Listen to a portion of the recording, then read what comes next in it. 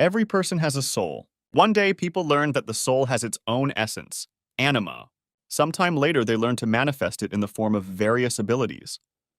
But not everyone had a strong anime. Due to the emerging distribution of ranks, people whose anime was too weak began to be despised. Since E rank was the lowest stratum of society, such people were treated the worst. Schools became a tool for raising the status of the country. During military operations, people with the highest ranks were sent to the front lines. The school where our main character studies is no exception. Students with strong abilities often chose to be bullied to prove their superiority. But today, Michael and his friends were unlucky to choose a goal that was too tough for them. Jumping up, John created a huge iron axe. Smiling, he quickly approached Michael. The guy himself froze in place. He was amazed that his opponent was stronger than he had expected. Coming to his senses, he created a tanfei in each hand to hold off John's attack. The next moment, the iron axe collided with the iron tanfas, making a characteristic sound. Due to the oppressive force of the enemy, it was difficult for Michael to remain in this position for too long. He turned to Ethan, standing to the side, wondering why in such a situation he was just watching everything. Our hero was in no hurry to answer Michael. However, a couple of seconds later, scratching the back of his head, he said that he could not help him in any way. These words angered Michael even more, and he promised that he would definitely deal with him later. The next day, Michael, as promised, decided to deal with his unlucky classmate. He asked how long Ethan was going to continue causing problems for them. He hated even the thought of someone so weak being in their class. Our hero apologized, saying that one cannot expect anything from someone who is in last place. His words infuriated Michael. Gathering all the strength in his fist, he was about to hit Ethan, hoping that he would die and go to hell, but our hero managed to safely dodge. He said that wishing for death was too harsh, so he asked whether it would be enough to simply admit his guilt. Sean, who was standing behind Michael, began to roll up his sleeves, saying that Ethan should get 10 hits for each member of their team. Sighing, the hero realized that he would be beaten throughout the break. Therefore, he had no choice but to flee. Other classmates laughed as they watched this scene. However, Ethan failed to escape from his classmates. He was surrounded at the exit of the classroom. One of the guys said that using abilities at school is prohibited, so Ethan shouldn't even try to oppose them with anything.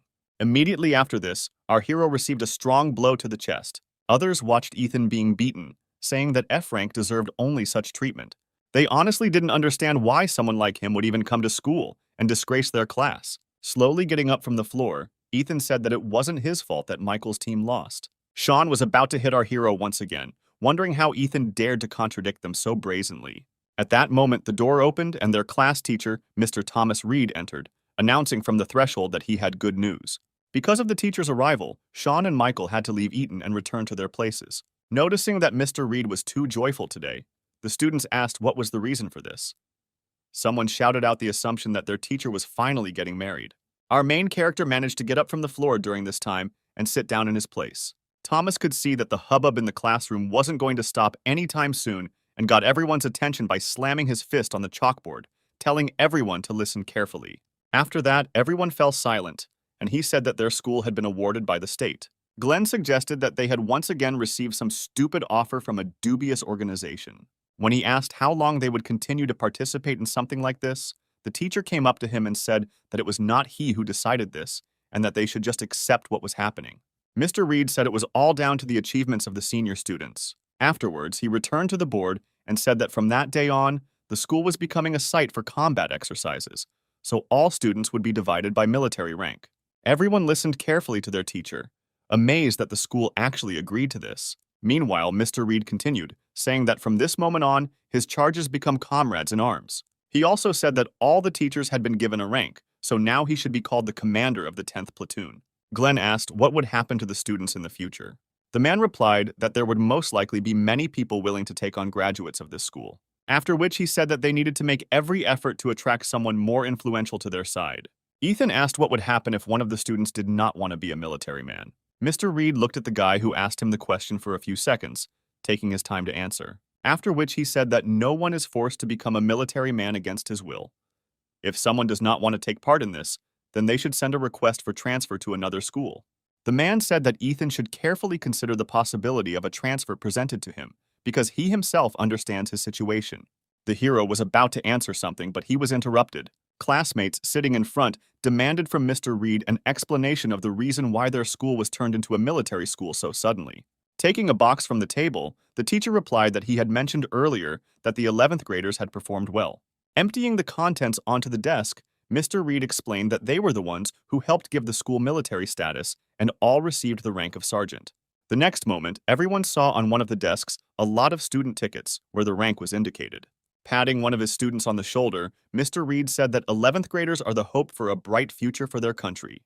Handing out a ticket to everyone, the teacher said that only the best of his charges would receive the rank of corporal, all the rest, the rank of lance corporal. After handing out tickets to everyone except Ethan, he announced that the platoon leader could reevaluate rank at any time. Our hero turned to Mr. Reed to ask a question, but the man ignored him, continuing his speech. Ethan made another attempt to ask why he was not given a ticket. With his back to him, Mr. Reed said that in the entire school, there was only one student who could not achieve the rank of private. What we heard greatly surprised our main character. Turning to him, the teacher said that Ethan would just be a loser. The hero was not at all happy with his new title, which foreshadowed even more bullying from his classmates. After class, Mr. Reed called Ethan to his staff room. Looking through the documents, the man said that they should discuss Ethan's future. He admitted that he would not be able to pull out such a hopeless student and suggested that the hero change schools. The guy was shocked that he was offered to change schools. Looking at the documents, the teacher explained that even ordinary studies were not easy for Ethan, and if we talk about military training, he simply could not withstand the load. Ethan said that if Mr. Reed helps him unlock his potential, then there is a chance that he will succeed. After his words, the man looked at the guy in surprise. The next moment he laughed, saying that Ethan had a good sense of humor. The hero was unpleasant to realize that the teacher first paid attention to him only to laugh. After calming down, Mr. Reed said that the rank system would make it even more difficult for Ethan to survive in this school, and as a teacher, he couldn't help everyone. After these words, the hero's assumption that Mr. Reed was aware of all the bullying was confirmed, and it became obvious that he simply did not want to have an F-rank student. It was also not difficult to understand that the man secretly hoped that the constant insults would force Ethan to give up. He asked the teacher his opinion about whether souls could be divided by rank. The man was amused by his question, the answer to which was too obvious, of course. Souls are also divided by rank. After receiving the teacher's answer, Ethan clenched his fist. Looking at Mr. Reed, he said that he did not agree with this statement. As soon as the break was over, the teacher and our hero returned to the classroom, where he said that since the classes were now divided into squads, each sergeant must report attendance. Turning around, Anna counted everyone who was in her squad and reported that there were 10 people in the first squad and there were no absentees. Next was Michael. He said that there were 11 people in his squad with no absentees. Watching them, Ethan could not understand what all these army games were for. Mr. Reed asked the remaining third squad to report. Raising his hand, Glenn asked if that was all, to which the man said that he needed to follow the orders of his superior. Sighing, the guy replied that the total number of people was 10, 2 were missing, and 1 was a loser. Leaning back in his chair, he summarized that there were 8 people in his squad, which caused laughter from his classmates. All eyes were turned to Ethan, who was now not even considered human. The hero was already accustomed to various kinds of bullying, so he simply ignored all the ridicule in his direction. The teacher also did not attach any importance to this and announced that today, instead of lessons, there would be an event on the field. He said that government intelligence officers are hiding in the school, but even the teachers don't know where exactly. They will watch how the students react to such sudden changes. Mr. Reed was interrupted, asking him to get to the point. Sighing, the man said that battles would be held among the school students. All teams were distributed by the administration. Eliza said with disappointment that if only 11th graders fight among themselves, then their class will no longer be interesting to anyone. Ethan, on the other hand, was glad that he could pass the time watching the fights. Suddenly, Mr. Reed clarified what rank Glenn's ability was. The guy answered irritably that he had a C rank. Afterwards, the man asked what rank his fighting abilities had. Questions about his strength irritated Glenn, and he asked why so many questions, because even without them, it is obvious that he can defeat anyone. Mr. Reed approached his ward, and placing his hand on his shoulder, said that in this case his first battle would be against the 11th graders of the first squad. Realizing who he had to fight with, the stunned Glenn jumped up from his seat. Mr. Reed, meanwhile, told everyone except the third squad to go to the field, after which he said that Glenn's squad had 20 minutes to prepare. Everyone began to leave the classroom, wishing the third squad good luck. Glenn did not know what to do, because it was obvious that they would not be able to stand against high school students, who all received a high rank. Besides this, there was another factor that irritated him greatly, namely the fact that there was an F rank on his team. Rising from his seat, he walked towards Ethan, who was calmly lying on his desk. A couple of seconds later, Glenn stopped next to him. Rising from his desk, our hero asked what Sergeant Glenn needed. Glenn grabbed Ethan by the hair, saying that this manner of communication infuriates him. As he approached, he said that if the hero did not want to get punches in advance, then he should change his manner of speaking. Glenn then tosses Ethan aside, saying that the team they will be fighting has a real monster, Antonio. He said that it was difficult to defeat him even with joint efforts, but this time Ethan takes the place of a normal warrior, so the result of this battle is already obvious. With incomprehension, the hero asked, "Since they will lose anyway, then what good is he to them?" Glenn grabbed Ethan by the tie, asking him if he understood the difference between shame and ordinary defeat. Then he touched our hero's forehead, saying that if he goes down in ranking, then only Ethan will be to blame. Turning away, the hero replied that Glenn's rank was not so high as to worry about it. Containing his irritation, Glenn sank down next to Ethan, saying that now he couldn't even beat him well because he was needed on the battlefield. Smiling, Ethan asked what difference does it make who ends up getting hit in the head. Looking at his classmate, Glenn said that he would assign him one simple task, after which he sat down next to Ethan, asking if he could handle it. The hero replied that he would do whatever he was ordered. Having received his answer, Glenn grabbed Ethan by the vest. He said that Ethan would become his human shield. A few minutes later, the third squad was in full force on the field. Before starting, Mr. Reed checked the functionality of the microphone. A couple of moments later, he announced the start of fighting between squads. The teacher announced the leaders of both detachments, between whom a battle would be fought any minute. Although Glenn took Ethan as his shield, he had a bad feeling. Approaching the leaders, Mr. Reed asked if their troops were ready to begin, and they nodded in agreement. The man turned to Antonio, telling him to show everything he could do today. Looking to the side, he explained that government intelligence officers were watching them today, so they couldn't make a mistake. Antonio replied that his squad would do everything possible. After this, it was announced that the teams needed to take their starting positions. Glenn's squad did not even count on victory in this battle. It seemed to them a waste of time. When all the participants stood opposite each other, Mr. Reed announced the start of the battles, and he also announced that the leader of each squad should receive a bracelet. Glenn grabbed Ethan by the vest, telling him to follow him. He put the bracelet on our hero's hand, saying that this will help him last longer, because the bracelet uses the owner's strength for protection, but breaks from a powerful blow. It was also announced that, according to the rules, the one whose bracelet broke is usually eliminated, but due to the difference in the experience of the teams, a change was made to the rules. Ethan asked if he had to be held by the shirt like a cat, to which Glenn irritably replied that he should silently fulfill his role as a shield. Meanwhile, Mr. Reed announced that the victory would be counted towards the team that could hold out for 5 minutes. For Glenn's team, this change did not make the situation any better, because none of them would be able to withstand their opponents for that long. Immediately after this, Ethan set the timer on his watch. Looking at the teacher, he thought that if his team won, they might once again reconsider his transfer to another school. A couple of moments later, the leaders greeted each other. Mr. Reed then gave permission for the fight to begin. Glenn immediately grabbed Ethan and pulled him along. He rushed behind his comrades, hiding from his opponents.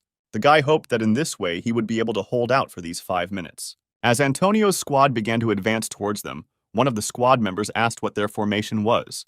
But moments later, no orders had come from their commander, leaving everyone confused and unsure of what to do as the enemy began to surround them. Glenn shouted for everyone to shut up and just protect him. He must hold out for the specified time for them to win. The next moment, Olivia kicked the opponent in front of her in the stomach, incapacitating him. Antonio also went on the attack.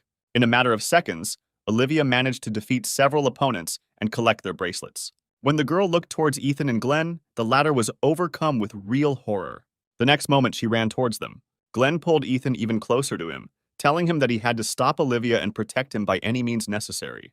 The hero suggested running in the opposite direction to gain time. When he looked to the side, he saw the teacher smiling. The man said that he would help him change schools. This infuriated our hero, so he broke free from Glenn's grip, standing in front of the approaching girl. When she was far enough away, he grabbed her hand, surprising Olivia. However, the next moment, she materialized armor. A couple of moments later, her entire body was covered in armor, hiding a bracelet underneath. With enthusiasm, Ethan said that this armor is perfect for Olivia. Her abilities are not only unimaginably strong, but can also create something so beautiful. The girl interrupted him, telling him not to make a fool of himself, because he was not as weak as he wanted to seem, since he kept up with her. In response to her words, he pointed at Glenn, saying that his leader was running away. While Olivia turned her attention to Glenn, Ethan checked the time on his watch and saw that there were still a full 3 minutes left. He tried to figure out how he could hold out all this time. When the girl turned to him again, he asked if he could call her sister. Judging by Olivia's lack of reaction, Ethan assumed that she didn't like the proposal and suggested that they might just be acquaintances. The girl told the hero to stop stalling for time and reveal his ability. Ethan did not know where to go and tried in any way to get Olivia to talk, which began to significantly irritate the girl herself. She again demanded that Ethan reveal his abilities. He seems much stronger than his comrades.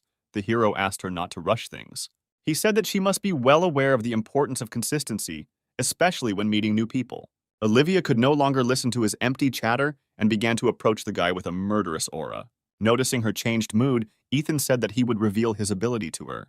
The next moment, a dull glow began to appear in his palm. Olivia froze, waiting to see what would happen next. Contrary to all her expectations, a small F-rank dagger materialized in his hand. She stared at the dagger for a few seconds, occasionally glancing at Ethan. Then she sighed heavily, running her hand over her face. When Olivia asked if Ethan was the F-rank loser, the guy nodded, confirming her guess. She was overcome with great disappointment. Despite everything, Ethan himself was proud of the dagger he created, saying that it was no worse than an S-rank weapon. When the guy noticed that the girl turned around and headed in the opposite direction, he called out to her. Ethan screamed that she couldn't just leave when she insisted so hard on seeing his ability. The Kopek piece ignored him and walked on. He made another attempt to stop her, shouting that if she didn't stop, he would sneak up on her from behind and attack. Olivia turned around, saying that she didn't see the point in wasting her time on an F-rank loser. However, something happened that she did not expect. In a matter of seconds, Ethan was behind her with his blade raised. In surprise, the girl froze in place, watching the blade approaching her. At the last moment, she put her hand in front of her, blocking the attack. Olivia watched as the blade slid across her armor, leaving a small scratch in its wake. Smiling, Ethan said that his dagger was really sharp. Our hero's classmates, who were watching this scene, laughed, saying that Olivia was afraid of some weakling who could not even inflict any damage on her. The girl said that even though Ethan's reaction speed is not bad, but with a rank like his, it will not help him. Then she turned around, saying that she saw everything she wanted. Looking at her retreating back, Ethan thought that he managed to buy a little more time. However, when he looked at his watch, he saw that only 1 minute had passed and he needed to hold out for 2 more. Olivia at this time was approaching Glenn, who was backing away. Stepping back, he said that it was better for her not to approach him. But the girl ignored his words and quickly appeared next to him, asking if he could prove to her that he was better than Antonio. At the same moment, Glenn noticed a nearby stone. He was happy about this and thought that this was a great chance, because there were quite a lot of stones here. Olivia asked what exactly Glenn was going to do to prove his superiority. Glenn replied that since she was so interested, he would be happy to show everything, after which he sat down and touched the ground, activating his ability. Olivia didn't understand what he was doing. Ethan, on the contrary, understood everything perfectly. He realized that Glenn had been hiding his real rank all this time.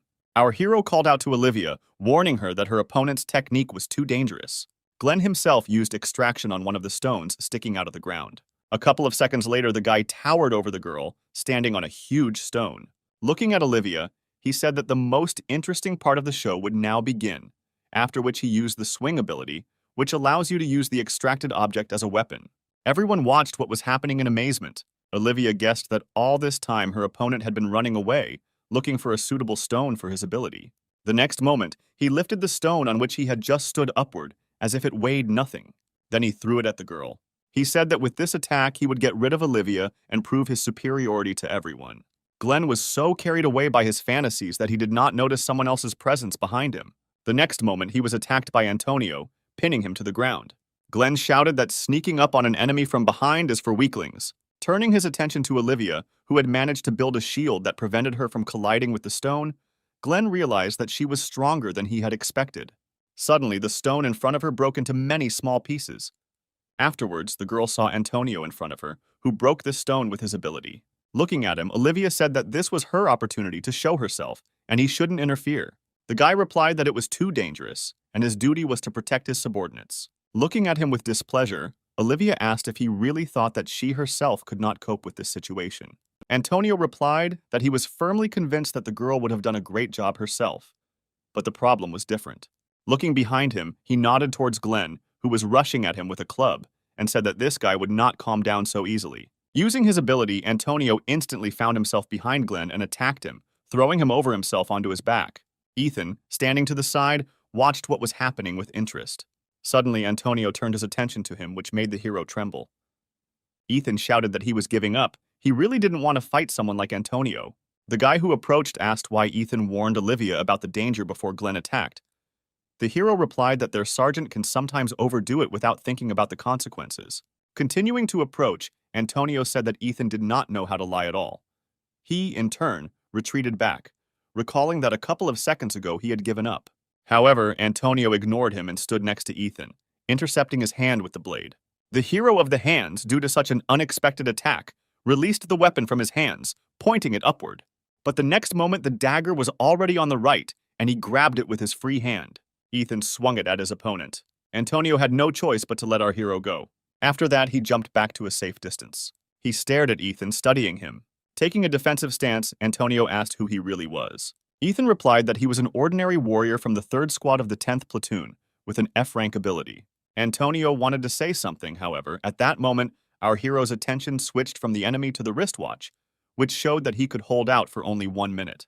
The guy asked what Ethan was looking for there. Instead of answering, our hero scratched the back of his head and laughed awkwardly. Then he pointed towards the stands, saying that there was a crowd there that was just waiting for Ethan to make another mistake. Antonio realized that his opponent was simply playing for time and said that he hated people like him most of all. When he asked why Ethan didn't at least try to win, the hero backed away from the guy, asking what he could do on his own. Antonio said that it was advice, not a warning. Ethan asked if there was any point in that, since he was only an F rank. Antonio said that at the end of the battle, the scouts would choose the worst ones and send them to other schools. After his words, the hero began to approach his opponent, saying that he did not want to go to another school. When Ethan stopped, he said that he could not guarantee Antonio that he would remain alive, since he had become his opponent.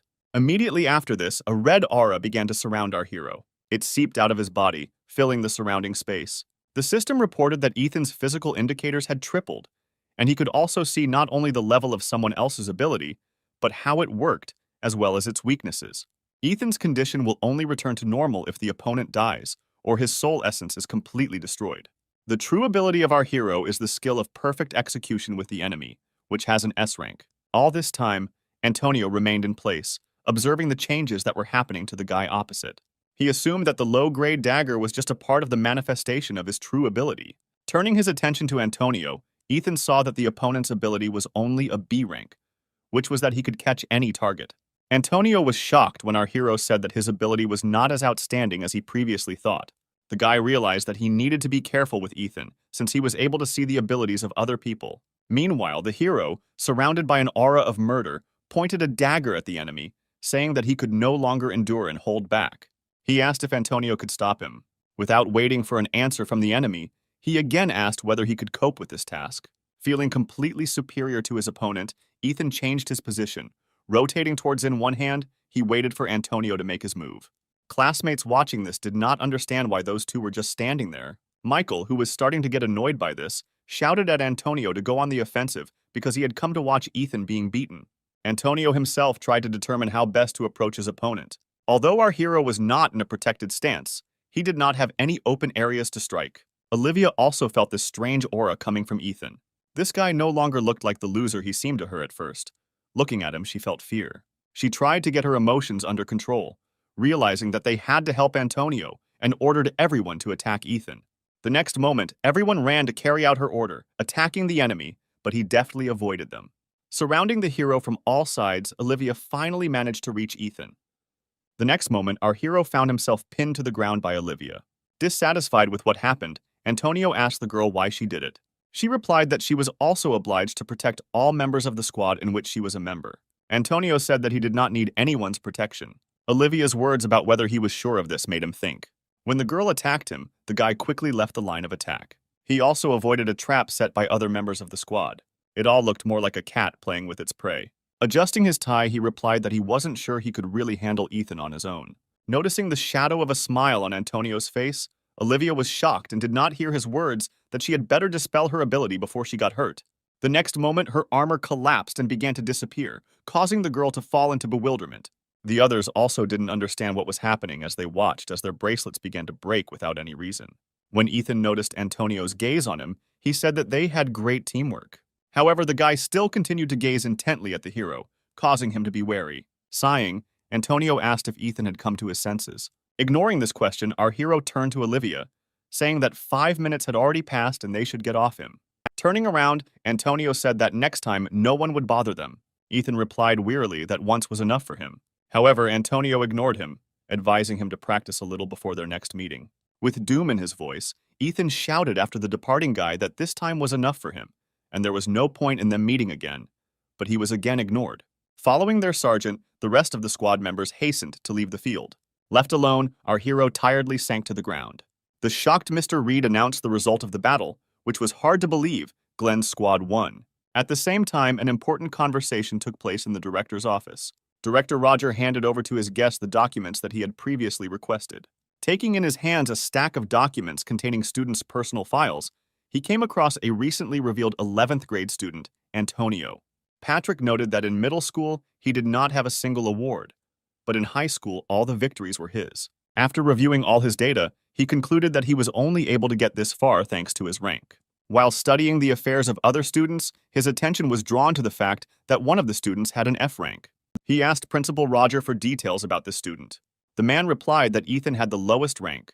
After much discussion, they had to place this student in the combat class. Patrick was interested in this student. Turning the sheet over, he saw that there was a more detailed description, but the director said that it was not worth reading. In the special circumstances footnote, it was stated that Ethan lost his parents at age 8 and was unable to awaken his abilities due to shock, then suffered bullying from other relatives, and at age 10, he awakened his ability when the family was burgled. Something about this alarmed Patrick, because usually all children awaken their abilities at the age of 8. Previously, he had not encountered other cases where the awakening of a child's ability manifested itself later due to any circumstances. Patrick asked if Ethan's fighting abilities had changed since Ethan's awakening, and the headmaster replied that when he arrived at school, he still had an F rank. Something about this guy's case haunted him, and Patrick began to suspect that Ethan might be deliberately hiding his power. Putting the stack of documents aside, he said that he would like to meet the student in person. The director was surprised by such a request, and he hastened to say that Ethan would soon change schools due to his low rank. Afterwards, the man asked why it was decided to introduce military training into this particular school. Hearing this question, Patrick froze. Faced with his guest's warning glance, the director became frightened, thinking that he had asked a question regarding a secret government project that was not supposed to be discussed. He apologized, saying he shouldn't have asked that question. Looking at the affairs of the two students who caught his attention, Patrick replied that they were preparing for attacks from the north, and the system he introduced will help students change and become stronger. Every morning of our hero began the same way. He woke up exactly at 6 in the morning, after which he begins to get ready for school. In front of the mirror, he tells himself that today will be a good day, and at 6:30 he leaves the house. Because he was given cleaning duties, he has to go to school so early. This morning at the entrance, he met other students who had come to school at such an early hour. Rumors about what happened yesterday spread throughout the school, so Ethan's name became on everyone's lips. Grinning, the girl said that most likely Antonio's team simply lost their vigilance yesterday, since they lost to someone like that. They couldn't believe that some loser had defeated the 11th graders with an ordinary dagger. Upon arriving at his class, Ethan washed the board, then brushed the chalk off the brushes, thinking that it would be better if they hung regular marker boards. Having finished with this, the hero moved on to washing the floors not only in the classroom, but not in the entire corridor. A little later, Michael and Sean approached him, the latter saying that Ethan's attempts to do at least something had benefited their team. Putting his hand on the hero's shoulder, he said that he managed to greatly surprise everyone that day. Sean admitted that they didn't expect anything from Ethan back then, but somehow they all managed to come out on top. After that, he left the class. At the next break, Glenn approached him. Ethan thought that now they would start beating him again. However, contrary to his expectations, a classmate asked our hero to get him some math handouts. Ethan was surprised that they weren't going to beat him up. He thought that because of what happened on the field, then they stopped bullying him. The next day, students from parallel classes also began to approach him with various requests, such as doing their homework for them. Even though the bullying against him stopped, they began to use him for their own purposes, which exhausted our hero much more. When the lesson ended, Mr. Reed asked no one to leave. He reminded everyone that today is the last day to join the unit. For 10th graders, this was mandatory, and there was no way to avoid it, so the teacher hurried his students to make a choice. Ethan thought for a long time about what he should choose and whether he would be taken anywhere at all. Mr. Reed said that a separate conversation would be held with those who did not choose anything. Everyone in the class started laughing at Ethan, saying that no normal unit would accept an F-rank fighter. Our hero did not give any importance to their words. However, when he read the list of units offered to him, the former calm disappeared and was replaced by horror. All units on the list are directly related to the army or the use of the ability. Many have already decided where they want to go and even split into groups. Michael was no exception and immediately headed to the selected unit to submit his application. Ethan was left alone in the class, not deciding where he should enroll. He had already studied the proposed list several times, but our hero did not see a solution to the current situation. Suddenly, he noticed that in one of the divisions, there were no restrictions on ranks. There was also no interaction with abilities. It was only intended for the development of physical abilities. Ethan decided to sign up here because he assumed it would only be regular physical training, and there wouldn't be a lot of people. True, the hero found it strange that one unit was given an entire gym, while others had to be crammed into smaller rooms, which caused dissatisfaction among some. When he approached the gym, he was surprised by the huge number of people crowded at the entrance. Ethan thought he had come to the wrong place. He looked at the sheet that indicated the location of the unit he needed to make sure it was the right place for him. Suddenly, someone from the crowd shouted that there was an F rank, turning everyone's attention to Ethan. Having examined everyone, the hero realized that almost everyone here was from the 9th grade. He didn't understand why they had gathered here, because they didn't have to join the unit. As everyone shouted in excitement that the leader was coming, Ethan moved closer to see who they were talking about. The next moment, he realized who exactly they were calling the leader and decided that he needed to leave here immediately. Antonio noticed Ethan's face among the crowd and walked towards him. Due to constant pushing, our hero was unable to get out of the crowd. He was accidentally pushed towards the approaching guy. Confronted with him, Ethan asked in confusion if Antonio was the leader of the training unit. He nodded, saying he didn't expect to see Ethan here. Our hero was convinced that he needed to get out of here as quickly as possible. He did not want there to be a fuss if they fought with him in front of so many witnesses. This did not escape Antonio's keen eye, and he asked Ethan where he was going. The hero replied that he was mistaken and had come to the wrong place. Ethan promised that he would go look around here and immediately return when he found the office he needed. To his words, Antonio replied that there was nothing else nearby. He looked at Ethan for a few seconds, after which he expressed his assumption that he had come here in the hope that there would not be many people here. The hero admitted that this was indeed the case, but too large a crowd had gathered here, so he changed his mind about entering here. Antonio replied that it was not so easy to get into his unit, so Ethan need not worry about a large number of participants. But even with these arguments, our hero refused, recalling that his abilities are too insignificant. The unit leader had no choice but to force our hero inside. Heading to the middle of the hall, Antonio said that he would now conduct an entrance test, which Ethan would take along with everyone else. Taking a quick glance at everyone who wanted to join here, he was surprised that more people than usual had gathered today.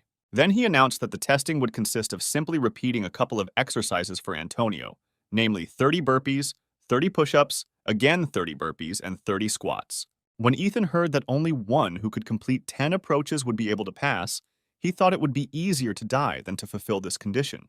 A few minutes later, the daredevils from the first group were already exhausted, performing only the third approach. Some were unable to continue and decided to give up. They chose this unit because they thought it would be easier to get into than the others, but this turned out to be far from the case. Ethan watched from the sidelines, realizing that he had made a huge mistake in coming here. Looking at Antonio, who performed all the exercises he listed without difficulty, without even slowing down for a second, the hero understood why he was called a monster. Looking at the other side of the hall, the hero could only sympathize with the exhausted students. A couple of minutes later, stopping on the fourth approach, everyone gave up, unable to even stand up. After announcing that the first group had dropped out, Antonio turned around, announcing that testing of the second group would now begin. After his words, everyone recoiled from the guy in horror, confident that they would definitely not be able to cope with this impossible task. The girl standing next to our hero pushed him forward, saying that he would go first. This left only Ethan in front of Antonio while the others stepped aside. Turning to the guy standing opposite him, the hero asked if Antonio was really human, because he wasn't tired after doing so many approaches.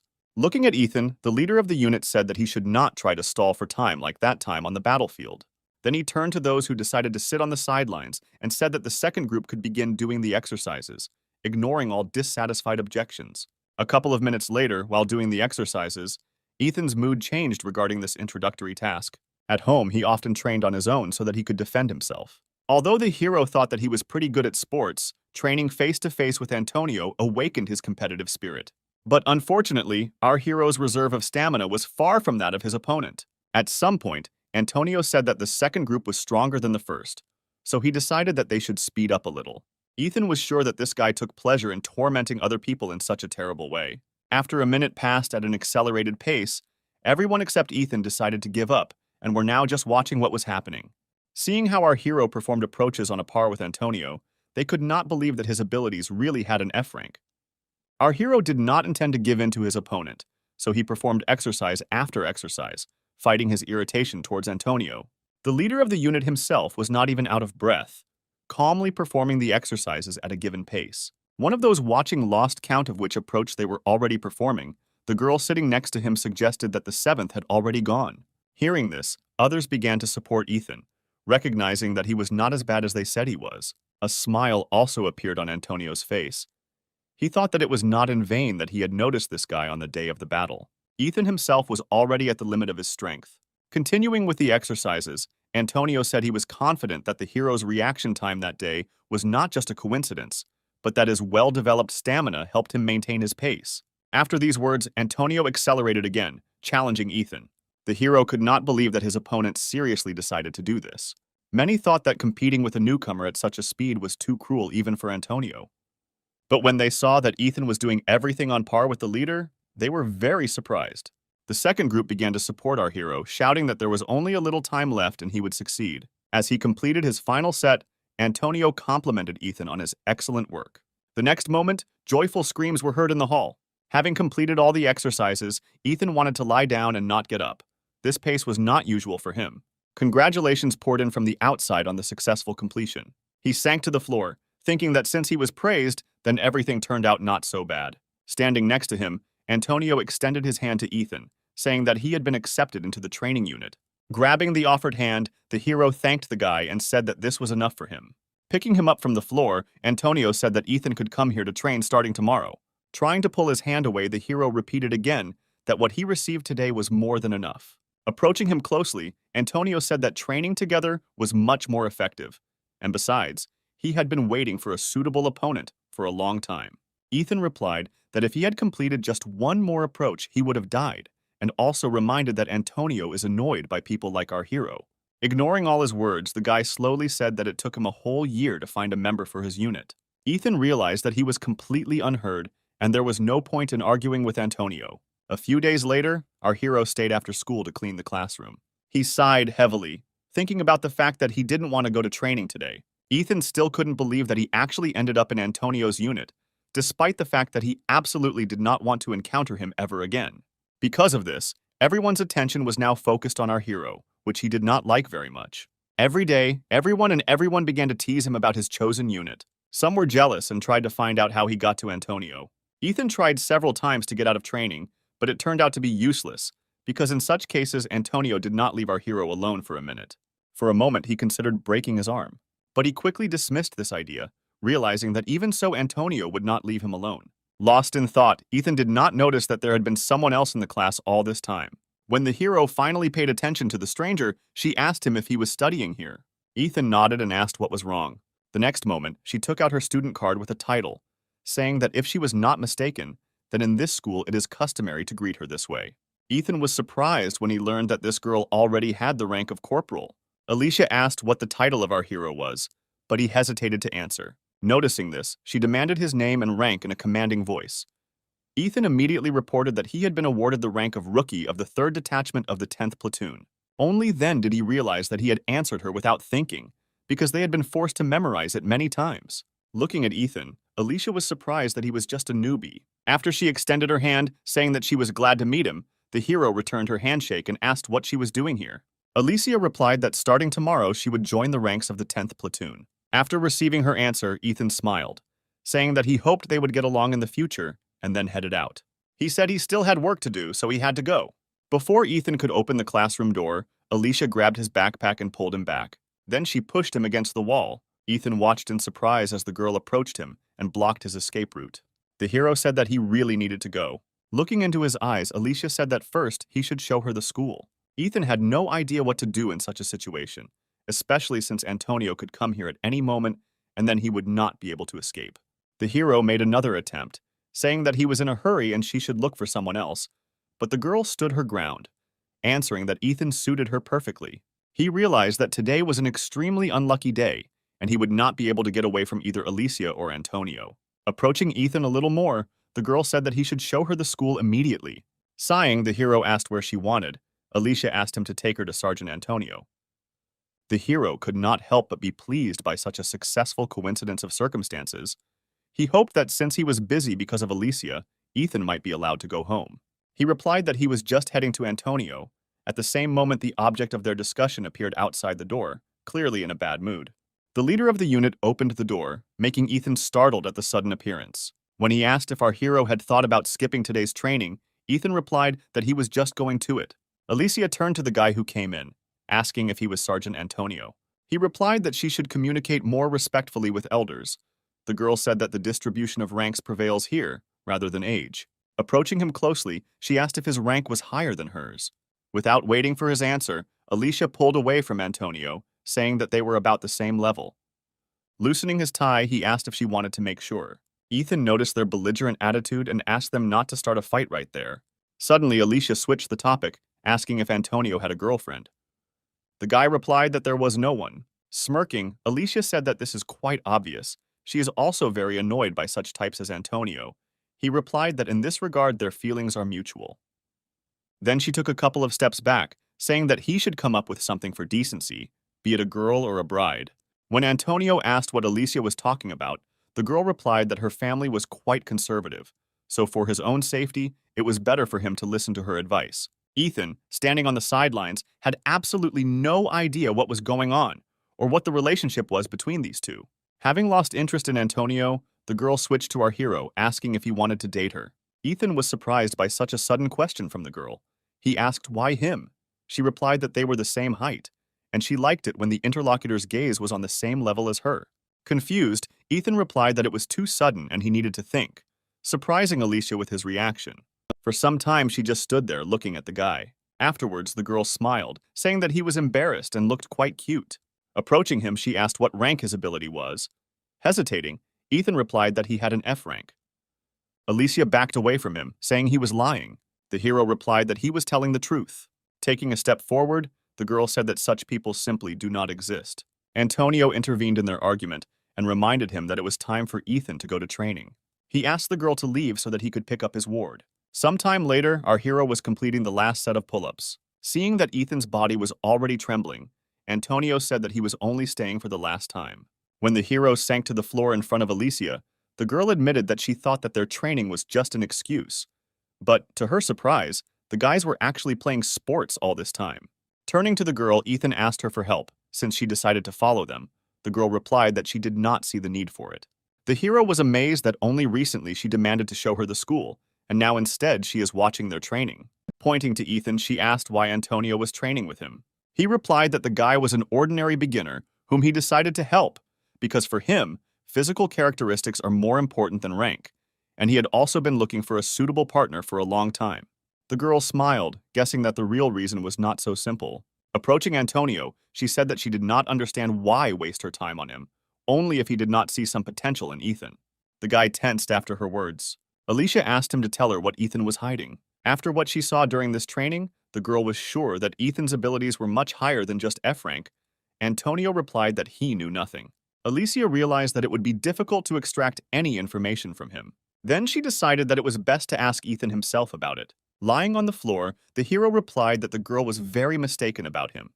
He was just a useless F-rank newcomer.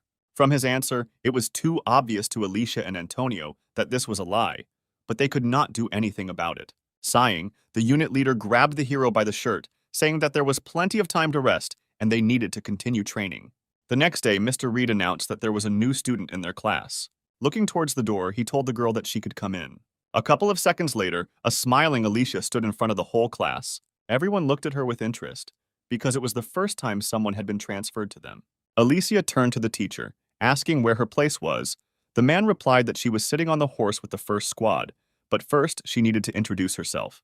Having determined where Ethan was sitting, the girl replied that she liked the third squad and headed in his direction, ignoring the teacher's objections. Walking past the rows, Alicia asked to be placed in the third squad. Ethan and his seatmate watched the new girl in bewilderment. Pointing to her neighbor Ethan, Alicia said she wanted to sit there and asked to switch seats. The guy replied that this was his place and he did not intend to give it up. The girl didn't like his answer. Hitting the desk with her hand and leaning towards the guy, she asked if he really didn't want to change seats, adding threatening notes to her voice. He had no choice but to give her his seat. When the girl took her new place, one of the guys called out to her. Glenn asked displeasedly who she thought she was to allow herself to do such a thing. Smiling, she asked if his rank was really higher than hers, after which she said that she knew that among the students, the highest rank was corporal, and she was precisely a corporal. Glenn stated that he was the leader of the squad, but the girl no longer listened to him, telling the teacher that she would sit here. Mr. Reed approved of this new girl's arbitrariness. Alicia turned her attention to Ethan, noticing how he sighed resignedly, covering his face with his hands. The girl asked if he really didn't like her so much that he looked so unhappy. Placing her hand on his shoulder, she said that she sat next to him in the hope of establishing communication with each other. But now she does not know what to do. Ethan replied that he would like to be friends with her, and it's not that he doesn't like her. He was not allowed to finish speaking by the teacher, who asked Alicia to introduce herself to the class and tell about herself.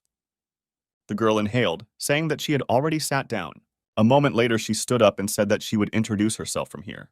Glenn turned around, saying that she needed to stand in front of the whole class, because these were commonplace rules of decency. Alicia replied that she could be heard well from here, and then she smiled sweetly, saying that she was very pleased to meet everyone. Other students couldn't help but notice her for her overly impudent behavior. When she said that her rank was corporal and her manifested ability was White Jade Goblin, everyone was very surprised. Alicia finished her story by saying that she hopes for productive studies together. Mr. Reed and many of the students did not take their surprised glances off the girl until the very end. Ethan also looked at the girl. He didn't expect someone like her to be interested in him. He knew that White Jade Goblin was the only inheritable ability. Usually abilities are not inherited because the engraving of the soul, the essence of which is manifested in abilities, cannot be the same. One day, people appeared who believed that they could pass on their ability to others. In this way, they wanted to make it stronger, more accurate, and more dangerous, like a sharp blade. One of the families succeeded in this after some time. It was the Kim family, whose members were descendants of the king of the Shan dynasty. They had to leave their families and devote themselves to education and battles. To protect their bloodline, they adhered to internal marriages. All children born into this family had pale, marble-like skin. Thus, this family managed to acquire an inherited ability that allows them to summon a White Jade Goblin.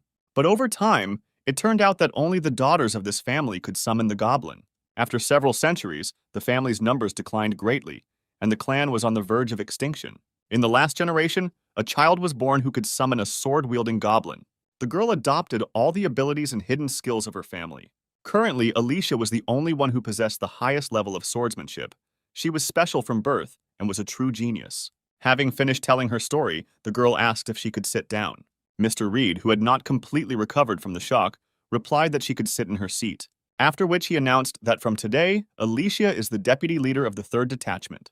Dissatisfied, Glenn jumped up from his seat, asking how some new girl could immediately become his deputy. Slapping the teacher's desk, the teacher said that objections would not be accepted. Glenn understood that his place as leader was under threat, and he did not like it very much. Meanwhile, Ethan said that Alicia turns out to be quite famous. The girl, in turn, replied that she was just pretty, that's all. Looking into his eyes, she said that not only she was special here, but he was too, because it was not often that you met someone with an F rank. Ethan had never heard anyone of his rank being called special before. Sighing, he asked Alicia to stop looking for something in him that was not there. Laughing, the girl replied that she would definitely reveal all his secrets. Glenn couldn't think about anything other than the emerging threat in the person of the new student. He was determined to show this impudent girl his place at all costs. After the lesson ended, a big break began, during which everyone rushed to the dining room. Some have discussed how Alicia would be much better as the leader of the 3rd Division than Glenn, who is inferior to her in many ways. Sean remembered that on the day of the battles between the squads, Glenn gave strange orders, hiding behind other people's backs all the time. Walking past Glenn, Sean's interlocutor admitted that at first she thought of Alicia as a simple, arrogant girl, but after watching videos of her fights, she realized that she was great at giving orders. Elena still can't forget how cool Alicia was in that battle in the video. The girl had no doubt that Alicia would soon remove Glenn from his position. Listening to all this, the anger inside their current leader began to boil more and more. He realized that if he did not immediately do anything about the new girl, she would immediately take his place. Alicia herself was in the classroom with Ethan. Rising from her seat, she invited him to have lunch together. Our hero refused her offer, saying that he still had cleaning to do. Grabbing him by the vest, the girl said that she had no one to be with, to which Ethan objected that she was currently the most popular student in school. After letting him go, Alicia replied that she hated those who communicate with her only because of her merits. Ethan apologized to the front, saying that he would not be able to join her at lunch because he was really very busy. When he listed to her everything that he had to do for the period, Alicia said that this was too much for one person and even the leader of the squad could not do it all alone. Ethan looked away and agreed that it was really difficult to do this alone. Leaning closer to him, Alicia asked if he ran errands for the other leaders for an hour. Her look became wild when she suggested that Ethan could carry out the assignments assigned to him by the whole class. Moving away from the girl, the hero replied that he helps everyone else from time to time. It seemed to him that if you start dividing responsibilities, complete confusion will begin, and asked that Alicia not misunderstand this situation. The girl listened to her friend in surprise. When he finished his explanation, Alicia pursed her lips in irritation. The next moment, she again grabbed Ethan by the vest and dragged him along with her. When he asked where they were going, the girl replied that she needed to deal with those who were irresponsible about their responsibilities, shifting them to others. Walking into the cafeteria where all her classmates were, Alicia easily found Michael and approached him. He looked at her in surprise, asking what she needed. The girl asked if he was not appointed responsible for cleaning the office. If this is so, then why does he shift his responsibilities onto the shoulders of someone else? Spreading his arms to the sides, Michael replied that this should be a given, since Ethan was only an F rank who could only be entrusted with this kind of task. With her hand over his mouth, Alicia told him she wasn't interested in his pathetic excuses. Smiling, she said that everyone must mind their own business. Alicia considered bullying the weak to be a very low act. She said that she would not stoop to something like that, and hoped that Michael understood perfectly what she was driving at. After her words, the guy turned very pale. When the girl removed her hand, he apologized, saying that he would not behave like that again. Pointing to Ethan, Alicia said that Michael should apologize to him, not her. Having received the apology due to our hero, they then went to the teacher. Alicia told him about the current situation. The man said that he was not aware of what was happening with Ethan and appointed the girl responsible for the distribution of responsibilities. The girl was happy with the powers given to her and thanked Mr. Reed. Ethan himself did not share her joy because she literally turned his entire habitual way of life upside down. Meeting Sean in the hallway talking to Nicholas, Alicia said that she was now dividing up the duties and handed one of them a mop, putting him in charge of the floors and the other in charge of cleaning the boards. The guys looked at the girl in bewilderment, asking why they should do frills. When Sean said that F rank should handle this, Alicia silenced him by hitting both of them in the throat with a mop. She said that shifting responsibilities to one person does not add honor to them. At that moment, a disgruntled Glenn called out to her. Alicia turned her attention to him, asking if he wanted to help with cleaning. The guy ignored her question, saying that she should call him leader. The girl nodded, then asked what he needed. He asked in bewilderment whether a leader really needs to approach his subordinate only on business. The girl didn't answer anything, silently looking at Glenn. Then she shrugged, saying that it would be better if she became the leader of the squad instead of him. The guy was infuriated by her words. Turning around, she said that since the leader of the squad did not need anything, she would go. Glenn stopped her, telling her to come to the school roof after school because they needed to discuss something about the squad.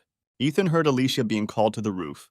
To hear her answer, he got up from his seat and sat by the door so as not to be noticed. When the lessons were over, the girl went to the roof.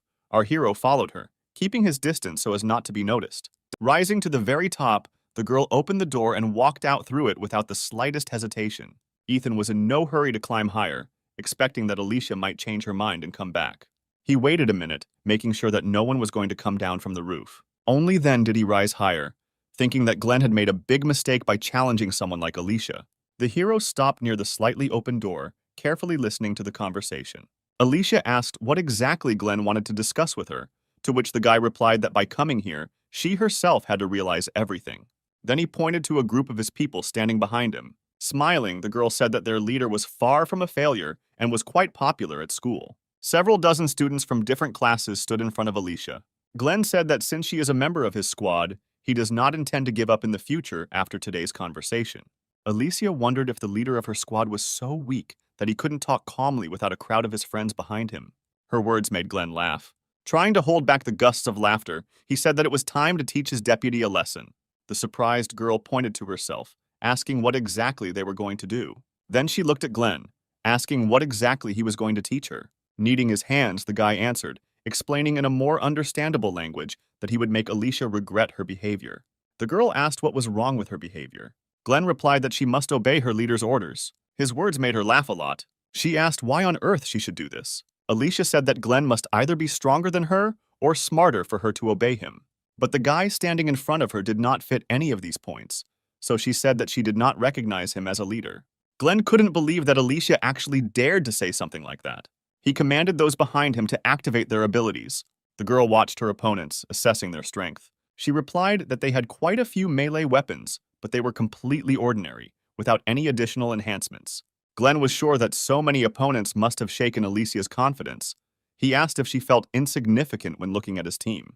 The girl replied that this should apply more to themselves than to her. Glenn replied that she should stop talking nonsense, because it would not be difficult for his people to deal with her in a matter of minutes. He reminded her that using powers in the school was prohibited, especially ones as strong as hers, so if she activated it, she would be severely punished. At the same moment, several fighters stepped forward. He was confident in himself, because he selected only those who could calmly use their abilities without fear of being noticed. He knew that in order to maximize her strength, Alicia needed a sword, which the girl did not have. Comparing a professional without the opportunity to use his ability and losers, but with abilities, it was obvious to him that the latter would win. Glenn said that the girl had better give up from the very beginning, because she would not be able to cope with such a crowd. If she changed her mind about him, he promised that she would be treated a little more gently. Suddenly, Alicia asked if Glenn had any thoughts when looking at Antonio, who is quite famous in this school. The guy didn't understand what she was trying to say. Alicia said that everyone knew the rank of her normal ability, and then asked if they knew the rank of her combat ability. When she took a step forward, the guys who had come forward began to back away in fear. Glenn didn't understand what they were doing, because a swordsman without his sword poses no threat against a whole crowd with abilities. Sighing, Alicia said that he should have tried so hard during the Battle of the Squads. Then she pointed to her forehead, asking if he had forgotten what they were taught. She recalled that according to statistics, one A-rank fighter can easily defeat 100 less powerful opponents, after which one horn grew from her forehead and her hair began to turn lighter. Alicia said that the first thing a fighter must learn to get an A rank is to go alone against the crowd. After her words, everyone froze in horror, realizing that such an opponent was too tough for them. Noticing that everyone began to hesitantly retreat back, Glenn shouted that it was stupid to be afraid of an enemy who didn't even have a weapon. Then he pointed at the girl, ordering everyone to attack her together. The guy holding the bat decided to trust Glenn's words. The next moment, he attacked her first, swinging the bat at Alicia. Contrary to his expectations, the girl simply stood there, not reacting in any way to his attack. Alicia watched the bat approach her face, wondering if this guy had overestimated himself. The next moment, the bat froze a couple of centimeters from her. The guy looked at her in surprise. The girl grabbed his hand, holding the bat at a distance. Then she threw the enemy aside and he flew into his comrades who were standing nearby. As a result, all three lay unconscious, having flown into the fence. After that, she attacked a guy standing nearby. Alicia dealt with a large number of opponents in a matter of seconds, without making much effort. One of the guys she defeated tried to get up from the ground, thinking that this girl was invincible even without a sword. He admitted that against her, having an A rank, they are nothing. Sitting down next to him, Alicia said that he had given up too quickly, so he would never reach her level. Her words seemed something akin to ridicule for the guy. Raising his head, he said that, being special from birth, she could not understand ordinary people and their efforts that they put in to achieve something. Alicia listened calmly to the guy, waiting for him to finish. He was firmly convinced that a person who had the strongest ability from birth would never be able to understand how hard it is for others to do something. When the guy fell silent, the girl rose from her knees, saying that he could continue to think like that. But her original fighting abilities were D rank. It was clear from his face that he did not believe her words. Glenn shouted that she couldn't have a D rank. There wasn't a single person in the whole country who hadn't heard about her family and what gifted children were born into it. He said that for her manipulations, Alicia should have come up with something better. No one would believe that someone like her had no talent. Shrugging her shoulders, the girl agreed that having a D-rank combat ability, despite the fact that the main ability passed down from generation to generation has an A rank, is a manifestation of true mediocrity. Then she said that despite all her desire to use the sword, she would have to restrain herself so as not to receive disciplinary punishment. By this moment, many had already managed to come to their senses and rise from the floor, looking at her with fear. Alicia realized that it was pointless to prove anything to them with words. because they would never acknowledge the enormous amount of effort she put into becoming who she is now. Looking at her palm, covered with many calluses, she said that she would show them all her efforts in practice. Glenn decided to attack her first, rushing at her at the same time along with everyone else. However, not even a minute had passed before all the attackers lay powerless on the floor. Alicia turned her attention to Glenn, who stayed away. He didn't like that everything didn't go according to his plan, and the girl turned out to be much stronger than he expected. Stretching her neck, Alicia said that everything would end as soon as she dealt with him. Glenn chuckled, saying that they could only resolve the situation between them by fighting one-on-one. Then he spread his arms to the sides, telling the girl to attack him first. Alicia was alarmed by Glenn's careless self-confidence. She assumed that he had hidden something under his jacket in advance. She fulfilled his request, approaching him with lightning speed, and told him that he should relax his abdominal muscles. Then she pointed her fist towards his stomach, intending to destroy what the guy hid there. Watching Alicia, Glenn was glad that she fell into his trap so easily. He knew that the girl was deliberately avoiding blows to the face, because she would be punished if everything was found out. That is why he took a step back and ducked, intending to take this blow to the face. Alicia tried to understand the reason why her opponent was smiling in such a situation. At some point, Glenn bent even lower, exposing himself to the girl's fist. He was sure that if he pretended that he had been beaten by Alicia, he would not receive punishment. When the girl's fist was a couple of centimeters from him, suddenly someone intercepted the blow, preventing Alicia's fist from touching Glenn. Ethan was glad that he was on time, because if he had been late even for a second, something irreparable would have happened. Gurren was surprised that F-Rank decided to interfere in their fight. Ethan stood up, throwing out fragments of plastic, which took the entire blow upon himself, ignoring the questions of the surprised guy about what he forgot here. The hero stepped on Glenn's hand, silencing him, after which he apologized for such a grave mistake in relation to his leader and asked if he had suffered much. Holding his bad arm, Glenn looked at Alicia, asking if she called this non-entity here. Pointing to our hero, the girl replied that he himself followed her. The notes of dissatisfaction in her voice touched Ethan to the core. He said that this life was too cruel to him, because he was not welcome anywhere. A few moments later, Alicia's ability dissipated. Looking at the distance from where they were to the front door, she didn't understand how Ethan managed to cover this distance in such a short time. It would have taken him at least 10 seconds to make it in time.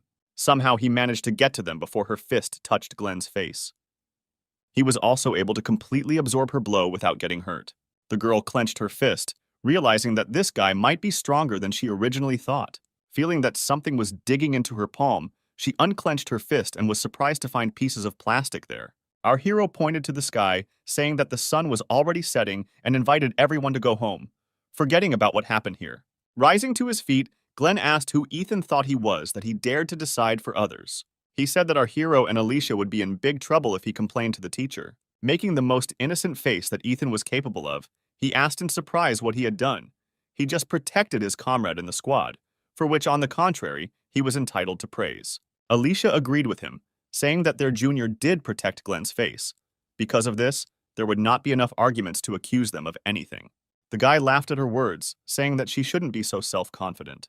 Pointing towards the door near which he had previously hidden the camera, Glenn said that everything that happened was recorded. The guy admitted that he was going to show this video to the teacher, proving that Alicia and Ethan, in conspiracy, not only violated the school rules, but also brutally beat other students. When the guy finished his enthusiastic speech, the hero pointed down, asking if this was the camera he was talking about. Glenn looked down in bewilderment and saw the wreckage of his camera, which would be very difficult to restore in this condition. Ethan apologized to the leader, saying that he didn't know it was a camera and he mistook it for a regular decorative item. Awkwardly scratching the back of his head, the hero said that this was the first thing that came to his hand, that he could find here to soften the blow. Kicking one of the fragments of the camera, Olivia said that Glenn's plans were not destined to come true, but there is something that worries her more at the moment. Grabbing Ethan by the vest, she asked how he managed to stop her blow. Raising his hands in a gesture of surrender, the hero asked why she was treating him like that, since he had just helped her. The students who came to their senses watched in surprise what was happening. One of them said that A-rank fighters have not only good skills, but good luck.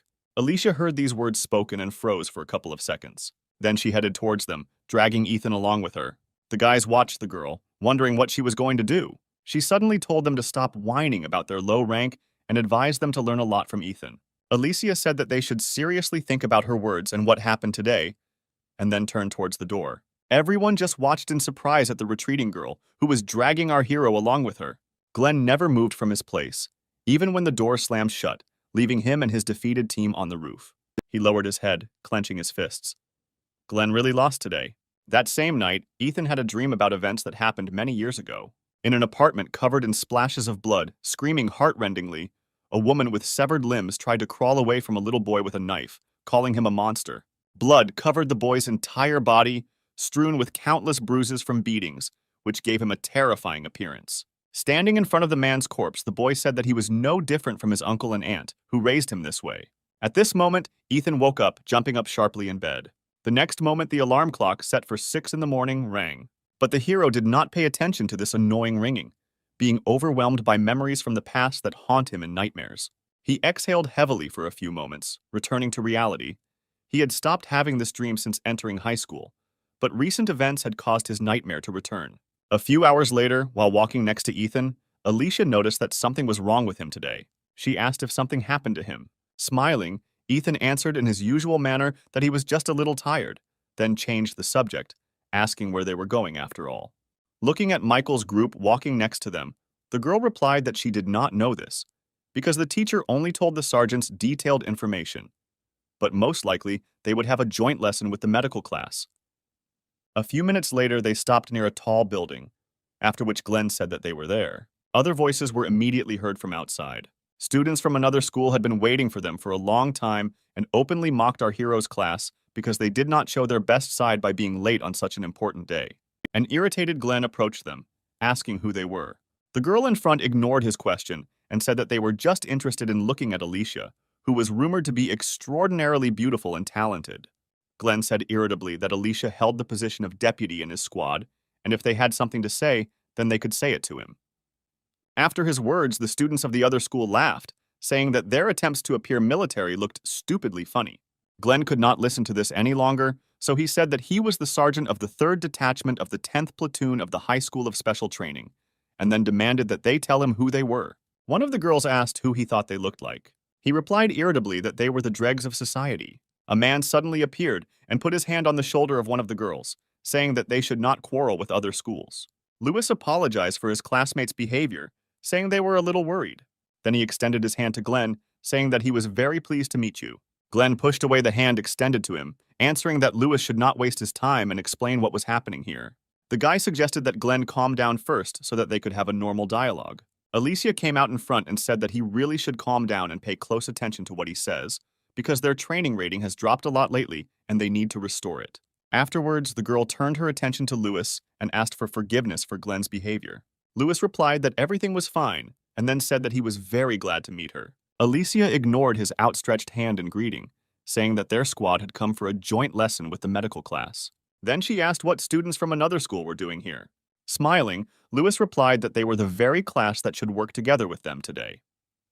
The guy also said that they had been waiting for this day for a long time. Afterwards, the students from the 2 schools headed to the bank building, where their assignment would most likely take place. Lewis said both schools have a relationship with the bank and felt it would be a great location for their practice. Noting the absence of people on this street and the presence of a security guard at the entrance, the guy assumed that the bank was closed for today on the occasion of their arrival. When they went inside, a man greeted them, saying that they had arrived on time. Some of the students had heard that security officers would be assigned to them, so they were not very surprised by the appearance of men in uniform. She took a few steps forward and introduced herself, saying that she was really looking forward to this day. The men laughed and replied that she was brave beyond her years. Alicia asked what they would do today. After her question, Jack, who met them, laughed even more, saying that he was starting to like her and would gladly take her into his unit when she grows up. Sometime later, they were led inside the bank. Taking off her sword, Alicia thought that their fighting abilities were completely ignored and treated like little children, and she would have to try hard to prove her worth. Suddenly, she clicked on Lewis, who was standing next to her. He immediately approached her, asking what business she had with him. Alicia asked him to split his class into 4 temporary squads because they needed to appear in a good light in front of the bank. Then I looked at my classmates, who were talking with the employees at full speed. Sighing, the girl said that they were acting too carelessly and no one was taking the whole situation seriously. An employee passing by said that he and other guys would go for coffee and asked if they would drink something. When Alicia heard that the cafeteria had a coffee machine and other drinks were also available for purchase, all her seriousness disappeared. Leaving her sword behind, she ran after the man, figuring that it wouldn't hurt to relax a little. Besides, there were people from the security department here. Ethan decided not to join the others in the cafeteria, remaining in the room. He believed that everyone had relaxed too much. Lewis suddenly walked up to him. The hero did not expect such an unexpected appearance of the guy, so he could not hide his surprise, wondering what he needed. Smiling, Lewis asked if Ethan was close with Alicia. The hero assumed that Lewis wanted him to arrange a date with Alicia and assured him that he would handle it perfectly. The guy waved his hands, saying that this was not why he approached Ethan. The hero turned out his empty pockets, saying that if Lewis wants to ask him to buy something, then he does not have money with him. Lewis said that assumption was also incorrect. The next moment he said that he was interested in Ethan himself. Afterwards, he asked if he would like something to drink. Pointing behind him, Lewis said he saw a drink machine nearby. Ethan agreed to his proposal and headed in the indicated direction. He stopped for a second, thinking about whether he should warn Glenn, but deciding that everything would be fine without him and moved on. A few minutes later, he was enjoying a cool cola. Watching Ethan, Lewis said that he seemed too carefree. Hearing the question of whether Ethan was hiding his abilities from the entire school, the hero almost choked on his drink. Although he replied that this was not so, Lewis was not. I was left with a strange feeling that Ethan did not fit into the class team at all and seemed out of place. Smiling, the hero replied that being carefree is his motto in life. Lewis asked what rank his ability was. Ethan replied that he was F-ranked. Surprised, Lewis asked if he was deceiving him. The hero replied that this was indeed the case. Not fully believing Ethan's words, the guy asked if he was checking him, to which the hero replied that he had no need to do that. Ethan then took a step back and threw the empty can into the trash can, which stood a few meters away from him. Lewis was surprised when the can went straight into the trash. He looked at Ethan with enthusiasm, saying that it was cool and then asked how he did it. The hero did not understand what struck Lewis so much in this action and replied that he simply threw the can. After his words, the guy was eager to do the same. After making sure there was no drink left in the can, Lewis stood in his throwing stance and threw the can into the trash. However, he was unable to do the same as Ethan did, because his can flew over the trash can, crashing into the wall, and then fell to the floor. Lewis ran for the can, saying that it was not as simple as it seemed from the outside, to which Ethan replied that the guy just had bad reflexes. Throwing away the can, Lewis said that he was not very good in combat, so he transferred to the first aid department and then asked how Ethan, with such a weak rank, managed to stay in the combat class. The hero replied that Alicia and his innate luck help him. Ethan then approached Lewis, asking what his ability was. The next moment, the guy's right hand transformed into a blade. Looking at it, Ethan said that it was a pretty good ability with a lot of potential. Lewis transformed his hand back, saying that he often hears this, but the problem is that it has not changed at all. The hero guessed what thoughts were spinning in Lewis's head and assumed that he was interested in Ethan's rank because he was thinking about transferring to the combat class. The guy smiled awkwardly, answering that it was indeed so. Ethan had absolutely no understanding of the man standing in front of him. He said that in his opinion, providing medical care is much better, because this way he can save the people dear to him. Rubbing his neck, Lewis admitted that he hadn't thought about it that way, and maybe he really just needed to reconsider his attitude. Listening to him, Ethan bit his lip painfully, trying to suppress his emotions. A few moments later, he put on his usual smile and put his hand on Lewis's shoulder and encouraged him, telling him that he needed to be more confident and take things easier. Deep down, Ethan was terribly jealous of him and thought that it would be much better if he too could use his ability to save people rather than kill. Then the hero turned around, saying that they had stayed too long here and they should hurry back. At the same time, Mr. Reed met with the organizers of the assignment for his students near the bank building. One of the men pulled out grading forms with a list of students from the envelope, suggesting that they begin grading. The teacher looked at Pavel in surprise, saying that the main task had not even begun, to which the man replied that improvisation saves such people. He advised Reed to first evaluate his best students by imagining what grade they could get, because this is a common task for consolidating theory. The teacher liked the proposed approach and agreed. He quickly assigned grades based on the students' ranks. The only one teacher Reed gave the lowest grade to was Ethan. After he handed the documents back to Pavel, he suggested they go and have coffee. He had just recently learned about a new coffee shop nearby. Returning from the cafeteria, 2 people were placed at the entrance as security, which was very exhausting if you had to stand around for a long time. Sometime later, Sean invited the girl standing next to him to play rock, paper, scissors. The one who loses goes for drinks. Lisa agreed, and they started the game, not noticing that men dressed in military equipment were approaching the entrance of the building. At the same moment, Michael approached them with an open bag of chips, saying that someone was coming this way. A few moments later, a group of unfamiliar men stopped at the front door of the building. Hearing the students talking about the appearance of some strange people, Jake stopped with a mug of hot coffee in his hand and looked towards the entrance. The next moment, he threw away the half-drunk coffee and ran there, cursing. Approaching the students, the man shouted for them to immediately move aside. But they stood still, not understanding what was happening. Jack moved behind them with lightning speed and pushed them aside, after which he created a tunfei blocking the enemy's attack. Having difficulty holding back the onslaught of the attacker, John shouted to all the students present to run to the emergency exit. The students themselves did not understand what was happening and were dumbfounded with fear, ignoring John's order. Noticing that everyone remained standing in their places, the man asked what they were doing, because they were ordered to run away from here as quickly as possible. At the same moment, his weapon began to become covered with deep cracks, unable to withstand the strength of the enemy. A couple of moments later, everyone saw how John was cut into two by an enemy unknown to them. Throwing the blood-stained sword over his shoulder, Douglas said that he was glad to meet with his comrades from South Korea. A terrifying aura emanated from this man, and the scar on half his face made him even more dangerous. A few moments later, two more guards came running here, and one of them asked Douglas who he was and what he needed here. The man ignored the question, telling the guard that he looked pretty tough and that he might be able to at least cheer Douglas up a little. Paul's partner said that the unknown person's accent was similar to North Korean. Based on these words, Paul asked the attackers if they were spies sent from the north. Douglas replied that today they are playing the role not of spies, but of beggars. After that, he threw a large bag on the floor, saying that if they did not want to lose their heads, then they had better hurry up and fill this bag with money. Paul was at a loss. He could not fulfill this request, but he was in no hurry to part with his life. A few moments later, reinforcements arrived. Realizing that they were not going to fulfill his polite request, Douglas said that they had better fill this bag with money while he asks for it in a good way. Paul shouted at the man to stop demanding the impossible and get out of here as far as possible. Raising his huge sword, Douglas said that to this day, he wonders whether the inhabitants of the southern part suffer from hearing or vision, since they dare to challenge him every time. Alicia was behind the guards all this time. Looking at Douglas, she realized that he had a fairly high rank, and they had absolutely nothing to oppose against such a monster. Paul created a wall of steel to fence off Douglas to allow his colleagues to get closer to the enemy and protect the school children who had become unwitting hostages of the situation.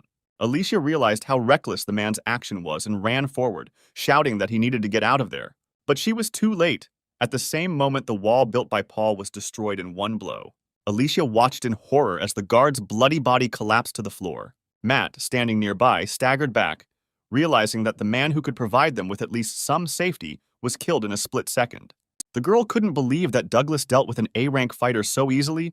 She came to the conclusion that this man's rank was no lower than A rank, if not S. Douglas looked with contempt at the corpses lying nearby, saying that all attempts to maintain order were completely pointless. He then brushed the blood off his sword. Alicia attracted the attention of the rest of the students by shouting for everyone to obey her orders. She ordered everyone to run behind the banker's counters. Sean nodded his head, starting to rise from the floor. Watching the students run to the banker's desks, Douglas, standing at the coupon machine, asked if they had decided to become bank employees if he needed to take a coupon to get the money. Once on the other side of the hall, Alicia told everyone to activate their abilities, and from now on, the sergeants were in charge of their squads.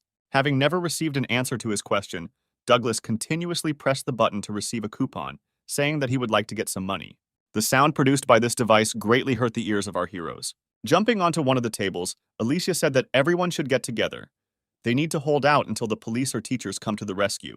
Moving the bag a little closer, Douglas asked the school children not to be so inhospitable to their new friend, because they should support each other. Casting a glance at the man's people, Alicia was sure that in terms of strength, they were in no way inferior to Douglas. Meanwhile, the man continued his monologue, saying that their wallets were empty, so they wanted to ask the bank for help. But they encountered an inhospitable attitude in their direction, which made him very sad. Standing opposite Alicia, he inquired about the name of such a brave girl. When she told him her name, Douglas asked why she had been silent all this time, ignoring his concerns. Alicia decided that she needed to not only try to buy as much time as possible, but also try to get useful information out of him, so she said that the man did not look like a spy. They would not rob a bank, and she assumed that they had escaped from the North Korea. Douglas was amused by the girl's words and couldn't help but smile. Without removing the smile from his face, he said that he had better introduce himself. Alicia was surprised that the criminal decided to reveal his identity on his own. The next moment, the man announced that they were members of the Plague. The girl had previously heard about this group. She remembered that the location of their base had never been revealed. Members of this terrorist group opposed all humanity. Where their feet step, even insects do not survive. The only trace that the members of the Plague left behind them were piles of dead bodies and pools of blood. Others also knew about this group, no less than Alicia, which is why fear began to take hold of each of the students. Kicking his bag, Douglas said that since everyone understood everything, they should start filling his bag with money. One of the girls offered to fulfill his request and just give him the money. At that moment, Alicia stepped forward, activating her ability. Douglas looked at the girl with some delight. Alicia, on the contrary, was completely serious and, if necessary, planned to engage in battle with him. She told her classmates that they should calm down and pull themselves together. Alicia also said that no one said that they would be left alive after Douglas took his money. Examining the appearance of the girl standing in front of him, he remembered that he had heard about this ability before, but he was able to see its bearer live for the first time in his life. From his face, Alicia realized that he already knew about her family and invited the man to fight. She decided to use the chance given to her and convince Duke to fight one-on-one. The man grinned, guessing about the girl's plans. He said that she was quite smart, but he would not fall for such a pathetic trick. Spreading her arms to the sides, Alicia asked if Douglas wouldn't swarm over one student. The man laughed, after which he admitted that he liked her bravery, after which he accepted the girl's offer, ordering his men to move back with a gesture. When he asked if Alicia was as crazy as her predecessors, the girl replied that there was too much talking, after which she asked if they would fight or just scratch their tongues. Taking a more comfortable grip on his sword, Douglas said that her provocation was very sweet and he would gladly succumb to it. Pointing his sword at Alicia, the man told her to attack. Without revealing her excitement, the girl replied that it was very self-confident of him to give her such an honor. Looking at Douglas's subordinates standing a little further away, Alicia was sure that he would not break his promise to them, so if she could stay alive, if she could immobilize the man. The girl reached for her sword, but it was not there. Looking behind her and making sure that there was no weapon, the girl felt horror, because without her sword, she would not be able to resist Douglas. The next moment, she remembered that she had left him during the break. When the man attacked her, she managed to lean back, escaping the attack. The wall behind it was destroyed by one blow from Douglas's sword. Alicia managed to hide for a couple of moments behind the debris. She understood that if not for her reaction speed, then she could have been in the place of this pile of stones. Alicia decided to use the fragments of the wall as her weapon, after which she jumped onto one of the fragments that was falling near Douglas, hoping to pin him to the floor. The man noticed her and turned around, cutting the fragment into small pieces, wondering where Alicia's former courage had gone, since she decided to attack on the sly. Cursing, the girl landed opposite her opponent. The man pointed the sword at her again, asking if she was sure that she was really a goblin and not a flying squirrel. Alicia managed to safely dodge all of his subsequent attacks. The other students watching their fight were amazed that Alicia was able to resist such a strong opponent. They began to support the girl, shouting her name and that she would succeed. Ethan at this time analyzed the current situation, thinking about how best to act. Lewis, who was sitting next to her, said with delight that Alicia was simply incredible to withstand the onslaught of such a monster as Douglas. Ethan put his hand on the guy's shoulder, saying that now was not the time for this. Hearing that they had to run, Lewis asked in confusion where to run. Looking at the ceiling, the hero replied that it was best for them to run upstairs, to the restroom, to the offices. They needed to hide where they could not be quickly found. Ethan was well aware that Alicia would not last long, so he decided that it would be better to try to hide the students. A few moments later, Douglas caught the girl by changing the trajectory of the sword and struck her. This sent Alicia flying to the side, hitting the wall hard. The man began to slowly approach her, dragging his huge sword along the floor. With a smile, he said that it was time for them to stop playing cat and mouse. When Alicia coughed up blood, the mood of the students watching her changed. They were horrified because their strongest student had lost. Pointing the blade of his sword at her, Duke asked if this was all Alicia was capable of. The girl replied that if he was so interested, then he should check it out himself. After her words, the man smiled bloodthirstily. At that moment, Ethan shouted for everyone to run towards the stairs. Douglas was about to finish off Alicia, raising his sword above her head, but the cry of our hero made the man freeze in surprise. Immediately after this, Ethan grabbed Lewis by the collar of his jacket and dragged him along. Everyone else ran after him. Michael was one of the first to run in the row. He was no less gripped by fear than the others. Looking back, he shouted to those lagging behind that they should not get caught if they wanted to live on, so everyone should hurry up. At the same time, Douglas scratched the back of his head, saying that the kids were smart and got caught. The subordinates who approached asked him if there would be an order about this. The man gave up, giving the order to catch all the children. His subordinates saluted, simultaneously replying that this order would be carried out. After that, they went up the stairs and divided into groups, several people per floor. Alicia suggested that since Douglas gave the order to just catch everyone, then he was not going to kill them. The girl decided to hold out for as long as she could, again standing opposite her opponent. Smiling, Douglas said he liked her tenacity. He asked if she wanted to join him. Alicia replied that she had no reason to switch sides. Grinning, the man advised her to think carefully about his proposal, because the girls were lining up for him. Alicia asked with confusion why she should believe some robber. Douglas realized that he had completely forgotten to introduce himself. Then he said his full name, Douglas Taylor. Alicia knew this name very well. The man in front of her was not only an outstanding politician in North Korea, but also the best military commander. Douglas said he's excited about rising to the top at such a young age, so he needs a talented woman by his side. Alicia was at a loss. She could not give a single compelling reason to explain why such an influential person came here in person. Noticing that the girl began to back away, Douglas sighed, sadly saying that it was for this reason that he usually did not reveal his identity. A slight trembling began to penetrate the girl's body, trying not to betray her fear in her voice. She said that such a person must have a good fortune and a lot of money. Smiling, Alicia said that with his money, she could treat all her friends to dinner at an expensive restaurant. Her words made Douglas laugh. He found the girl standing in front of him quite interesting. Looking at her, the man thought that meeting her was worth it to come here, carrying out an order to rob a bank with students inside. Pointing to himself, Douglas said that the winner of their fight had long been a foregone conclusion, and she had better be a little more polite to him while he was being kind. At this moment, Alicia had just reached the place where she had previously left her sword. Throwing her weapon with her foot, the girl said that she almost died trying to get it. When the sword was in her hand, the girl said that in future, she should take better care of her things. Afterwards, she began to slowly remove the inter from the sheath, releasing all her strength. Smiling, Alicia said that in order for Douglas to see what she was truly capable of, she would need a sword. At the same time, the students tried to escape from their pursuers. However, the military still managed to catch up and capture the terror-stricken students. They returned to the first floor, dragging the found children behind them. At the same time, Ethan and Lewis managed to successfully hide in one of the restroom stalls. He looked around and said with surprise that the banks were pretty good at keeping clean. Lewis asked excitedly if they should go even higher, since they were only on the 5th floor, while the others had gone higher. Sitting down on the toilet, Ethan replied that he needed some time to catch his breath. Looking at the hero, Lewis asked if he was okay. Ethan looked at him in surprise, replying that he was fine. Lewis remembered what happened to the guards on the 1st floor and was sure that if they were caught, they would suffer the same fate. He looked away, deciding not to voice his concerns, and simply said that it was better for them not to stay here for long, because they would be caught quickly. So Lewis took Ethan's hand, helping him up. Our hero thought that Alicia would be able to hold out for some more time. His assumptions about what would happen when Douglas finally had enough of playing were not rosy.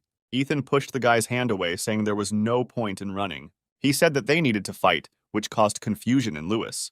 The guy tried to reason with the hero, saying that it was better for them not to catch the eye of the military, because even the teachers could not oppose anything to these people, not to mention themselves, who have C and F ranks. Suddenly, Ethan asked Lewis if it was possible to divide souls by rank. Faced with a face full of incomprehension, the hero said that he once heard an entertaining story. He said that previously Alicia's fighting ability was only D rank, but now she has risen to A rank. Ethan explained that you shouldn't focus on just ranks, which can be improved through hard training. At the same time, one of Douglas's subordinates went up to the 5th floor, finding no one on the lower floors. Lewis asked why Ethan brought up the topic so suddenly. Hearing footsteps approaching, the guy panicked, saying that they had already been discovered. The man intended to check every room on the floor, but due to the noise coming from the toilet, most likely he would limit himself to only this room. Lewis said now is not the time to talk because they might be overheard. Ethan put his hand on his shoulder, asking him to listen to him. Approaching, the hero said that now Lewis should trust him and do what he says. The next moment, the man came inside, telling the students to leave because their conversations could be clearly heard even from the corridor. But his words were ignored and no one was going to go out. Then the man said that his boss didn't like slow people and they had better hurry up if they didn't want to anger him. After his words, Ethan looked out from behind the opened booth, saying that the man had a very interesting accent and asked to teach him to speak the same way. Thomas told the guy to stop being a fool. Douglas wouldn't mind if Ethan had one of his arms or legs broken. Standing opposite the man, the hero noted that without the presence of his boss, the man seemed much more talkative. The next moment, he created a dagger. Then he pointed it at Thomas, standing opposite him. Grinning, the man asked if his ability was really so insignificant. The next moment, using acceleration, Thomas ran towards Ethan, saying that he had better give up. The hero turned to Lewis, saying that he must escape at the first opportunity. Approaching Ethan, Thomas said that they had nowhere to run because they were both trapped. After his words, the hero stopped holding back, releasing all his power. Like last time, all of Ethan's characteristics became 3 times higher. Before this, Thomas, who was moving at high speed, became much slower, which allowed the hero to calculate the trajectory of the enemy's strike. Dodging his fist, Ethan said that the man was too slow. Standing next to this guy, small tremors began to break through his body. Thomas did not understand what was happening. The next moment, Ethan struck his opponent so quickly that he did not have time to react.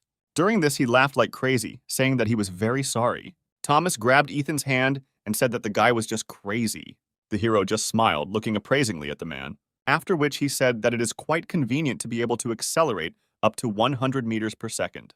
Thomas asked in bewilderment if Ethan could really see other people's abilities. The guy replied that everything could happen, after which, with a look full of madness, he asked if he should cut off the man's ankles. He wondered what would happen to a person if the means of manifestation of his soul essence was destroyed, and then struck the man in the shoulder.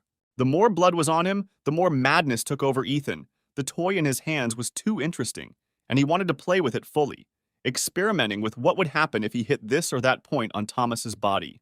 Lewis, who was still in the booth, watched in horror what was happening, not believing his eyes. A massive tremor ran through his body, and he unconsciously began to step back, whispering Ethan's name. Hearing his name, the hero was distracted from his toy. Lewis froze as the hero looked at him with a look of madness. Ethan asked if Lewis called him. Noticing the horror reflected on the guy's face, the hero asked what exactly he was so scared of. Overcoming himself, Lewis left the booth, his voice trembling, saying that Ethan needed to run away as quickly as possible. The hero was amused by his words. He replied that Lewis was mistaken here and asked who, in his opinion, it was really time to leave here. He slowly stood up, holding Thomas's limp body. Ethan kept his eyes on Lewis the whole time, waiting for his answer. The guy could not utter a word from the fear that shackled him.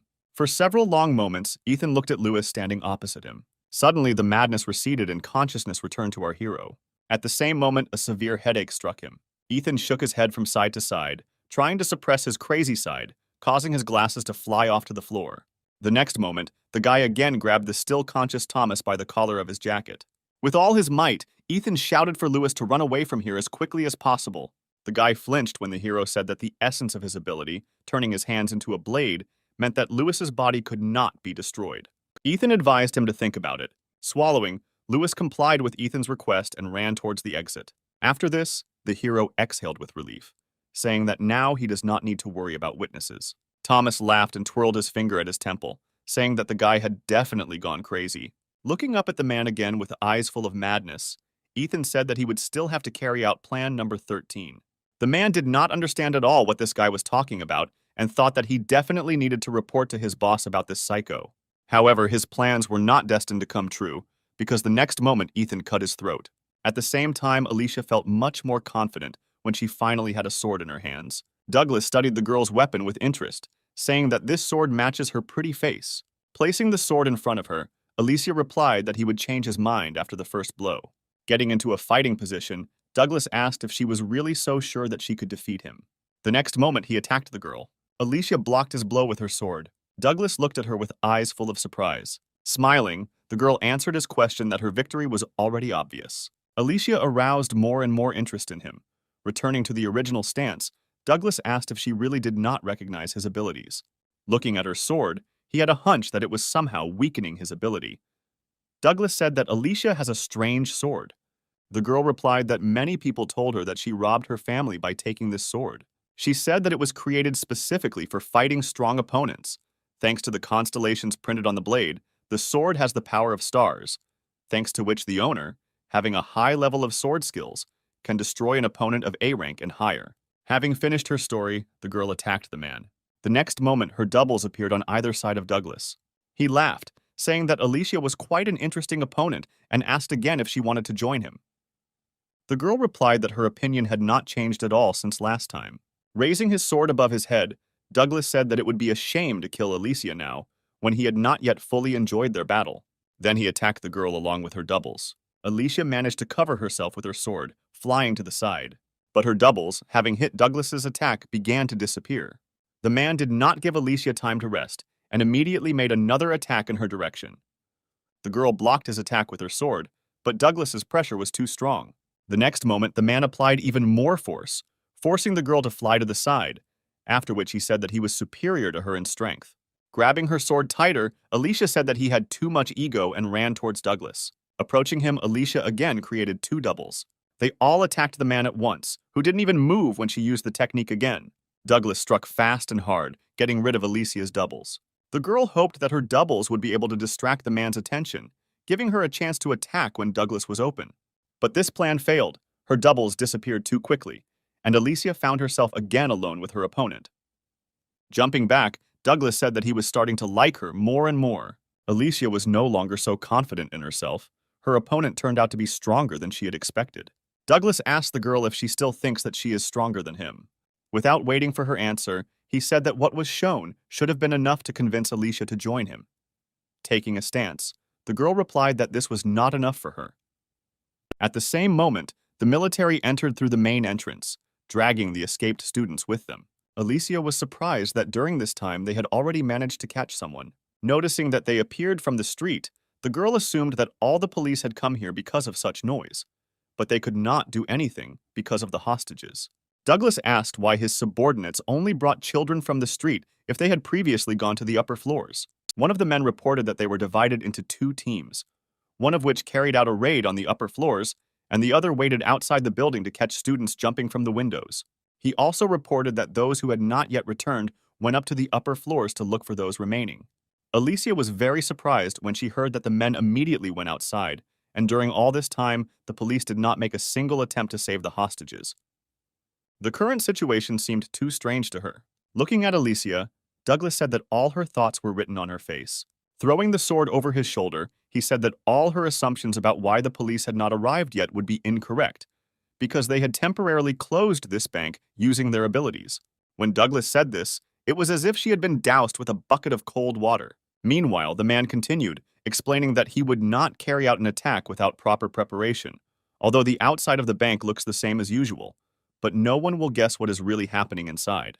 Alicia found it difficult to believe that there was not a single person from outside who could help them. Previously, she thought that it would be enough to just hold out until the police arrived. But now the situation has changed greatly. Even if she manages to escape to bring help here, by the time she returns, everyone else will have been killed. The girl clenched her sword. She realized that it was now useless to stall for time further by fighting, but Alicia didn't know what else she could do in this situation. Looking at her, Douglas asked where her former warrior spirit had gone. One of the bank employees, who was captured along with his students, kept looking warily at the leader. Suddenly, he stood up and used his ability to run forward. He managed to get to the nearest table with the phone in a matter of seconds. Picking up the phone, Matt pressed the emergency call button. Then he asked for security, saying that their bank had been captured by terrorists. Saying this, the man turned around, looking at the invaders, who for some reason unknown to him did not try to stop him. There was no response from the receiver to his messages. Matt excitedly asked if anyone could hear him. Silence again became his answer. Then the man realized that for some reason, the connection was blocked. At that moment, Douglas approached and threw the bag on the table in front of Matt. Smirking, he asked if Matt had not heard his conversation with a young lady a few minutes ago. The man fell to his knees in fear of Douglas, who in turn explained that among his subordinates, there was one who specialized in isolation, which meant that neither the phones nor the emergency call button worked. After his words, Michael and Sean took out their phones and saw that there really was no connection. Matt asked why someone as important as Douglas would break into a bank in broad daylight.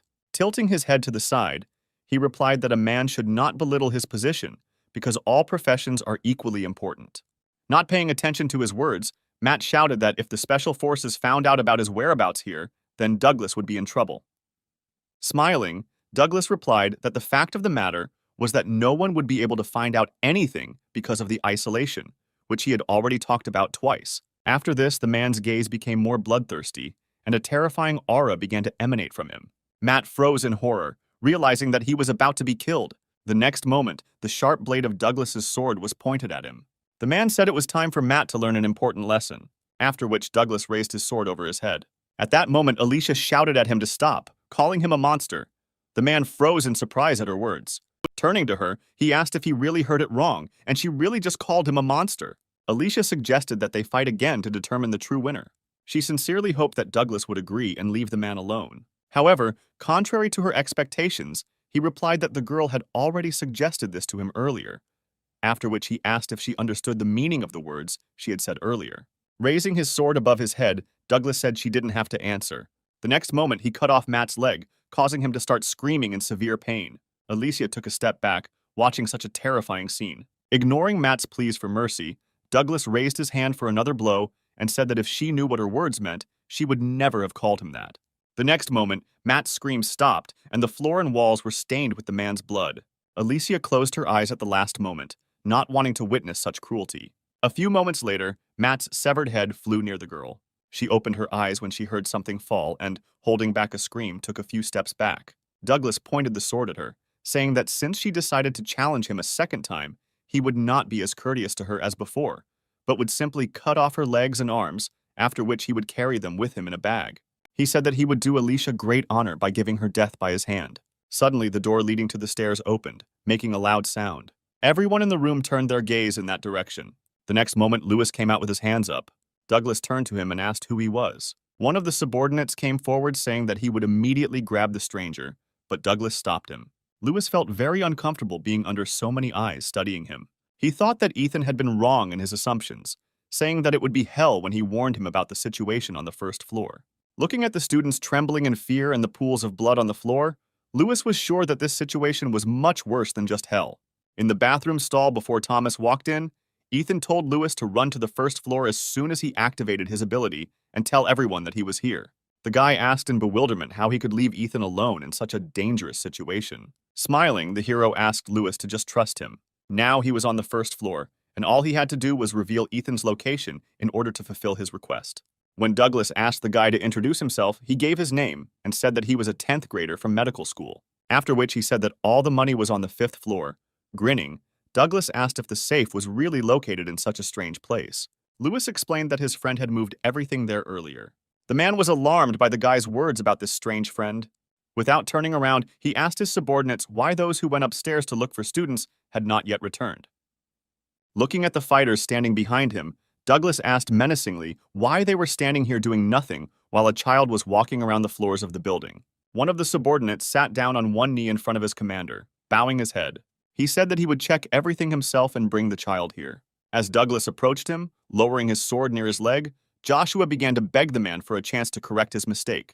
Douglas laid his hand on the trembling subordinate and said that he was lucky that his hands were already stained today, after which he ordered the last student to be brought here, taking the money with him. Joshua immediately stood up and saluted, thanking his commander for the service rendered to him. Turning around, Douglas looked at the rest of his subordinates, saying that they too would go along with Joshua and warned that he would not be so merciful if another mistake was made. Then he turned his gaze to Lewis. The guy flinched when faced with Douglas's gaze, which did not bode well. The man asked if he was going to go up with the others or if he should do it himself. Sighing, Lewis replied that he would go up to the 5th floor, accompanied by Douglas's men. Having received his answer, the man smiled, praising the guy for making the right choice, after which he approached the students sitting on the floor, saying that while his subordinates were busy with his friend, he would also have a little fun here. The next moment, Douglas pointed at Alicia and asked if everyone could see her clearly. Without waiting for an answer, he said that he would leave alive the one who brought him her leg or arm. Douglas was interested to know what they would do next. After the man's words, the faces of Alicia's classmates became whiter than a sheet.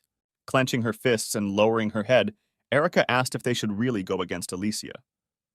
Douglas smiled as he watched the seeds of doubt begin to form in the students' minds. Catherine, sitting nearby, asked how soon could Erica dare to think about something like that when Alicia had been fighting for them from the very beginning, risking her life.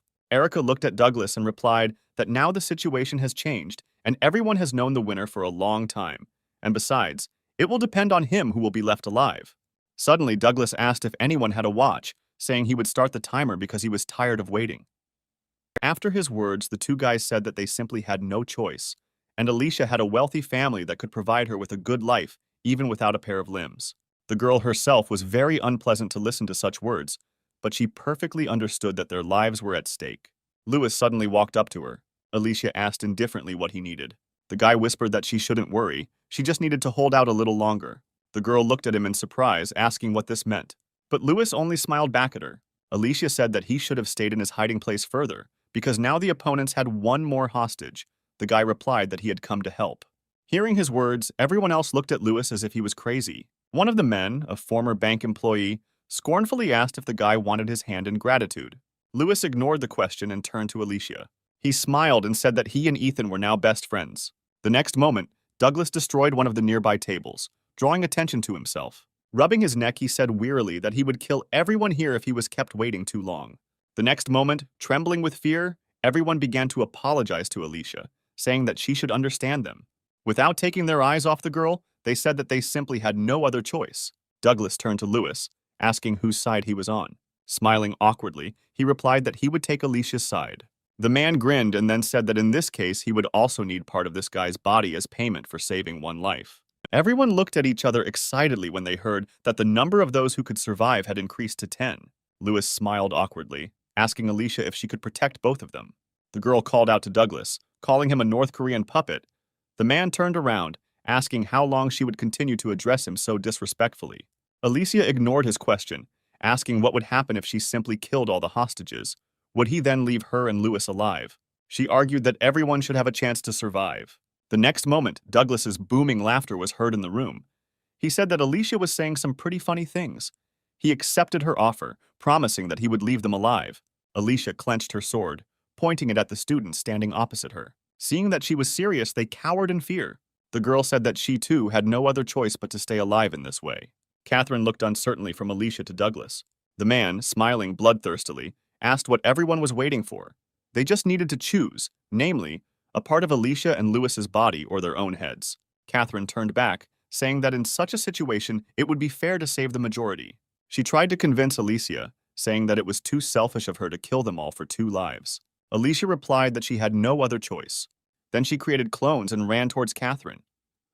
The girl activated her ability, creating a shock glove. As she approached, Alicia told her to fight with all her might. The next moment, she pointed the blade of the sword at Catherine. She clenched her fist, gathering all her strength. The next moment, her fist collided with Alicia's sword.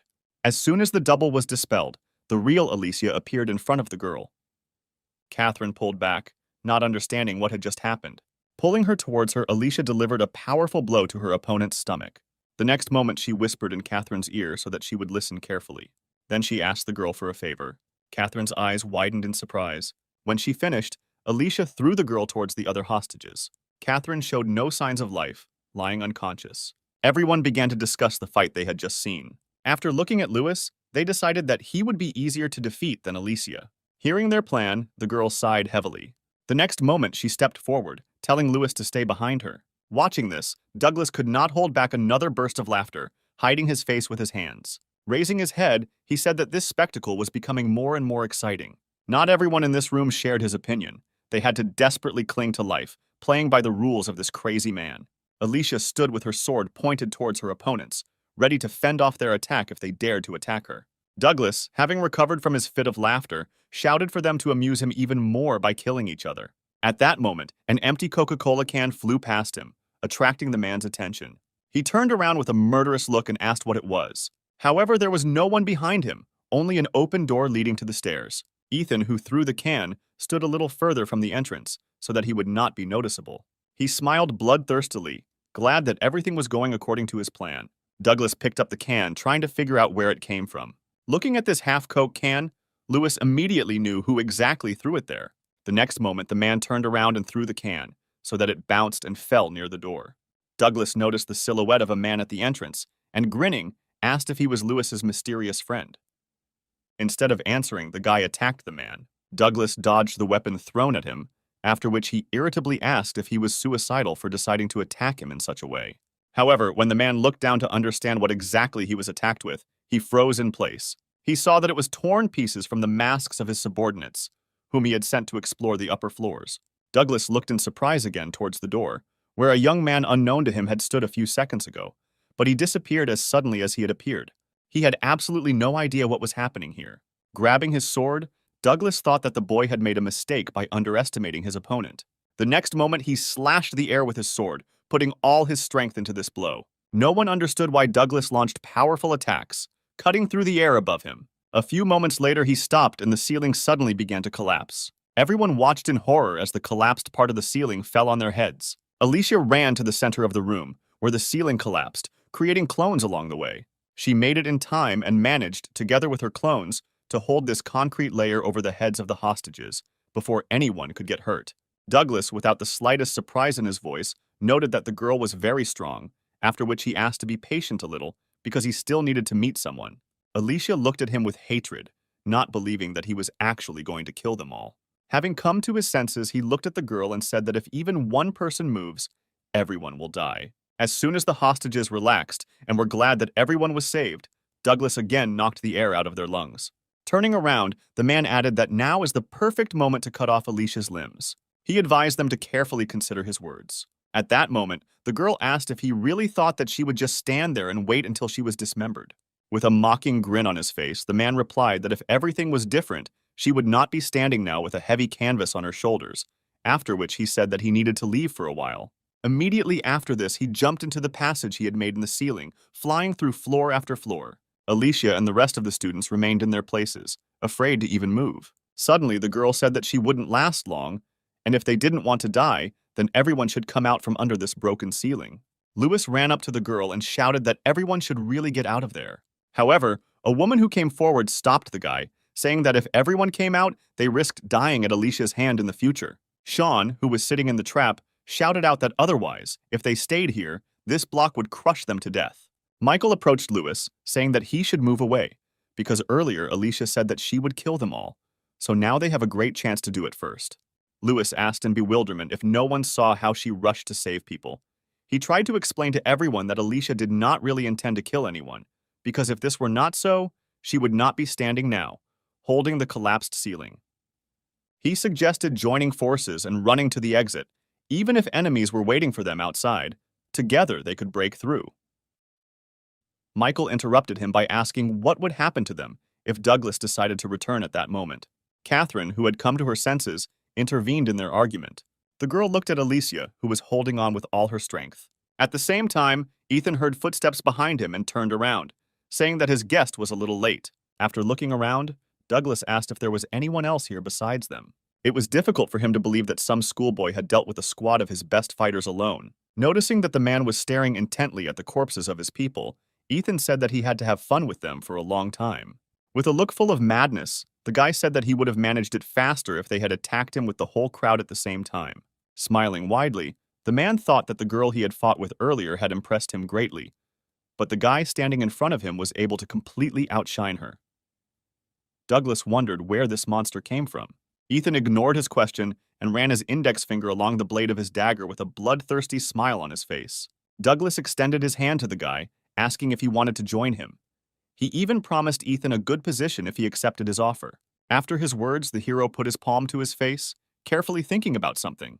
A few moments later, he broke into a happy smile, saying that it would be best to take the ninth path. Immediately after that, he took off, approaching Douglas in a zigzag pattern.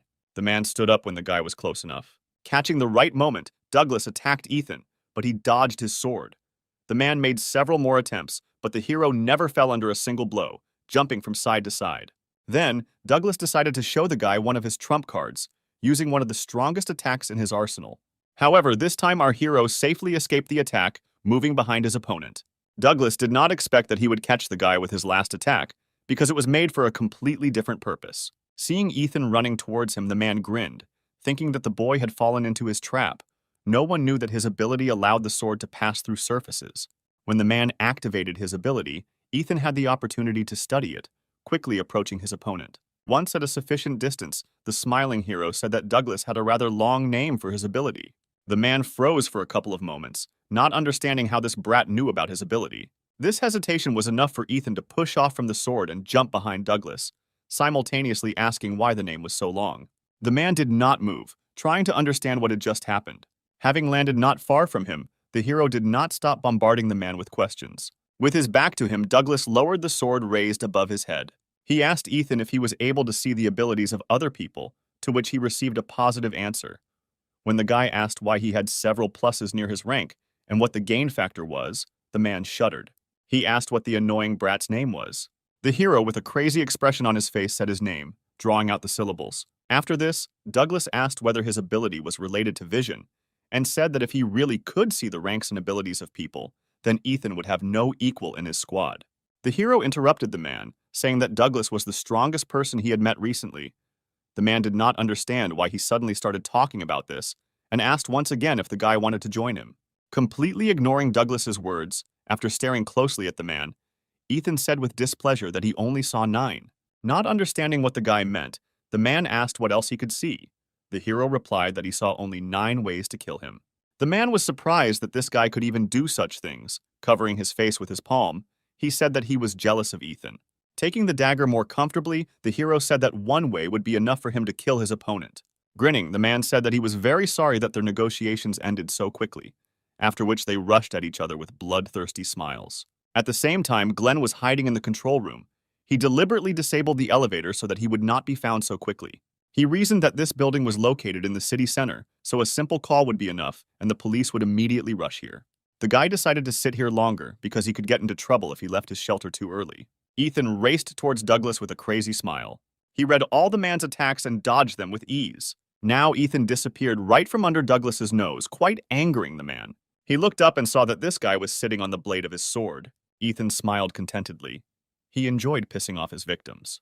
Gritting his teeth, the man shouted that the hero only knows how to dodge, after which he told him to attack. Ethan complied with his request. He jumped towards Douglas, aiming a dagger at his right eye. When the sharp blade almost caught up with him, the man managed to dodge at the last second. The hero flew past the man, landing a few meters away from him. Douglas managed to avoid losing his eye, but the guy managed to wound him in the shoulder. Ethan wasn't about to give the man time to rest, so he attacked his opponent again, surprising him. The hero rushed past the man at high speed, once again inflicting a deep cut on him. Ethan was not going to stop with just 2 wounds on the man's body, continuing his high-speed attacks. Covering himself with a sword from Ethan's attacks, Douglas realized that all this time the guy was just having fun, mistaking him for a toy.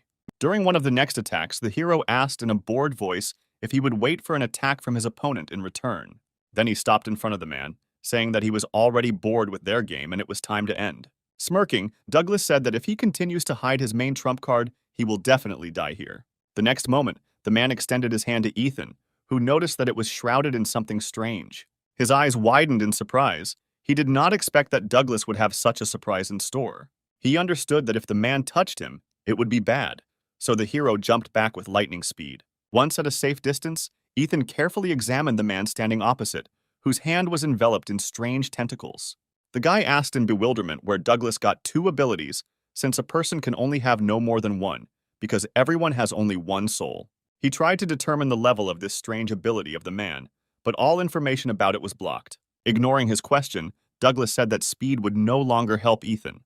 The hero asked where his opponent got such a strange hand. Smirking, he asked why he was so interested in this. Ethan suggested that Douglas had become stronger with the help of this hand, after which he smiled bloodthirstily and said that now the real fun would finally begin.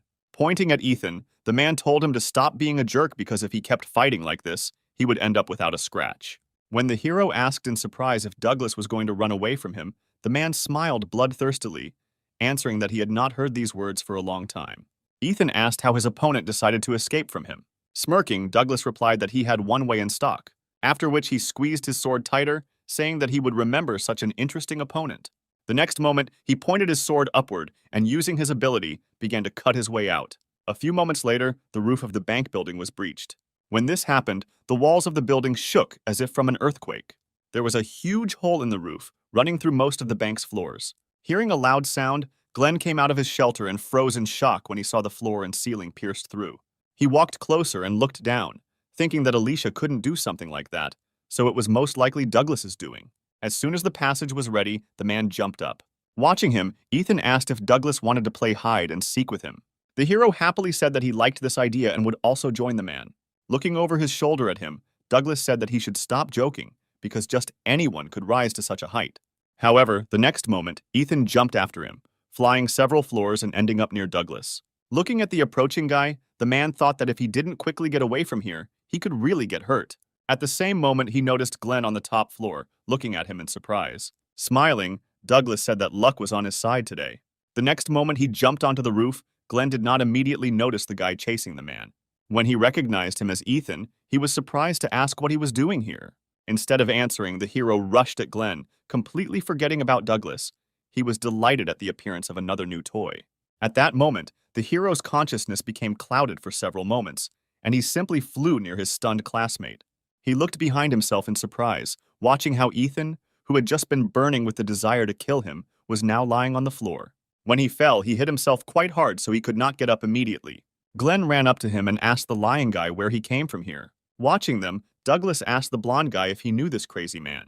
Turning around, Glenn asked the man what happened, because he had recently fought with Alicia. However, he was in no hurry to tell this boy anything, drawing some conclusions in his head. Having never received an answer from Douglas, Glenn tried to independently understand what happened here. When he was struck by the strange thought that Ethan had forced such a strong opponent to flee, the guy immediately brushed it aside, denying even the possibility of its existence. He turned to the hero, irritably asking what happened here. At the same moment, Ethan's madness again captured his mind. Glenn noticed that something was wrong with him and took a couple of steps back. Instinctively, he felt the danger emanating from him. Douglas also noticed that the boy with whom he fought had returned to his previous state. Calling out to Glenn, he thanked him for drawing the attention of this psycho to himself. He looked at the man with confusion, asking what he meant. Douglas again did not answer his question, only said that he always remembers those who helped him. After which he smiled and quietly said that even if the assistant himself did not realize the service provided. Glenn was completely confused, and Douglas's words confused him even more. Rising to his feet, the man advised him to run to the first floor as soon as possible, if he, of course, wanted to stay alive. The guy looked at Douglas with a stunned face, not noticing the approaching steps from behind. When the man jumped in an unknown direction, Glenn shouted after him that he was not going to fall into this trap, knowing full well that Douglas's people would be waiting for him on the first floor. Smirking, the man simply wished the boy good luck. He was glad that he followed his instinct and decided to go south. Still not understanding anything, Glenn looked at Ethan, whose behavior was too strange. The next moment, Ethan stood up straight and looked at Glenn with a manic expression on his face. Approaching him, the hero asked, drawing out the syllables, what the leader of the squad was doing here. Tilting his head to the side, Ethan said that Glenn had allowed his toy to escape, so he would have to take that role. The way Ethan looked at him made Glenn recoil, beginning to understand the meaning of Douglas's words. The guy turned around and looking at the hole made in the floor, thought that if he didn't run away now, then this wouldn't end well. The next moment, he used his ability to pull out one of the stones and jumped down. He glanced over his shoulder to make sure Ethan hadn't followed him. The hero stood near the hole watching the retreating guy. Smiling even wider, he said that he was again taking the role of water in this game. The next moment, he flew after his leader, moving in a zigzag motion. A few moments later, he managed to catch up with Glenn, saying that he was already tired of this game and suggested that he play something else. Turning around, Glenn tried to hit Ethan, yelling at him to get away from him, but he easily dodged. The hero stared at the guy for a couple of seconds. He had seen over 15 ways to kill Glenn and was trying to figure out which one would be the most fun. Having chosen the most suitable one, he smiled bloodthirstily, pronouncing the name of his squad leader. The next moment, he approached the guy, grabbing him by the throat. Glenn asked Ethan to let him go, while at the same time trying to unhook his hand from his neck. Ignoring his requests, the hero said that he had come up with a new game for them called Cut Off an Arm or Cut Off a Leg. Hearing Ethan's proposal, Glenn shouted that he was a complete nutcase. Then he waved his hand, which was holding a huge stone, forcing the hero to let go, after which he told him to play his own games. Pressing himself against the destroyed ceiling, Ethan replied that he did not really like this proposal. The next moment, he pushed off from the surface and flew after the leader. The guy watched in horror as Ethan approached him at breakneck speed. Suddenly, he felt someone else's arms grab him. Still with the same smile, Ethan said that it was quite difficult to keep up with the leader. But now he was not going anywhere. Glenn tried to unhook this psycho from himself, but all his attempts were unsuccessful. Not knowing what else he could do, the guy said that if Ethan didn't let him go, they would both fall to death. Pressing himself even closer to Glenn, the hero said that he would not die. Suddenly, the leader of our hero's squad heard a familiar voice calling out to him from below. Gritting his teeth, Glenn thought that preserving his pride was not the most important thing now when his life was at stake. The next moment, he clenched his fist, concentrating all his strength. Then he pointed his fist at Ethan's face, saying that he did not intend to die at his hands. Ethan dodged his blow, saying that Glenn was too slow. The next moment, he noticed a sword flying at him. When the blade was a few centimeters from his face, he smiled, saying that someone else wanted to play with them. The next moment, he threw the sword aside. Glenn looked at the guy in bewilderment, trying to understand how he managed it. A couple of seconds later, he looked ahead, shouting for the girl standing there to move aside. After waiting a little time, he threw the stone he was holding down. Glenn himself flew several metros to the side. Ethan landed after him. Rising to his feet, he looked in the direction where his next toy should have been. However, instead of a person, he found in this place the sword with which he had been attacked earlier. Grinning, he said that today all his toys like to play hide and seek. At the same time, Alicia was still standing, holding the collapsed ceiling. Although she tried to pretend that everything was in order, but from the girl's trembling hands, one could understand that she was at the limit. Alicia tried to come up with some way out, but all her ideas led to a tragic end for either her or those she was now protecting. At the same moment, Catherine stepped forward, activating her ability. Without taking her eyes off Alicia, the girl created a strike glove. Those behind her called out to her, saying that they should do it first. Lewis desperately tried to stop Catherine and the others from making a mistake. However, none of his words and prayers helped. They began to threaten him, saying that if he did not leave, he would suffer himself. Despite this, the guy stood his ground, asking if they were tormented by their conscience for their intentions towards Alicia, who had been fighting for them all this time. The bank employee replied that Lewis was still too young and did not understand much. She was obliged to survive by any means for the sake of her family and children. Alicia could no longer hold on, experiencing severe pain throughout her body. The students sitting under the collapsed ceiling began to scream in fear as the ceiling began to fall. Catherine said that Alicia is at the end of her strength. She demanded that Lewis immediately step aside, ceasing to protect the girl who was struggling to hold the ceiling. The guy also activated his ability, saying that if Catherine gets one step closer to them, he will have to attack. Sighing and clenching her fist, the girl replied that in this case, she had no choice. The next moment, she turned around, ordering her squad to start rescuing people from the ceiling and stand up for their comrade. Everyone looked at Catherine in bewilderment. Moments later, the members of the first squad stepped forward, following their leader's orders. They stood behind Catherine, blocking Alicia and Lewis. Alicia told Catherine to stop showing off in front of everyone and rushed to help her deal with the problem on her shoulders. Michael and the bank employee couldn't believe that anyone else would take Alicia's side. The woman stepped forward, saying that the best thing to do would be to sacrifice 2 people and get out of here alive, but she was stopped by Catherine. The girl said that if anyone else came close, she would have to use force. The bank employee raised her hands in a gesture of surrender and took several steps back. A few moments later, Anna said that all the students had been removed from the ceiling and that Alicia now needed to be carefully freed. Immediately after this, Lewis and Catherine destroyed the ceiling, relieving the girl of her heavy burden. Kneading her joints, Alicia said with relief that she had finally gotten out. Lewis approached her and asked the girl to explain everything to him. Alicia touched Catherine's shoulder, replying that she simply trusted her comrades. After her words, Lewis looked at Catherine in confusion. The girl said that in the moment before Alicia hit her, she reminded them of what they were taught at school and asked them to pretend to be scared. Immediately after that, Alicia pushed her back. As she took a sitting position, the girl thought that she had actually forgotten what they were taught due to extreme fear. They were told that members of the plague never leave witnesses of their atrocities alive. Remembering this, she realized that even if they killed Alicia or Lewis, Douglas still would not leave everyone else alive. Catherine approached her squad, saying that she had something to tell them. Having outlined the situation, the girl said that in the future, whatever she ordered, they must carry it out without question. When Catherine finished her explanation, Alicia said disgruntledly that she had asked her to just pretend that she was scared and not to start showing off. Suddenly, they heard a loud sound and then felt the building shake. Looking up, Alicia asked in bewilderment who Douglas was fighting there. At the same moment, Lewis, having come to his senses, shouted out Ethan's name, which is why the girl looked at him with incomprehension. Trying to explain to her what was happening, the guy asked if she remembered the reason why Douglas went upstairs. The girl replied that someone lured him there. Grabbing Alicia by the shoulders, he said that it was Ethan. When he said this, the girl looked at him as if he were crazy. Pushing the guy away from her, she said that Lewis shouldn't joke like that. Even though Ethan has good endurance and reaction speed, he is still F rank. Lewis asked with a serious face who else besides Ethan. It could be if everyone else except him and Glenn were here. But the leader of the third squad would not be able to fight back against Douglas. He then pointed towards the hole in the ceiling, saying that they should hurry up. Looking at the girl's shocked face and the lack of any reaction to his words that they needed to rush to Ethan's aid, Lewis turned around and ran towards the stairs alone. Alicia looked at the guys retreating back, not believing that Ethan had actually entered into a fight with Douglas.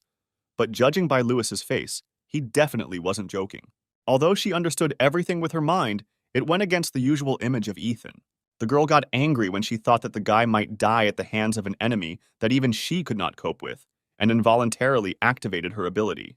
The next moment she approached the surprised Catherine. Alicia asked the girl for one favor. A couple of minutes later, she and Lewis were hurrying up to the 5th floor. They stopped in front of a large door, behind which the battle between Ethan and Douglas should take place. Alicia walked up to the door and looked at the guy and said that she was going to open it. The next moment, the door began to slowly open. Upon entering, they froze in horror. Seeing a huge pool of blood in which were the dead bodies of Douglas's subordinates, Lewis covered his mouth with his hand, holding back the urge to vomit. Looking around, Alicia found it difficult to believe that Ethan had really done all this. She also noticed marks on the walls left by Douglas's sword. From their number, the girl realized that the two had been fighting for quite some time. The next moment, she looked up in surprise, thinking that the hole on the 1st floor was not even close to this huge tunnel. Without lowering her head, Alicia realized that in the battle with her, he was holding back. But for some reason, he decided to fight with all his might against Ethan. This seemed very strange to the girl. Lewis, who approached her, also looked up in surprise, not understanding where this huge hole came from. The next moment, Alicia noticed 2 people flying down. Taking a stance, she grabbed her sword and tried to see who exactly was there. A few moments later, she managed to recognize Glenn in one of the flying ones. But the girl could not see the face of the one who was chasing him because he was too far away. Her eyes widened in surprise when a couple of seconds later, she saw Ethan there, but he looked very different from his usual self.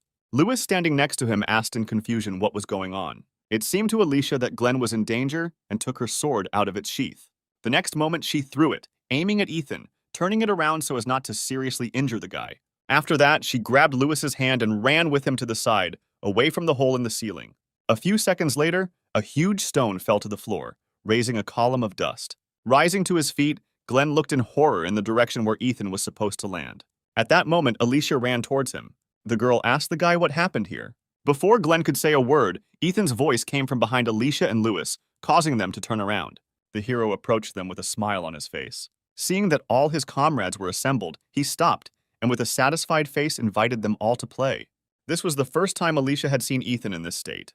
Looking at his friend, Lewis said hesitantly that he probably shouldn't have come up here. The hero stood still with a bloodthirsty smile, waiting for their answer. Taking the silence of his comrades as agreement, he began to slowly approach them.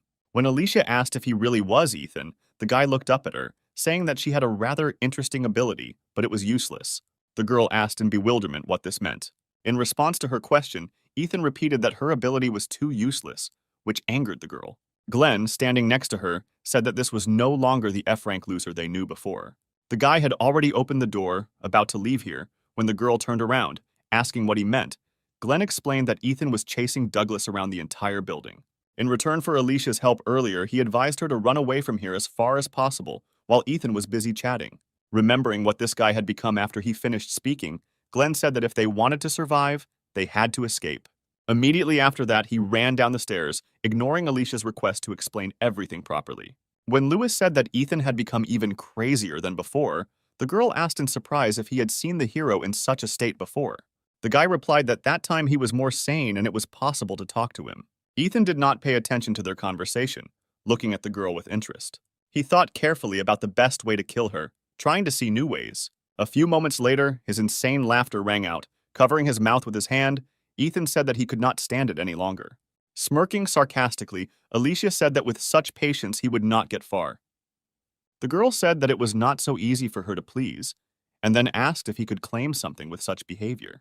With the same maniacal smile, Ethan ran his finger over his dagger, asking why he didn't just kill all the candidates and the girl herself along with them. Sighing heavily, she told Lewis that she would try to buy some time, and he should run away from here. After that, Alicia ran forward, leaving the surprised guy behind. Assessing her strength, she assumed that she would last about 30 seconds. The hero also jumped up and ran to meet her. Alicia dodged Ethan's blow, noting that his actions were very fast and precise. During their battle, she did not notice how she received several cuts. Suddenly, the girl stopped, realizing that he had a rather strong ability, but it was difficult to control. In this, their abilities were similar. But for Ethan, everything was much more complicated than for her. When the guy asked why she stopped, Alicia smiled gently and said that it had been very difficult for him all this time, but he did a great job. Ethan froze at her words, even if only for a moment, but his gaze changed. from which Alicia read that deep down he had been missing such words of encouragement all this time. The next moment the guy smiled, saying that she also did a good job, after which he said goodbye to her and dealt her the final blow. The next moment Alicia fell to the floor. Looking at her motionless body, Ethan smiled even wider. When our hero was in his first year of primary school, he lost both his parents. He remembered the day when he and his uncle came to the morgue. The official version of their death was an attack by a robber. It took the investigator a long time to establish their identities, because the bodies of the boys' parents were severely mutilated. A funeral was held soon after. Ethan's only blood relative was his uncle, who together with his wife adopted him. Soon after moving in with them, his life became like hell. Alex and Chloe were F-rank losers, so they tied Ethan up and took out their anger on him by beating him senseless. To hide the signs of beatings, he had to constantly wear a warm, shabby sweater with long sleeves. One day, during recess, a classmate approached him, asking if it was too hot for him to constantly wear a photo. Ethan did not have time to answer because a girl appeared at the door, hurrying her friend. A classmate invited the boy to go to the store with them. Lowering his head, he replied that he was not hungry. Then the girl said that in that case, she would call him next time. When she left the class, Ethan heard her friend say that it was better not to approach him because he had no money, which is why he constantly wears the same dirty clothes. Immediately after class, he was beaten by other classmates. They demanded that Ethan show them all his ability, but he didn't have it. The children knew this very well, because he was the only one in the whole school who had not awakened it. They argued their attacks by saying that they simply wanted to help him awaken it in this way. Ethan couldn't do anything and just endured their constant bullying. To receive less from his guardians, he began to return home later. One such day, our hero was walking past the playground when he suddenly heard a rustling in the bushes. The next moment, a puppy jumped out. Wagging his tail, he walked up to the surprised Ethan. The boy knelt down and began petting the puppy. He responded by licking his neck with his rough tongue, making Ethan laugh from the tickling. From that day on, he began playing late at night with Jimmy on this site. This continued until one day his uncle went looking for his nephew, worried that he might be considered a bad parent. Ethan was very scared when he saw his uncle angry. Catching the emotions of her owner, Jimmy got out of the house that our hero was building for her and began to bark at the man. Alex looked at the puppy with disgust, asking if this is why Ethan comes home so late. The next moment, the man noticed that passers-by began to whisper and look at him disapprovingly. As he got closer to Ethan, he said that he could take this puppy to their home. Hearing this, the boy began to beam with joy, not believing that he was allowed something like that. That evening, he stayed up late with his new friend, reading him a book. When his irritated uncle asked why Ethan was still awake, the boy shuddered in fear. Hastily apologizing, he turned off the light in his room. The next day, Ethan approached his uncle, who was watching a football game, and asked if he could go outside to play with Jimmy, who waved his hand towards the exit, saying that he could do whatever he wanted.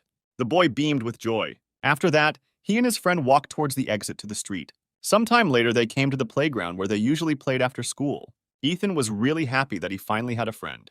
The boy did not part with Jimmy for a second, playing various games with him. The puppy also managed to become attached to the boy and followed him everywhere. This day became the happiest in the life of our hero. While playing, Ethan did not notice how quickly time flew by. Seeing that it was already 7 in the evening, he was afraid, knowing that he would be very scolded for being late. Calling Jimmy, the boy ran home. When Ethan returned as expected, he was scolded at the table. Alex asked if he really disrespected them so much that he dared to come home every time after dinner. Lowering his head, the boy apologized, saying that he forgot about the time. The man slammed his beer can on the table, saying that was no excuse. After which he asked irritably whether he would really have to run around looking for Ethan and the neighbors every evening. The boy apologized again, saying that from now on he would be more attentive. The next moment, the hero flinched in fear when Jimmy began barking at Alex. Ethan sat down next to him, trying to calm his friend, fearing his guardian's reaction. The puppy's barking angered the man even more. Clutching the empty jar, he said that he should have been minced right away. After his words, Jimmy began to bark even louder. Ethan begged his uncle not to be angry with the puppy, saying that he himself would scold him later. Rising from his seat, the man hit the boy, throwing him to the side. He looked at the hero with hatred, saying that all this time he had treated him too softly. But from today, everything would change. Then he ordered his wife to tie him up. The woman took out a rope and walked up to Ethan. Smiling, she said that since the child was unbelted, the parents needed to bring him to his senses. At this point, Jimmy began barking again in defense of his owner. The puppy was really getting on Alex's nerves, and he decided to show him where his place was by swinging his leg at him. The next moment, Ethan, with frozen horror in his eyes, saw his friend's small body fly to the side and hit the wall hard. Jimmy began to whimper quietly from the pain coursing through his body. Looking at this, the boy's uncle smiled contentedly, saying that the house had finally become quiet. The tied-up boy tried to crawl to his friend, but the woman did not let him do it, saying that he was in the way with his jerking. After her words, Ethan looked at his guardian with eyes full of hatred. Holding a baton in his hands, the man asked how he dared look at his parents like that. The next moment, he began to beat the boy, not even thinking about holding back the force, while his wife giggled disgustingly, watching from the side. A few minutes later, the man stopped and looked at the continuously apologizing boy, whose body was shaking violently. Sighing, the man said that weakness, combined with arrogance, was passed on to Ethan from his parents, after which he smiled widely and said that that was why he beat them to death. At this moment, our hero's eyes widened in surprise. Chloe excitedly asked her husband if it was worth talking about this in front of the child. Alex replied that no one would believe Ethan, even if he decided to tell someone about it. Taking a sitting position, the hero said that his parents were killed by a robber. The man said that that day he got very angry and beat them to death because they did not want to share the money. And at that moment, some idiot came through the window. He laughed as he talked about how that man tried to justify himself in court. At that moment, Ethan was overwhelmed with strong negative emotions, and the power that had been sleeping in him all this time began to awaken. At that moment, Jimmy rose to his paws and growled, looking at Alex. The next moment, he ran up to the man and grabbed his hand with his fangs. The boy was very scared for his friend and shouted for him to run away from here. But the puppy only grabbed his hand harder, and then the enraged man swung his club at Jimmy. The next moment, he hit the puppy on the head, causing him to fall to the floor. The boy, with tears in his eyes, began to apologize to Jimmy for deciding to bring him here. Ethan said that if the puppy met a loser like him, he would have a better life. The boy's eyes widened in surprise when he felt Jimmy lick his tear-stained cheek, reassuring his master. Then he made a happy face looking at Ethan. In the next moment, the obsession disappeared, and the boy saw that the puppy was still lying motionless on the floor. No matter how much the hero called his friend by name, he did not react at all. Alex said with irritation that this creature died too quickly because he had not yet had time to throw out all his anger, after which he told his wife to throw his carcass in the trash. The little boy did not understand why these people were killing everything that was dear to him, after which he began to wonder whether killing was really so easy and fun. The next moment, a small dagger appeared in his hand, with which he cut the rope binding him. After that, smiling widely, he slowly approached his guardian. The man did not notice the changes in the boy, only looked with interest at the dagger in his hand and asked where Ethan got it from. Suddenly, he realized that the boy's abilities had finally awakened. Alex laughed, saying that he was such a loser F-rank like them. The next moment, the man poked his baton into Ethan's stomach, asking if he was going to be the same as his adoptive parents. Without saying a word, the hero broke into a smile. When Alex said that Ethan's parents would be proud of him, the hero swung a dagger at his face. The man sat on the floor, covering the deep wound with his palm, trying to stop the bleeding. The woman immediately rushed to her husband. The hero took advantage of this moment and cut off her hand. Ethan watched the guardians huddled on the floor with a sadistic smile. The man tried to escape through the front door, but the hero quickly caught up with him and struck the man one blow after another until he died. After that, the boy turned his attention to the woman who had huddled in a corner out of fear. Putting the blade to her eye, he said that he would not kill her because death would be too easy a punishment for her. After gouging out the woman's eye, Ethan began to laugh wildly, saying that now he understands how hard it was for them to restrain themselves from killing his parents much earlier. A few moments later, the boy stopped laughing and, still looking at the ceiling, said that he was not having fun at all. Ethan opened his eyes, waking up from his sleep. He was breathing heavily, still haunted by the memories of his past. The next moment, a nurse came in to see him. Rising on his elbows, the hero asked where he was. Eliza replied that they were now in the hospital. The girl approached the guy and, touching him, said that it was too early for him to get out of bed. She then forcibly put Ethan back down. The guy looked at his hand, saying that his head hurt, and found that his palm was covered in blood. He immediately jumped out of bed. Ethan wanted to ask the girl something, but she did not let him start, saying that now he was absolutely forbidden to get out of bed. Then she asked the guy to calm down a little and listen to her request. The hero ignored her and grabbed Eliza by the robe, asking what happened to the bank and those who were there. The next moment, he turned pale when he asked where Alicia was now. He perfectly remembered how he tried to kill her. The horror of these memories filled the guy's mind. Seeing her patient's condition, the girl asked him to take a deep breath, but Ethan did not hear her words at all, saying that it was his fault that Alicia suffered. Raising his head, he looked at the girl in front of him. Eliza smiled uncertainly, telling the guy that he shouldn't worry about anything right now. Ethan ignored her words and with fear in his eyes, asked where Alicia was now. Eliza asked the hero to calm down, after which she said that that girl would come here in a couple of minutes. He froze when he heard that she was alive. But now he was worried about why she was going to the hospital now. The most logical explanation was that she had received serious wounds. The next moment, he rushed towards the exit from the room under the surprised gaze of the nurse, thinking that he had to verify everything for himself. The girl stood still, realizing that trying to stop this guy would be a waste of time. Sighing, she said that it would be better if he lost his memory. Ethan continued to run as fast as he could, oblivious to the fact that he was getting worse and worse every second. He blamed himself and his cursed ability for what happened that day. Meanwhile, Alicia was returning from the store in high spirits with full bags of groceries. Seeing the girl walking briskly, Ethan could not believe his own eyes. She was not wounded, and that day he did not cut her throat. He stopped in place to catch his breath, thanking God that Alicia was alive and unharmed. The hero fell to his knees in front of the girl, causing her great bewilderment. Placing her hand on his back, she asked if Ethan had really recovered so quickly that he could already run. She recoiled in fear when the guy began to roar at the top of his voice. Not understanding what was happening, Alicia sat next to him and asked in confusion if he was in pain or if something had happened. She tried her best to console the sobbing guy. Immediately after their encounter with the plague, the school was closed for a week. On the day of the incident, as soon as they got out of the building, Glenn told everyone about what happened to them and Douglas's escape. Afterwards, the entrance to this building was temporarily blocked due to the investigation.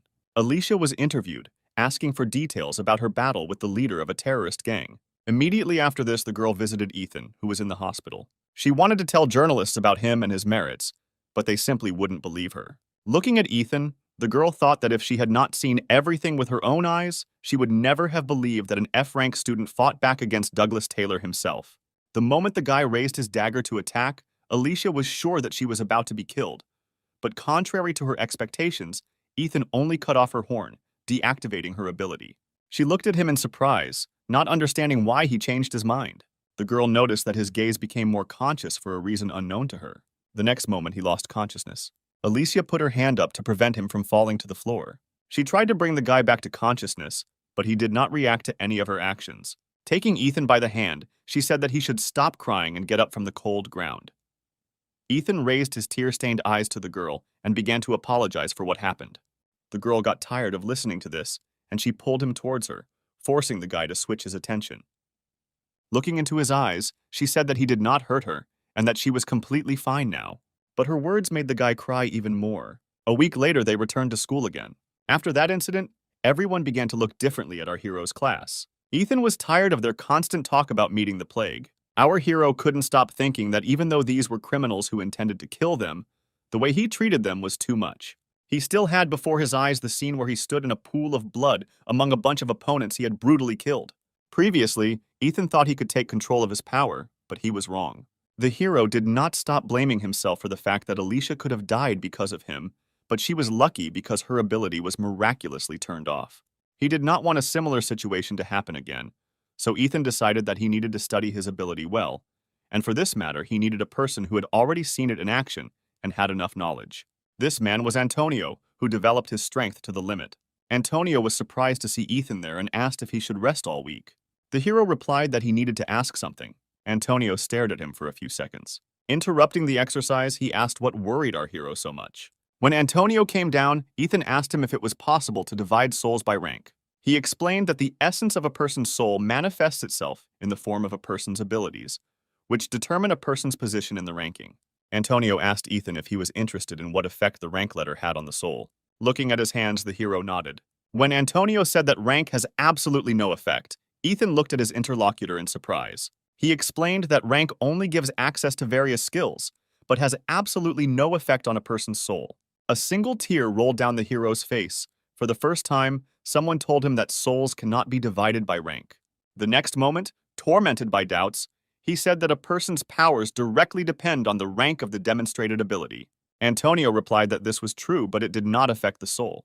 When Ethan wanted to object again, the guy realized that his words were not truly heard and asked if the hero was trying to make sure his judgment was correct with his help. Hearing this, Ethan shuddered. Looking down, he saw his legs stained with blood. The hero always thought that souls could not be divided by rank, because his soul, thirsting for murder, must have the highest rank. His ability, which drags Ethan into the abyss of madness, and the factors that provoke it, made him doubt that souls really cannot be divided into ranks. Over time, he became sure that the main purpose of his soul was murder. The people he killed haunted his dreams, calling him a devil with a damned soul. They stood silently for several moments. Antonio sat on the floor and took one of the discs, saying that the first time he met Ethan, he advised him to start training. Looking at him, the guy admitted that at that time it seemed to him that the hero was not one of those who likes to work hard to achieve his goal. But to his surprise, even despite Ethan's constant nagging, he still came to their training. Antonio watched him carefully, realizing that not everyone could cope with his training. But Ethan succeeded. The hero, without raising his head, listened to his interlocutor. He clenched his fists, intending to explain everything to Antonio. But he didn't let him say anything, saying that the ranking system is designed in such a way that the higher the rank, the higher the overall combat abilities. Previously, he himself had wondered whether it was possible to obtain the highest level of combat abilities with a lower rank, because in this case, the meaning of the existence of ranks would lose its meaning. As he squatted the barbell, Antonio said that he was well aware of the fact that Ethan didn't come here because he was forced to. He was sure that the hero wanted to confirm his thoughts with him because the rank of his general combat abilities was higher than his main rank. Then he said that in reality there are no ranks. Ethan realized that he was simply denying his abilities. The hero was firmly convinced that such a dirty force could not be recognized as exceptional for its high rank. That's why he became interested in Antonio. Noticing Ethan's gaze on himself, the guy asked if he managed to answer the question that had been tormenting him all this time. Antonio was different from everyone he knew before because he managed to increase his combat abilities to A+ rank while his main rank was B. Looking at him, the hero said that there was one more thing that he would like to discuss. He told him about his real ability. Antonio listened to him without a drop of surprise on his face. Afterwards, he said that on the day of their meeting, his intuition did not fail him, and that time he really saw his true strength. Ethan asked in surprise if Antonio really believed his story. Returning the bar to its original position, the guy replied that there was no point in the hero lying to him. Lowering his head, Ethan thanked him for his trust. The next moment, Antonio asked if the hero wanted to learn to control his power. Ethan sat down on the bench next to the guy and said that earlier, he had hoped that he could at least resist her a little, but he was mistaken. After he hit one of the members of the enemy faction, sanity began to leave his body. With each new person he killed, madness seized him more and more. Ethan said he doesn't want to lose control of this power anymore. Looking at Antonio, he asked what he would do if he were in his place. Sighing, the guy replied that you need to create a healthy body and mind. This can only be achieved through hard training. Jumping up from his seat, Ethan said irritably that he had trained all his life, but nothing had changed. Antonio looked at him seriously and said that people who are unable to control their strength have a common distinguishing feature. Rising from the bench, he said that these people do not love themselves. Antonio pointed at Ethan, saying that anyone who doesn't love himself can't acknowledge his efforts and should start being proud of himself because he worked his hardest all along. The hero threw away his interlocutor's hand, saying that such things as love were not intended for him. With a sad smile, he said that he is a killer who takes pleasure in watching the suffering of others, so he is not worthy of love. Antonio asks Ethan if he worked all this time to become a killer, which took the guy by surprise. Smiling, he said that he needed to love himself. Antonio advised the hero to think in a different way, because all this time it was not Ethan, obsessed with murder, who was working diligently, but his other side. It was this side of our hero that worked to suppress his bloodlust. Antonio's words hit Ethan to the core. The next moment, he fell to his knees. Looking at the guy sitting in front of him, Antonio said that he always wanted to become the best. He admitted that before he was not as strong as he is now. Previously, he could not succeed no matter how much effort he put in. In all 3 years of high school, Antonio was never able to reach a strong opponent, losing every fight without lasting even a couple of minutes in the ring. At that time, he was too focused on his weakness and hated his low rank. One day, he wondered if he was well aware of the power he possessed. Then he decided that he should examine his own soul and realize his limit. Thanks to hard training, he was able to understand all his strengths and weaknesses. Over time, he managed to reveal the true potential of his power. One day, one of his classmates, who bullied Antonio for his weakness, challenged him to a fight. He accepted the challenge and, using his revealed ability, was able to take his opponent by surprise, approaching him with lightning speed and grabbing his hand. The opponent tried to free himself from the grip but could not, and Antonio knocked him to the floor, defeating him for the first time. Holding his shirt in his hands, he said that even now he continues to improve, wanting to become the best. Antonio then looked at Ethan, asking what he thought about this. The hero took off his glasses, already knowing the answer to this question. The next moment, he threw them aside. Rolling up his sleeves, he looked at Antonio with a serious look and said that he, too, would surpass himself. The next day, the school gave the students a test. They were all in a room filled with acrid smoke. Mr. Reed said that firearms are completely useless against a person with abilities, and a chemical attack, on the contrary, can take their life before they even have time to activate the ability. Glenn didn't want to die like that and ran towards the exit. He banged on the door, not understanding at all why they needed to train resilience in this way. The guy demanded that the door be opened for him immediately. At that moment, another teacher wearing a gas mask approached Mr. Reed, saying that the cloud of poisonous gas was too dense for the students. After these words, Mr. Reed turned to the students and told them to start singing the national anthem. He promised extra points to those who finished the song. Among all the students, the only one who started singing was Ethan. Sometime later, the door finally opened and the other students watched in excitement as a cloud of black smoke came out of the room. Ethan was the first to leave, followed by teachers pulling out unconscious students. Approaching the chemistry teacher, the guy said that all the officers had fallen, so he would act as a speaker. The man covered his face with his hand, protecting himself from the smoke, and replied that Ethan could begin his report. The hero reported that the total number of people in the 3rd detachment was 11, 10 of whom dropped out due to gas poisoning. 1 remained. This is where he ended his report. In all subsequent tests, Ethan took first place. He was determined to receive a ranking badge. Whether it was an ordinary race or a test of observation skills, the hero gave his all, putting in maximum effort, trying to surpass himself. At the end of the testing week, all the results were transferred to the school principal. Each of the teachers left notes. After reading, which one could understand that Ethan was going beyond the scope of their school's evaluation system.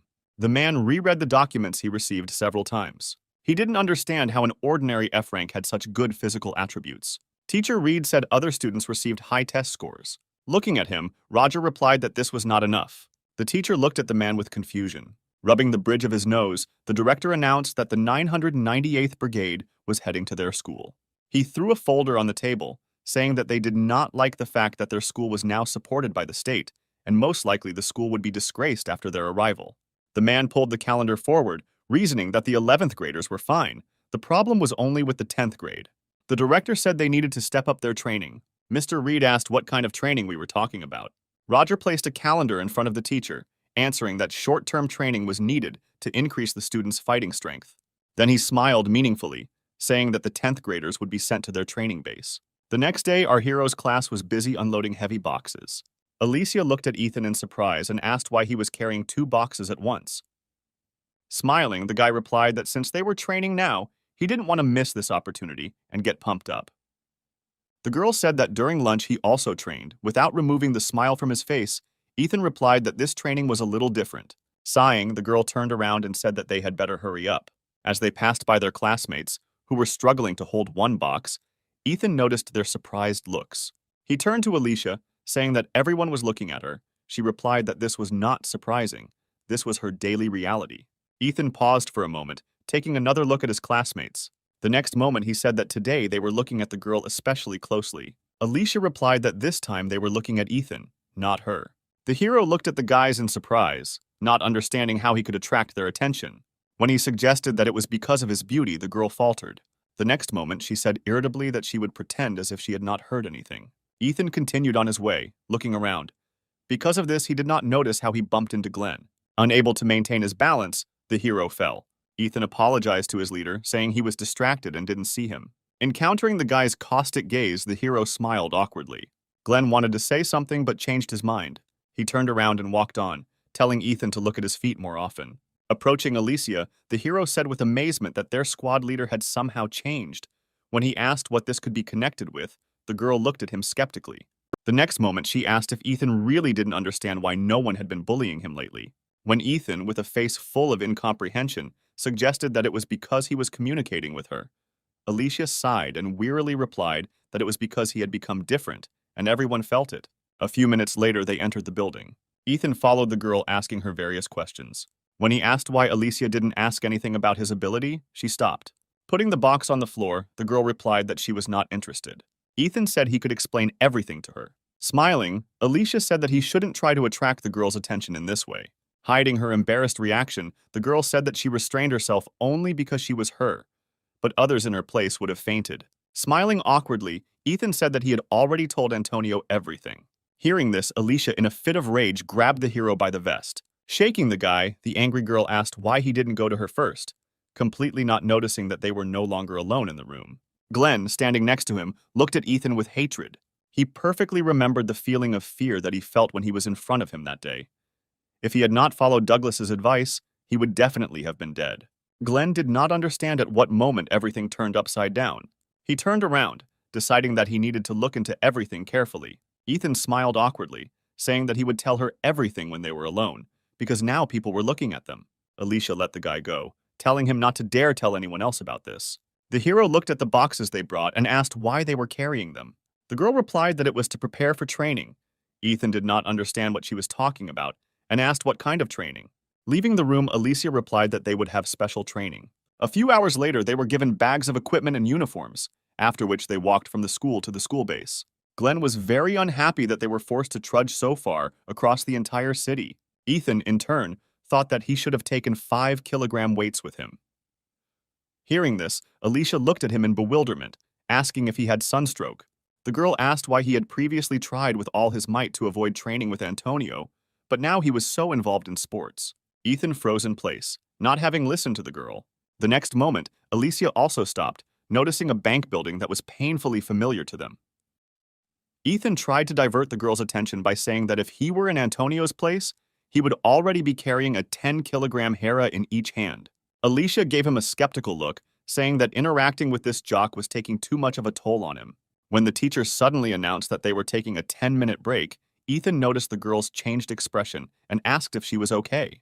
Alicia said that she should be the one asking him if he was okay. Smiling, the hero pointed to the building behind him and said that he had no reason to worry, because everything was already in the past.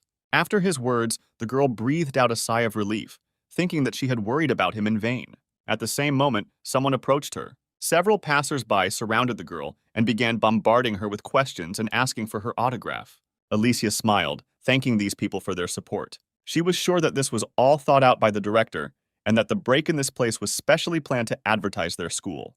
Just conversations with students at their school will be a good impetus for raising the school's rating. Although Alicia had previously given interviews in the news, this was not enough. Even shop owners came out to talk to students of the sensational school. The girl assumed that the teachers had already taken care of everything in advance. Among the students, Alicia was not the only one who was weighed down by the memories of what happened here. Such an outburst on the part of management put a lot of pressure on everyone else too. When Teacher Reed approached her and also began thanking passers-by for their support. A couple of minutes later, he announced that their break was over and they needed to move on. Ethan looked at the girl worriedly, asking if she was okay. Alicia asked him not to touch her for a while because she had a headache. Before moving on, the hero paused for a moment and looked at the bank building again. He lied when he said that he didn't feel anything when he came here. He was overwhelmed with many emotions. A few moments later, he pulled himself together and moved on. Ethan forever decided that he was above his own soul and there were no ranks for him. At this time, Teacher Reed contacted the principal. He informed him that as planned, they walked near the bank, giving good advertising for their school. The man went out into the street parking lot and said that he would soon join them. Once in the car, Roger said that it was his responsibility as a battalion commander to share words of encouragement with the students who were tired from training. After that, he hung up the call and went to the base. A few hours later, they left the city.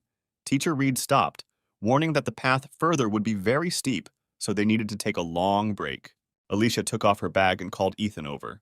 When the girl asked if he would have some chocolate, the guy's eyes lit up and he thanked the girl for her care. Then she took out the chocolate and handed it to the guy.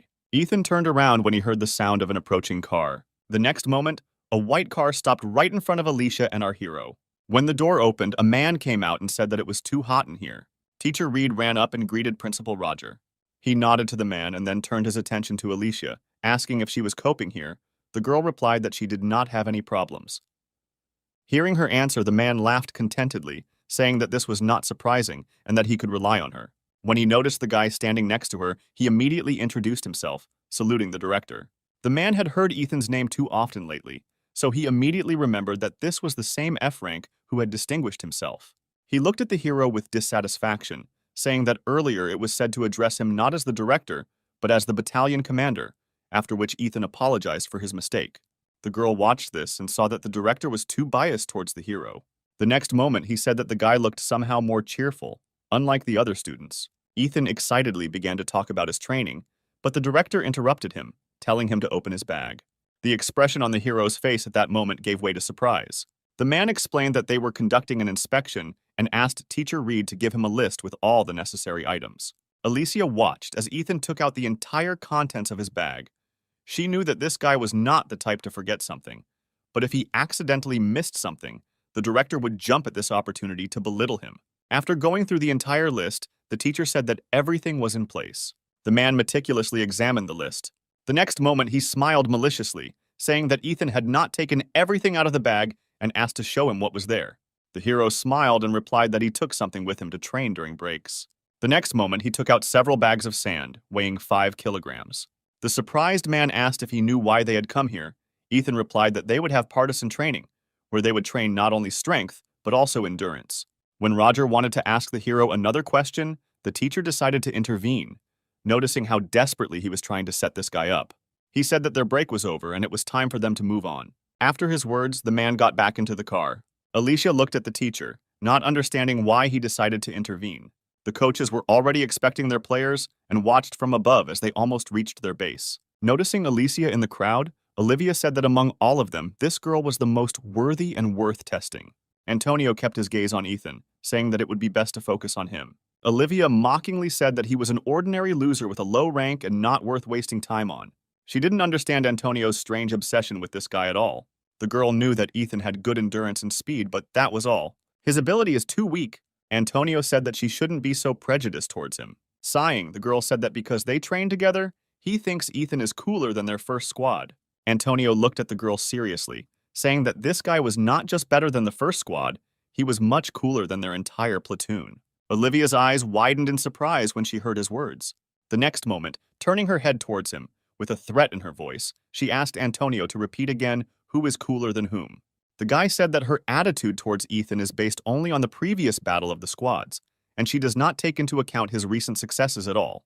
Chuckling, Olivia said that Ethan only joined his club 2 months ago. Returning his gaze to the hero, Antonio said that in these 2 months he had changed a lot. He was confident that the result of this week's preparation would turn into Ethan's solo performance. Once in the barracks, everyone split into rooms. Taking the bed closest to the exit, the guy began to sort out his things with a smile. Seeing his number on the uniform, Ethan concluded that there were only 300 students here. When everyone had finished changing clothes, it was announced that the students needed to hurry to the departmental center. Ethan recognized Antonio's voice, which meant that those rumors about the 11th grade being their trainers were true. The guys with whom the hero was placed in the same room sat down on the floor and began to say that they were completely useless and that the end would come for them all. Ethan cast a contemptuous glance at these guys. A few minutes later, all the students gathered at the indicated place. Standing on the dais, Antonio announced that he had been appointed responsible for partisan training. Before sending everyone to the cafeteria, he wanted to make some important announcements. Antonio said that the best students would be placed in the first room, and the rest will be distributed among the remaining 9 rooms in accordance with their numbers. The guy explained that the numbers on their uniforms were their school-determined rank of overall combat ability. However, during training, students' performance will not depend on the number. This week of preparation will significantly affect their final grade. The disciples were surprised to hear something like this. Meanwhile, Antonio continued, explaining that depending on their efforts in training, one could greatly improve the rank of their combat abilities. Afterwards, he looked at his watch and said that it was now 12 o'clock. They had lunch until 1 o'clock and rest time until 2 o'clock. The instructors would tell us about the detailed schedule a little later. After lunch, the residents of the 10th room returned back, regretting that there was absolutely nothing left for them from lunch, because those who came before them had eaten everything. When one of them suggested that they intentionally get hurt in order to fly out of training, Pavel replied that there was a nurse here, so there was no point in it. Suddenly, Ethan burst into the room with 4 bags full of food. Approaching the bed, he poured all the contents onto it. The guys immediately surrounded him, sorting out the food. Opening a bag of chips, Ethan said that he didn't steal anything, so they shouldn't worry and eat in peace. A few minutes earlier, he approached Antonio, saying that he didn't have enough food. Smiling, the guy said that he heard that they decided to examine him during training. Afterwards, he went into the room reserved for the instructors and asked how much food he needed. When the hero replied that enough was needed for 15 people, Antonio froze in surprise. Then he laughed out loud. When his colleague saw Antonio taking all their supplies, he tried to stop him. The guy looked at him with a death glare and said that the instructors were given extra lunch, so there shouldn't be any problems. Justin was afraid to argue with Antonio, so he was forced to retreat. Returning to Ethan, he gave him the bags of food. When the food was eaten, the hero asked if everyone was full. The guys actively nodded their heads and began to thank the guy, calling Ethan their hero. When one of them promised to repay him for this service in the future, the hero looked at him carefully. Afterwards, he said that if they really wanted to thank him, they should promise something. Facing their blank faces, Ethan asked that they all give their best in the upcoming training sessions. Nick and Ryan said in bewilderment, "What is the point of trying if they are all from the last room and are the worst students?" Ethan interrupted them, saying that he knew this very well. When Ryan asked if he realized that they all had terrible abilities, the hero smiled and asked if there was anyone here with a rank lower than F. After this question, everyone looked away. Alfred, who came forward, said that Ethan had changed a lot lately and he would like to become better too. Nick exchanged glances with Ryan, after which they nodded to each other. The next moment, Alfred nominated our hero for the role of their leader. Everyone supported him. Worried, Ethan rose from his bed, asking if anyone was sure no one was against the idea. An hour later, their training began. Smiling, Ethan easily performed all the exercises, giving it his all, and the guys from his room tried to keep up with their leader. The instructors noticed this group, which stood out from the rest. Olivia watched Ethan in bewilderment, not understanding how he had the strength to laugh during training. Antonio, standing next to him with a satisfied face, said that he did not expect anything else from a member of his club. The girl said that not only Ethan excelled, but also all the students from the last room. She was confused and did not understand at all what was happening here. A few hours later, Antonio announced the end of training. Immediately after this, the exhausted students sank to the ground. He also said that the schedule had already been posted, and they could look at it on the bulletin board. Then he turned to Ethan. Ethan stepped forward at the instructor's request. Antonio said that all residents of the 10th room receive additional points. Nick and Justin looked at each other happily, not believing that they had actually achieved something. Everyone else was no less happy. That evening, Ethan waited for the girl at the appointed place. Looking at his watch, he thought that he had arrived too early. However, the next moment, a familiar silhouette began to appear from the shadows of the trees. Alicia approached the guy and asked how long he had been waiting. Smiling, Ethan replied that she shouldn't worry about it. Looking at his number on the bike, she said when he was about to leave the last place. Thoughtful, Ethan replied that after guerrilla training, the girl looked at him in surprise, saying that he was very self-confident. Turning to her, the hero said that by the end of next week, he would definitely receive a ranking badge, no matter what it cost him. Sighing, Alicia asked what rank he was aiming for. Ethan replied that if possible, he would try to reach colonel. The next moment he smiled and said that perhaps even up to the sergeant, which made Alicia, who was walking next to her, laugh a lot. With her hands folded behind her back, she said that would be good. Ethan did not hear the girl's words and asked what she had just said. Alicia replied that he just imagined it, and she didn't say anything. Early in the morning, their training began again. Glenn was not happy with whoever created their schedule, forcing them to get up so early. Suddenly, someone rushed past him at breakneck speed. The guy looked at Ethan's back in bewilderment, amazed at his amount of energy. The instructors and the nurse watched their training from the balconies. Olivia could not hide her surprise when our hero began to be ahead of the entire group by as much as 2 laps. Eliza replied that she was not at all surprised by this, but the other guys from the 10th room bothered her. They looked like the living dead. She asked Olivia if she remembered yesterday, and then said that no one dropped out of training yesterday. She also added that none of the guys benefited from medical assistance or restoration of stamina. Olivia was perplexed. It was hard to believe that after such a hellish training, no one began to restore their stamina. Now they are practically dead. Antonio watched his ward's team silently all this time. Smiling, he said that the team of the dead was a great name for these guys. In the evening, a list of students who were in the top 20 and would receive extra points was posted. Ethan was in the leading position. Alicia was in second place, followed by all the other residents of the 10th room. The next day, Justin led Ethan's team. He was dissatisfied with the fact that he was assigned to be the instructor of this particular student. He literally felt their searing gaze in the back of his head. The guy was trying to understand how they managed to enter the top 20, because they are the weakest here. Lost in thought, he did not notice how someone called him. When Ethan suddenly touched the instructor's shoulder, Justin became afraid. Turning around, he asked what happened. Smiling, Ethan said that he was curious about something, looking at him. Justin thought that this guy seemed quite normal in appearance, so he decided to relax a little by talking to him. He said that this was the first such training for the hero, and if he needed anything, he could safely contact him. Ethan thanked the instructor and asked him to tell him how to quickly overcome the obstacle course. Justin clicked his tongue and said that he wouldn't advise them to do that.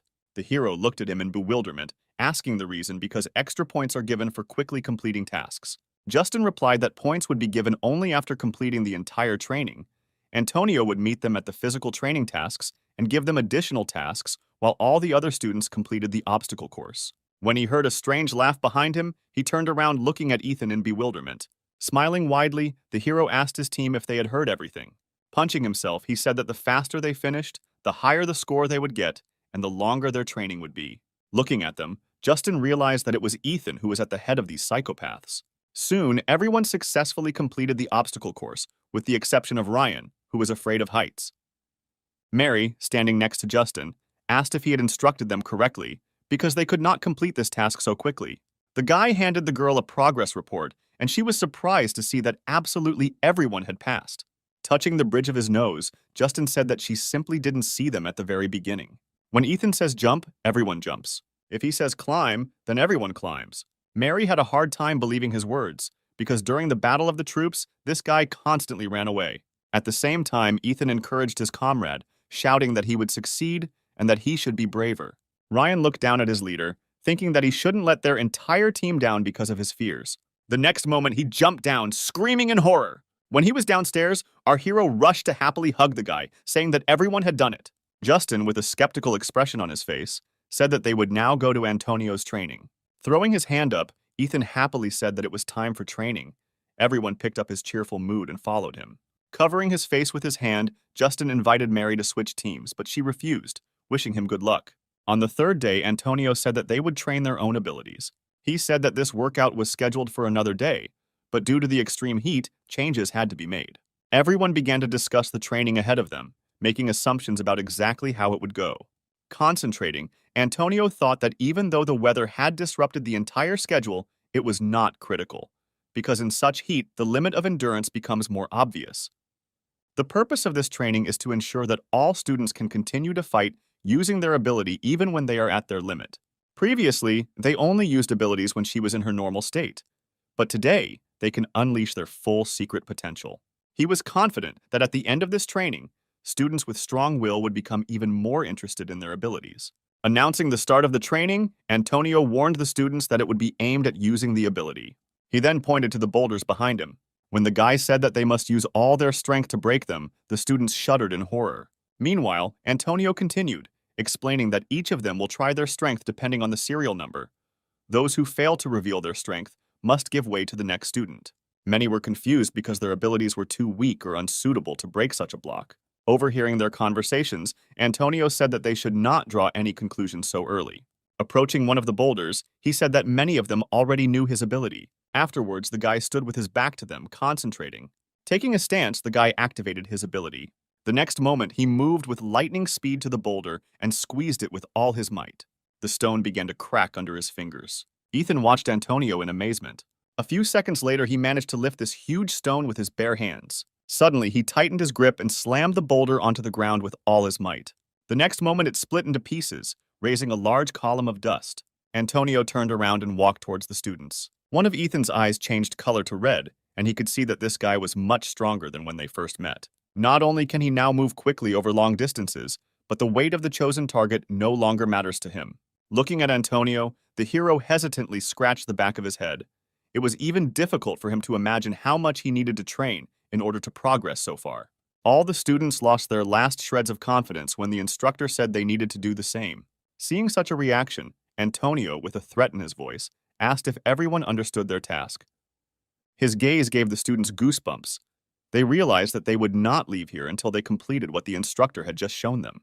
Antonio walked over to Olivia, who had the group list, and called the first person. Alicia walked out with her sword in hand. She ran her hand along the blade, calling upon the power of her weapon. She stood up for a few moments and Antonio gave permission to begin. At that moment, her clones appeared behind the girl. With a few swings of her sword, Alicia cut the boulder into several pieces. She completed this task brilliantly in just a few seconds. Everyone looked at the girl with admiration. Olivia also looked at Alicia's retreating back, thinking that her abilities were on a completely different level than the others.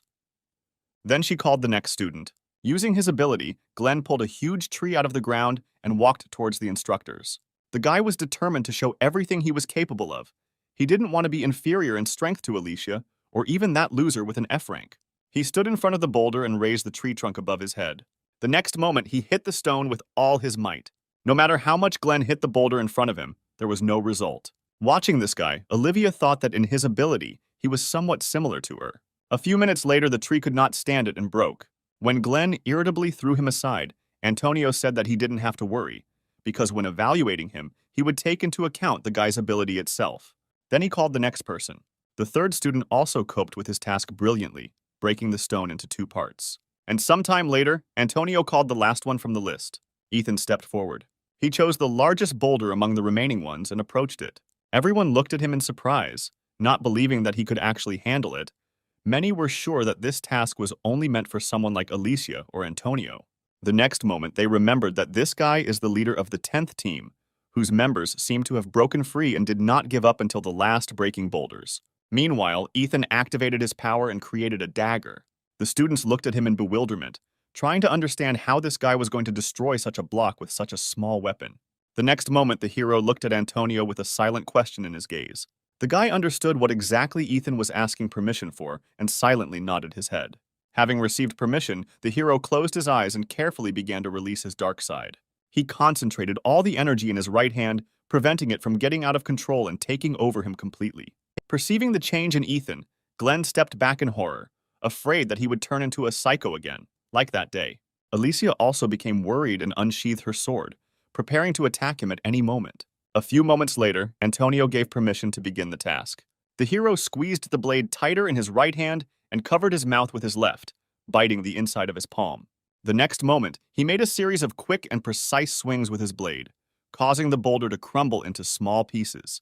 Ethan threw blow after blow, concentrating on his movements. At one point, the control of his power weakened and his madness tried to break out. Ethan bit his palm painfully, regaining control.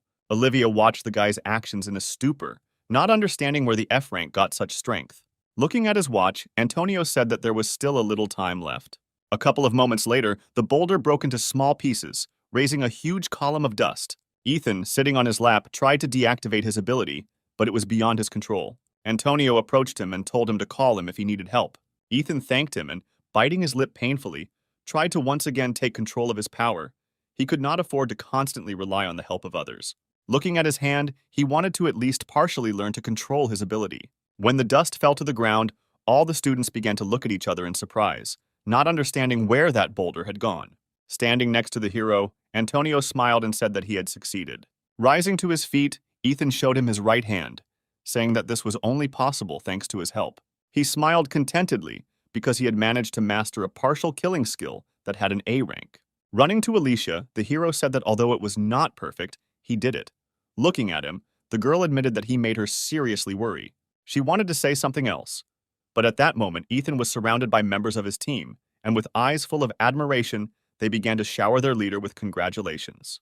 Alicia, standing to the side, watched as the hero was quickly picked up and began to be thrown up. Sighing, she decided that she would have to cede Ethan to these guys for today. In the evening of the same day, the hero came to the teacher's room in the hope of finding a nurse there.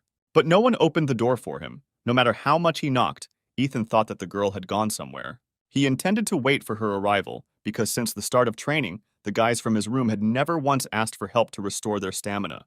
But in his thoughts, he did not notice the approaching steps. When a man with bags in his hands asked who was there, Ethan drew attention to him. He looked at his teacher in surprise. The man annoyedly asked what Ethan was doing here, since it had been said earlier that you couldn't come here without permission. The hero did not know how to respond to this remark. Suddenly, the man began to approach Ethan, causing him to become confused. The guy couldn't think of anything else to do but scream throughout the entire corridor, throwing the teacher into bewilderment. Leaning towards his problem student, Teacher Reed asked him to shut up because if he was caught here, he would be severely punished. Ethan looked in surprise at the man who was trying to persuade him to leave here as quickly as possible until one of the teachers came here. The next moment, Teacher Reed's fears were confirmed when the door to the teacher's room opened and a man came out and asked what was going on here. The teacher immediately noticed our hero. Throwing his arms to the side, he said that he had never even expected such a meeting with the one and only F-rank disciple.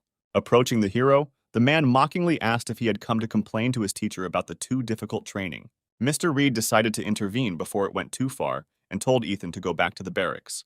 Throwing his hand on the guy's shoulder, Teacher Ron said that you shouldn't be so harsh with your students. Afterwards, the man entered the room, dragging Ethan with him, and said that since everyone was finally assembled, they could relax a little and have a drink. After his words, teachers began voting on which nearby restaurant they should go to. Snuggling close to Ethan, Ron said that there were no instructors here, so he didn't have to be shy. Afterwards, he asked if Antonio had been too harsh with them during training. Smiling, the guy replied that he liked the training sessions that he arranged for them. At that moment, Teacher Reed grabbed Ethan by the hand and pulled him towards him, asking if it was time for him to go to the barracks, because it was almost time for curfew. Teacher Reed said that there was no need to rush the guy so much, because there was still time, and then asked what brought Ethan here. When he replied that he was looking for a nurse, the man laughed and turned to Eliza and said that this guy had come to her. After he headed to his place, Ethan at the same moment told the girl that he had come here to talk about restoring the stamina of his guys from the 10th room. When Teacher Ron got into his laptop to look at the current grades for guerrilla training, he was very surprised to see our hero's name in the first place. Other teachers were also shocked by this and assumed that it was just some kind of mistake. Ethan was amazed at the irresponsibility of the teachers. For the past 3 days, they had not bothered to look at their students' grades even once. Teacher Ron looked at the guy contemptuously, asking if he had given Antonio a bribe so that he would give him and all the other students from the 10th school high scores. Ethan was struck to the core by such arguments. He replied that Antonio was not one of those who would buy money. Pointing at the monitor, the teacher asked in bewilderment how a student with the lowest rank was able to take first place in ability training, if not through bribery. The hero shouted that all the results he received and the results of his comrades were earned honestly. Teacher Reed, who was holding him, said that he had better stop and go back. After that, they turned around, and the teacher was about to pull the door handle when Ron asked if it was too late for Reed to start protecting his students, because through his fault, they were on the verge of death, after which he said that starting tomorrow, he would have to start monitoring the 10th class. Teacher Reed ignored his words and pushed Ethan towards the exit, saying that they had to go. However, our hero could not just allow the teachers to devalue the work he and his team had put in. Suddenly, he shouted out that he had a question. Teacher Ron looked at the guy in bewilderment, wondering what he would say. Without turning around, Ethan asked what would happen if, in front of all the teachers, the entire 10th room entered the top 30. The next moment, he turned to the teachers and asked with a smile what they would do then. For a few moments, the teachers fell out of reality. After recovering from the shock, they all began to laugh. Ron said that Ethan had a great sense of humor. Still smiling, the hero said that he was completely serious. The next moment, Teacher Ron said that if this really happened, he would promote the entire 10th room to corporals at once. The other teachers supported this proposal and immediately began to place bets. After that, Ethan headed for the exit, saying one last time that the teachers be sure to keep their promise. Eliza rose from her seat and followed the guy. When she caught up with him outside, Ethan apologized to her for causing a commotion in the staff room. The girl said that she should have apologized for not getting him out in the first place. Looking at her, the hero replied that everything was fine, after which he said that he would need her help as a nurse. He explained that if the 10th room was restored, they would easily enter the top 20. Eliza said with a smile that he was very confident in his abilities, and then asked to show her the way to their room. Ethan replied that it would be best if she came in after he cleaned up their room a little. At the same time, students from other rooms were beating Ethan's team, trying to find out where he was now. Looking at the beaten guys, Casper said that the rumors that their F-rank leader had conspired with the instructor turned out to be true. Alfred objected, saying there was no collusion. However, Caper did not let him finish, kicking the guy in the face. Bringing Alfred to his knees in front of him, he said that the 10th room had too much ego, since someone dared to challenge his words. Ethan sat around the corner, watching from the side. He was very angry with Casper. But the hero understood that now was not the right time to run into problems. It was too obvious that they were deliberately trying to provoke him into a fight. He was thinking about who would be best to call for help in this situation, the teacher or Antonio. Ethan emerged from his thoughts when someone fell near him. The next moment, the hero's face changed. Nick was lying in front of him, shuddering in pain. When the guy told Ethan that he better not get involved in this, his common sense left his body as our hero. Turning around, Casper said with satisfaction that Mr. Liar had finally decided to honor them with his presence. Approaching him, Ethan asked what Casper needed from his team. The bully ignored the question addressed to him, after which he asked if the hero was taking on too much, deciding to try on the role of the main one. Ethan was not going to listen to all this and said that if Casper left now, he would keep silent about what had happened. Bending down, the bully asked what he was going to do otherwise. Casper said that most likely the hero will run to complain to Antonio, who is covering him, or to the teachers. Turning to his friends, he declared that their number one was losing ground and was not capable of anything without cheating. Listening to these annoying taunts, Ethan's crazy side began to surface, and he had to bite his palm again to come to his senses. At that moment, Glenn appeared in the corridor. Calling out to Casper, he said that if he wanted to fight so badly, then he should try his hand at training tomorrow rather than show off now. Then he slammed the door to his room. However, Casper and his comrades ignored his words. They began shouting for their leader to show this loser the power of the 7th rank. Ethan was still standing, covering his mouth with his hand, trying not to lose control of himself. He thought that if he got into a fight now, he might lose too much later. The hero could not afford to just miss the chance for him and his team to be noticed. Standing opposite him, Casper tried to get at least some reaction out of Ethan, goading him in various ways. But the hero did not react in any way to his words. Then Casper assumed that he was so frightened of him that he could not utter a word. The next moment, he activated the ability and decided to attack Ethan by lengthening his limbs. The hero did not expect that this guy would decide to use his power in such a place. He turned around and was about to run, but the enemy's arms grabbed him, not allowing him to escape. A few moments later, Casper completely enveloped Ethan's body. Looking into the eyes of his opponent, the hero grinned that, looking at his arms and legs, he looked more like a worm than the stick insect that they call him. Afterwards, Casper tightened his grip on the hero's neck, asking how he still had the strength to chat. Squeezing Ethan's entire body, the guy told him to try cheating again, just like in training, until he broke a couple of his bones. With every second, the grip on his neck intensified, and Ethan almost couldn't breathe. Looking at him, Casper asked with interest whether the hero would even try to pull off some trick. Ethan really didn't want to do anything. He just wanted to let his opponent do whatever he wanted, and when he'd had enough of it, he'd leave happy. The members of our hero's team could not so easily watch their leader sacrifice himself. He tried to divert Casper's attention to himself. Looking in their direction, the guy asked with a grin whether they would really dare to attack him. After his words, the guys from the 10th room really got up from the floor and ran towards him. Ethan watched this in horror, reminding himself that he just needed to be patient for a little while, and then the nurse would come. The next moment, Casper attacked the guys running towards him, throwing them back. When everyone was on the floor again, he said that if they were weak, they should sit below the grass and not stick out. Shaking in pain, Nick stood up, saying that they had lived their whole lives like this, but their leader was different. Ethan looked at him in confusion. Meanwhile, Nick continued, saying that day he was also there when Glenn called Alicia to the roof. At that time, he was too stupid and full of strange beliefs. Even when Ethan stopped Alicia's strike, they still continued to consider him inferior to them, because he was only an F rank.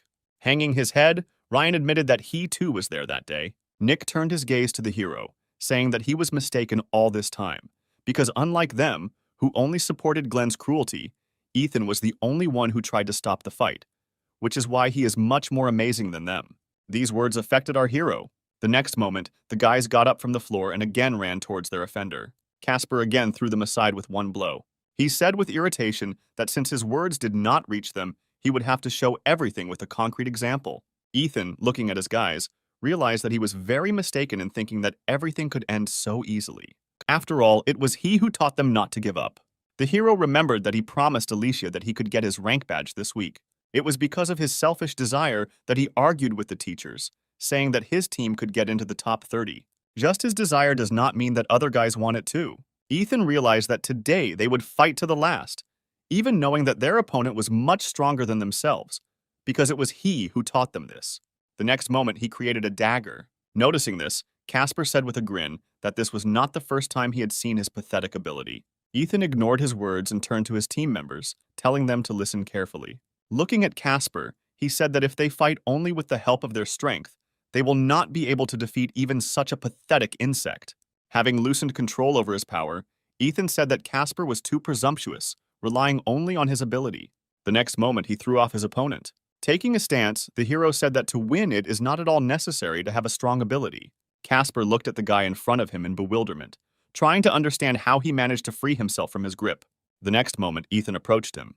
Having been wounded in the leg, Casper fell to the floor with a loud scream. The hero looked at him with confusion, asking how, with his inability to endure pain, he managed to get 7th place in the ranking. Looking at Ethan standing in front of him, Casper began to beg him for mercy, saying that he was very sorry. The hero dispelled his ability and looked at him arrogantly, saying that he was too pathetic. Casper began to crawl back, seeing how the look of the guy opposite him had changed. But he didn't manage to get far. Ethan quickly caught up with him, and the next moment, Casper's cry of pain was heard throughout the entire floor. Tying his hands in a tight knot, Ethan looked at his team, saying that they too could handle him without using their powers. He then looked at Casper and asked with a smile if this was the specific example he wanted to show. The guy screamed in fear, afraid that he would be hit again. The next moment, he could not stand it and lost consciousness. Rising from the floor, Ethan said that Casper was wastedly boasting of his strength, and when it came down to it, he immediately passed out. All this time, his friends watched from the sidelines and recoiled in horror when the hero remembered their existence. Turning to them, Ethan asked with a smile that he had to deal with all the garbage. Their next morning began again with an exhausting run. Glenn is still amazed at how fast Ethan rushes past him. He really didn't understand what kind of monster he had to be not even be out of breath after 10 laps around the training field. The next moment, he noticed something strange. Looking around, the guy noted that the guys from the 10th room, unlike in previous days, were barely trudged today. The instructors watched the students closely from their seats. Olivia looked at Eliza, asking about student number 7's condition. The girl answered wearily that, although with difficulty, she managed to restore his condition. But he suffered a strong emotional shock, so it would take some time before he could return to training. Rubbing the bridge of her nose, she added that she also managed to patch up the guys from the 10th room a little after the fight, but they were unable to restore their stamina, so today they will have a hard time. Antonio sighed sadly after the girl's words, looking at Ethan's team. When the run was completed, he called our hero over and asked if the guy could guess why he was called. Having received his answer in the form of a nod of his head, Antonio said that because of what happened yesterday, Ethan was given demerit points. His eyes widened in surprise when he heard that he had been demoted to 300th place again. He expected the punishment to be severe, but he didn't think it would be that much. Afterwards, the instructor turned around and said that everyone could be free and go to breakfast. Ethan had no choice but to resign himself. He was lucky that the hall was not talking about his expulsion. Then everything would have been many times worse. But his team could not calmly accept such news. The guys called out to Antonio, saying that it was too unfair, because the students from the first room were the first to start a fight, and they were only defending themselves. Turning around, the guy told them to stop appearing and hurry to the dining room before all the food was taken away. Ryan came forward and asked why their leader was being punished for only protecting them. Sighing, Antonio shouted that everyone gets penalty points for refusing to carry out the order of the elder. After that, Ryan tore the number off his uniform, saying that he's had enough. No matter how much effort they put in, they always remain litter for everyone else. Turning to them, Antonio asked them with a threat in his voice if they wanted more penalty points. At that moment, Ethan stepped forward, shouting that they were ready to accept their punishment. Antonio looked at him in surprise. The members of our hero's team fell silent, casting puzzled glances at him. Ethan began doing exercises as punishment for his group's behavior. Ryan and Alfred looked at their leader sadly, thinking that he must be very angry right now. The next moment, they joined him and began doing push-ups under the close supervision of the instructor. At some point, Antonio announced that on Friday afternoon, there would be a skill competition between the best guerrilla fighters. He said that this is where the guys will be able to show everyone else everything they are capable of and prove that they are something more than just litter. After his words, Ethan lit up, realizing that this was his last chance to make up for everything he had lost. Antonio looked at his watch and saw that there were 20 minutes left until the end of breakfast. He told Ethan's team that they could be on their way up. The exhausted guys followed the instructor's order and got up from the ground. Smiling, Antonio said that they should hurry to the dining room. After such an exhausting morning workout, the guys barely ate and trudged to breakfast, wondering if they had anything left.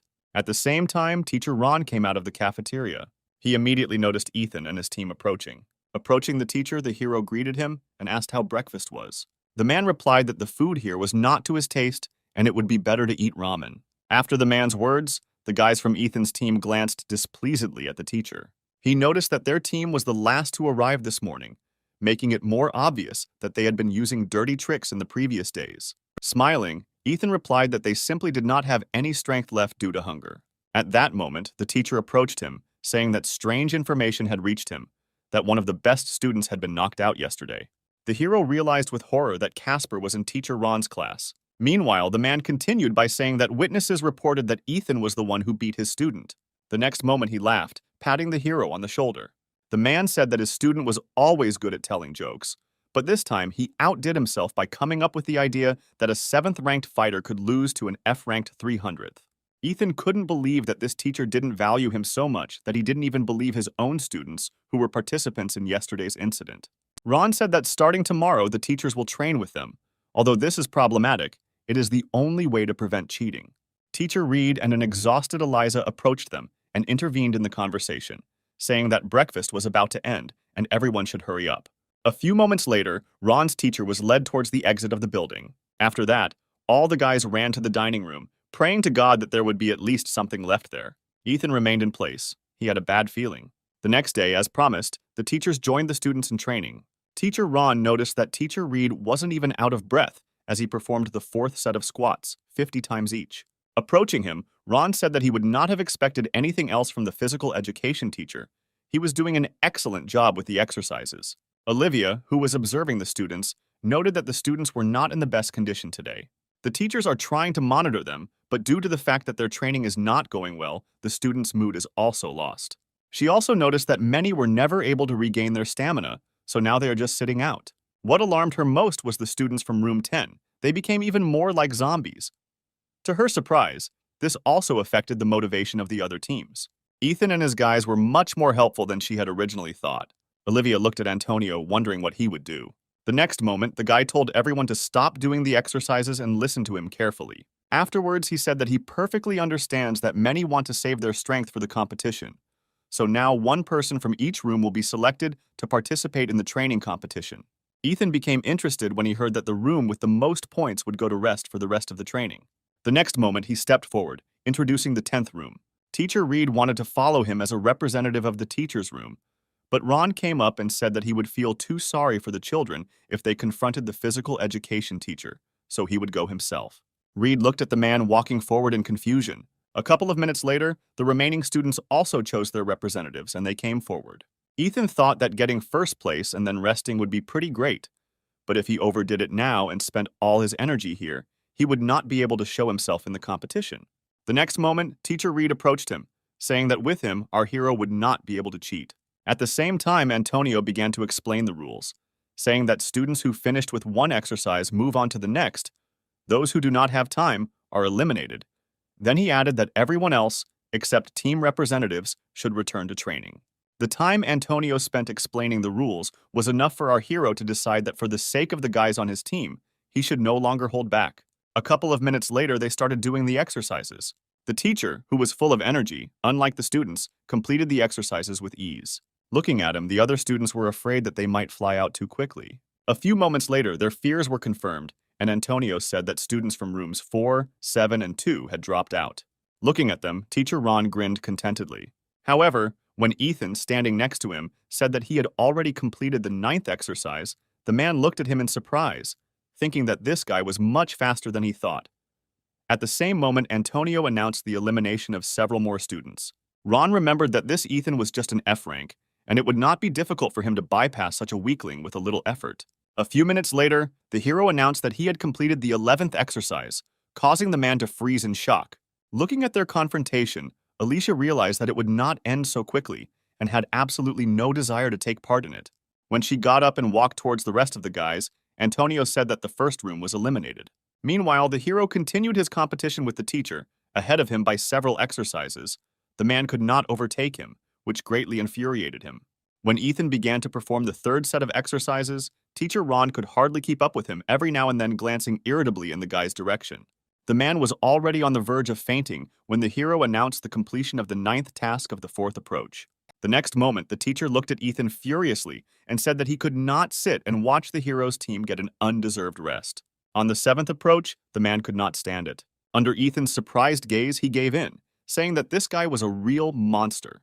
After that, Antonio said that the teacher's room would leave, and the students from the 10th room could go to the shade and rest until the end of the training. Coming out of the field, Ethan's comrades with worried faces inquired about his condition. The hero smiled tiredly and said that the teacher lasted much longer than he expected. Afterwards, he sat under a tree, telling the guys that they could relax and recuperate while there was time. Ethan had overexerted himself while competing with his teacher, and now all his muscles were aching in pain. A couple of hours later, they all moved to a specially prepared hall, where Antonio announced that they would now begin the last stage of guerrilla training, the competition of abilities. Standing waist-deep in mud, Glenn clicked his tongue when the instructor said some people might be unhappy about it because they don't have anything special. Antonio advised them not to write themselves off prematurely because there would be surprises in this competition. Clenching his fist, He said that he believed that students could find the strength to get rid of their shortcomings, turning them into their strengths. Just as he was about to go on to explain the details, a joyful voice came from behind Antonio. Director Roger, who came in with the teachers, said that the guy had done a good job over all these days. Without taking his eyes off Antonio, the man said that as a battalion commander, he considered his presence necessary at such an important event as a competition of the abilities of his precious soldiers. Antonio bowed to greet the director. Afterwards, he hesitantly said that it was to him that the man left partisan training. The director replied that the competition was the last part of the preparation, so he must attend it. Antonio sighed and took the folder with documents from Olivia's hands. Afterwards, he handed it to the director, saying that this was the competition plan. The man took the papers handed to him, and looking through them, he said that he was not mistaken in entrusting this matter to Antonio. Having studied only the very beginning, he closed the folder and handed it to Teacher Ron, saying that it was all too confusing, so he would make everything simpler. The next moment, his voice rang out from the speakers mounted on the wall. Ethan felt that Roger's appearance here did not bode well for him.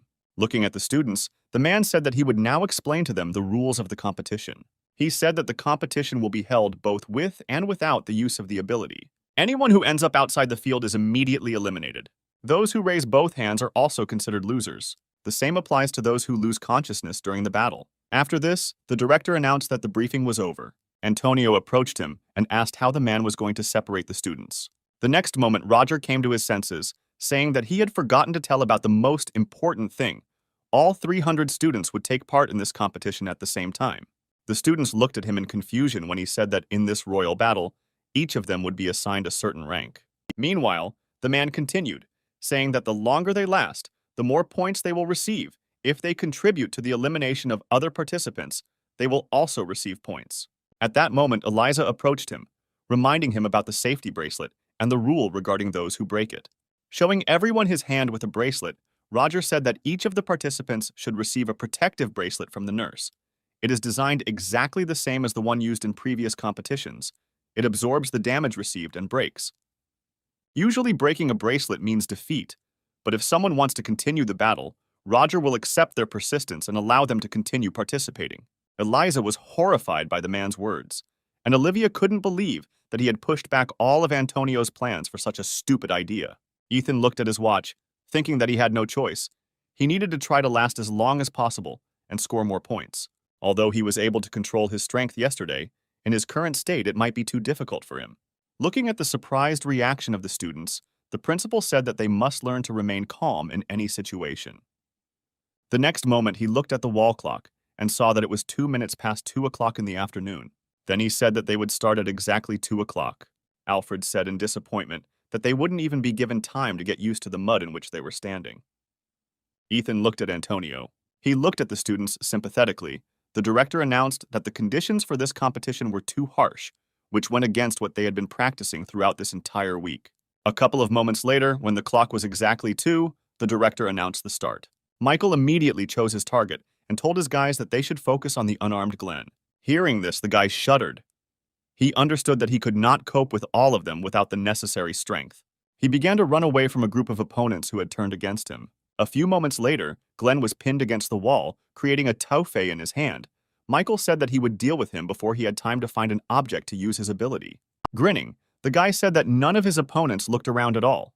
The next moment, he touched an iron beam on the wall next to him. After that, Glenn removed the beam, making it his weapon. Michael looked at this in horror and tried to run away as far as possible through the thick mud. But he didn't have time, and the next moment Glenn attacked him.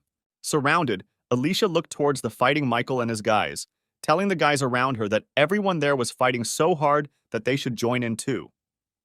Then she turned her gaze to them and asked if they were really going to continue keeping her trapped until the end of the competition.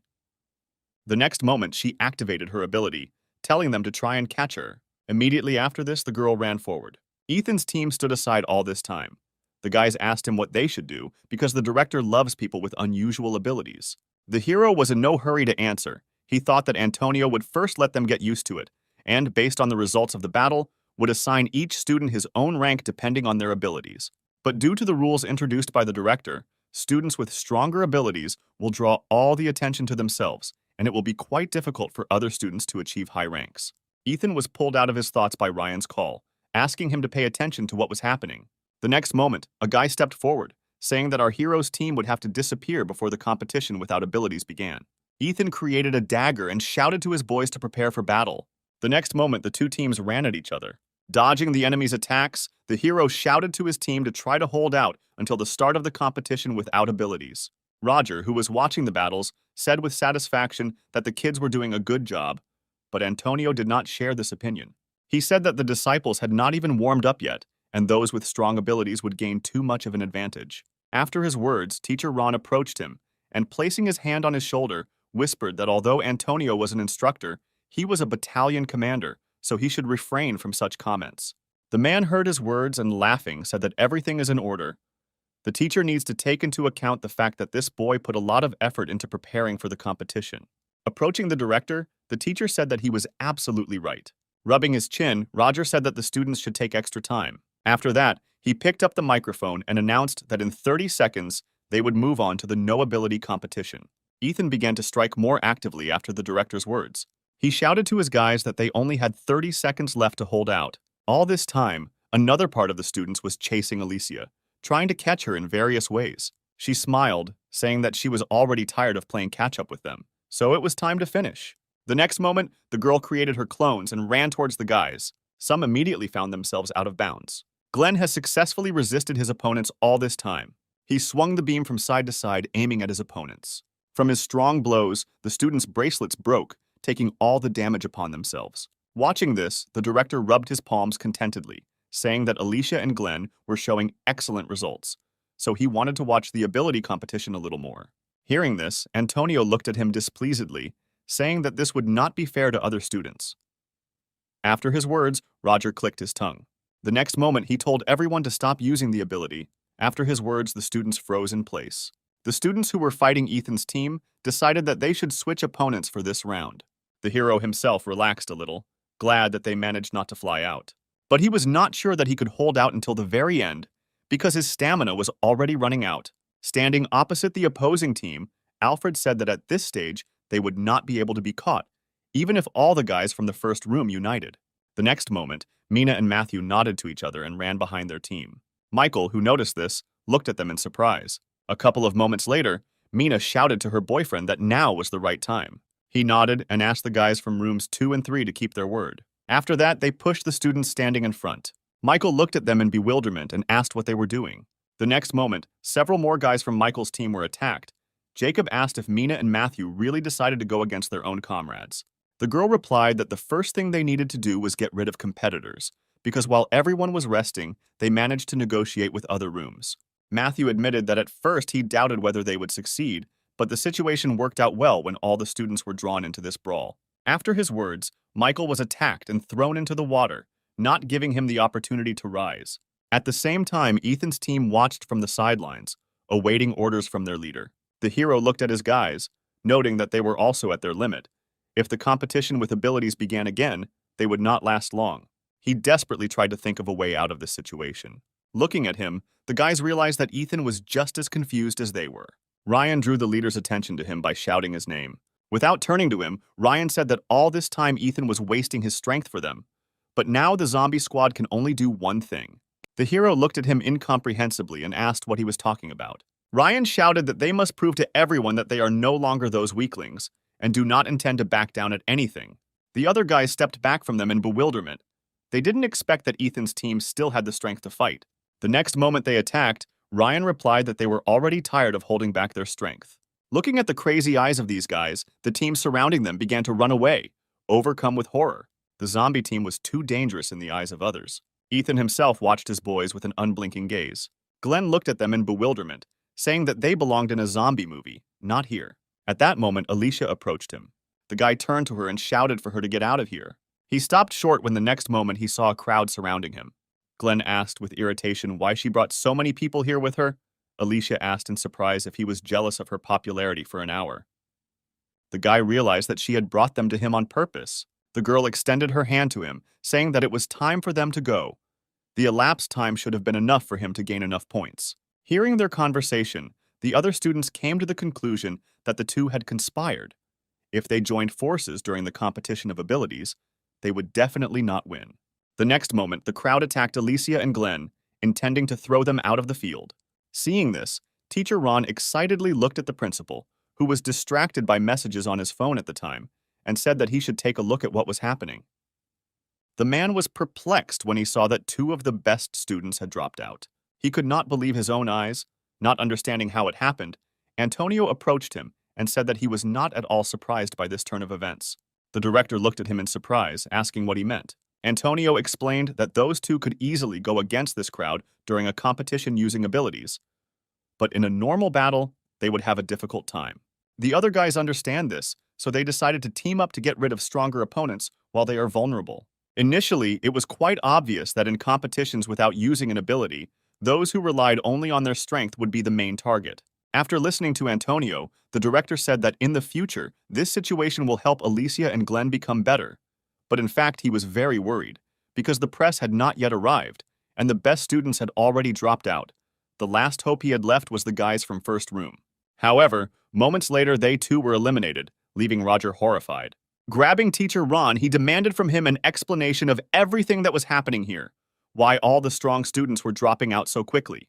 Antonio watched Ethan and his team of zombies with a smile. An annoyed director, Roger, looked at his phone. He thought that this would be a quick brawl in which only the strongest would remain, so he told the reporters to come here. The next moment, he grabbed the microphone and announced that in 30 seconds there would be another competition using abilities. All this time, Ethan stood watching his team. He smiled sadly, thinking that he could help them, but it turned out that he himself seemed to be saved. At that moment, one of the guys standing nearby shouted out that even though Ethan was stronger than them in a normal battle, but in the battle of abilities, he was much inferior to them. Austin then pointed to his comrade standing behind him. The hero wondered aloud whether he would be able to control his ability now that he was not in the best condition. Coming closer to him, Austin mocked him and asked what he was muttering to himself. Suddenly, Matthew called out to him and said that they should move away from Ethan now, which caused bewilderment among the others. He tried to protect his comrades from danger, warning them that Ethan was too dangerous alone. Matthew saw the fight between our hero and Casper, which happened a few days ago. Then he firmly decided to stay away from Ethan. Suddenly, the director's voice came from the speakers, giving permission to use the abilities. Austin turned to our hero with a smug smile, saying that he would now be thrown out of the competition in disgrace. The next moment, a strong blow from a fist flew into his face. Ethan then pushed Austin to the floor. Looking at his defeated comrade, the other student did not notice how the hero appeared next to him with his fist raised to strike. Ethan punched his opponent, causing him to immediately fall unconscious. Everyone else watched what was happening in bewilderment. Having come to their senses, they rushed at Ethan, remembering that he was only an F rank. The hero did not move from his spot, watching the opponents approaching him. The next moment, he ran through this entire crowd with lightning speed, avoiding blows. Everyone turned around in surprise, looking at Ethan, who had not received a single scratch.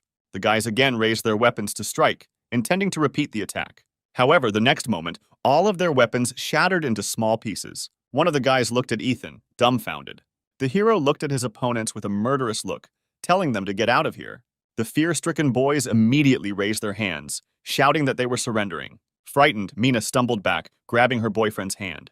He froze in place, faced with Ethan's gaze, from which one could understand that he would kill anyone who stood in his way.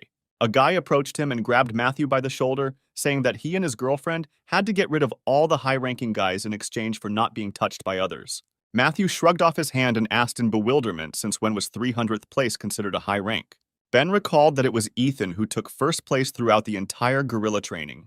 At this moment, Mina approached her boyfriend and said that now that they are fighting using abilities, they are much stronger than the guy in the 300th place. A puzzled Matthew asked if she had forgotten what Ethan did yesterday. He tried to convey to her that this guy was too dangerous for them. Suddenly, Ethan called out to the pair, causing them to become alert. The hero irritably told them to stop stalling for time and attacking him. Mina and Matthew walked away from each other and turned to face Ethan approaching them. The next moment, the guy, overcoming his fear, created a whip. After that, he swung at our hero. Ethan put his right hand in front of him and said that it should not kill anyone. Matthew looked at him with fear, not understanding why he was talking to his hand. The next moment, Ethan easily deflected his opponent's whip. Matthew understood that his opponent was no longer the weakling he had been before, so it was expected that he would not be defeated so easily. He threw several more blows with the whip, but Ethan easily parried them all.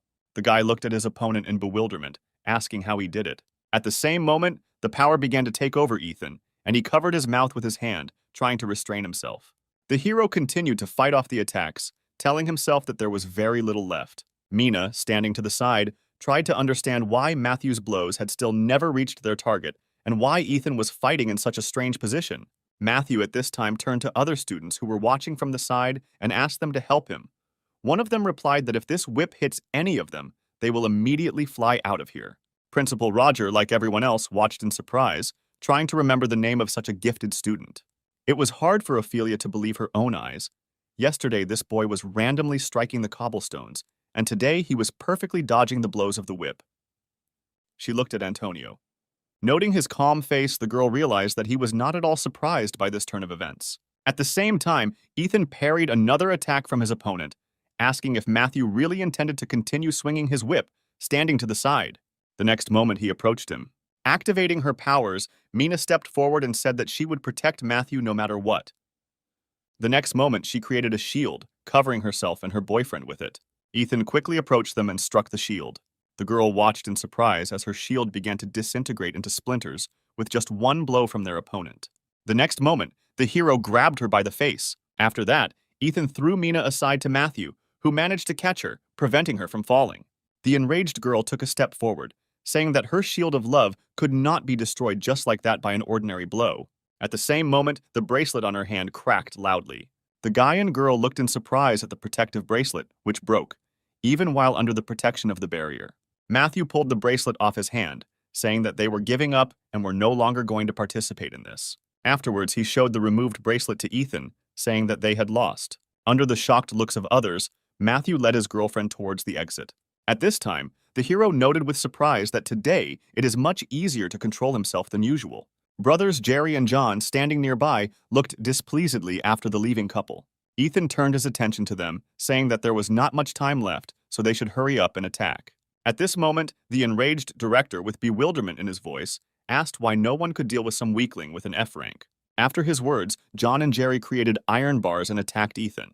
Looking at them, the hero noted that it was the first time he had seen someone with such similar abilities. Smiling, Jerry made his rod even larger. After that, he attacked our hero with it, but he easily dodged. Suddenly, splashes flying from the iron rod hit Ethan's face, causing him to close his eyes for a couple of seconds.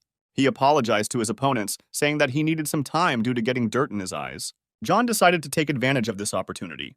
The next moment, his weapon began to stretch in length. When the rod almost overtook Ethan, John thought that victory had been too easy for them. However, the next moment the hero put his hand with the dagger behind his back and deflected the enemy's blow. John looked at Ethan in amazement, not understanding how he was able to deflect the blow without even looking in his direction.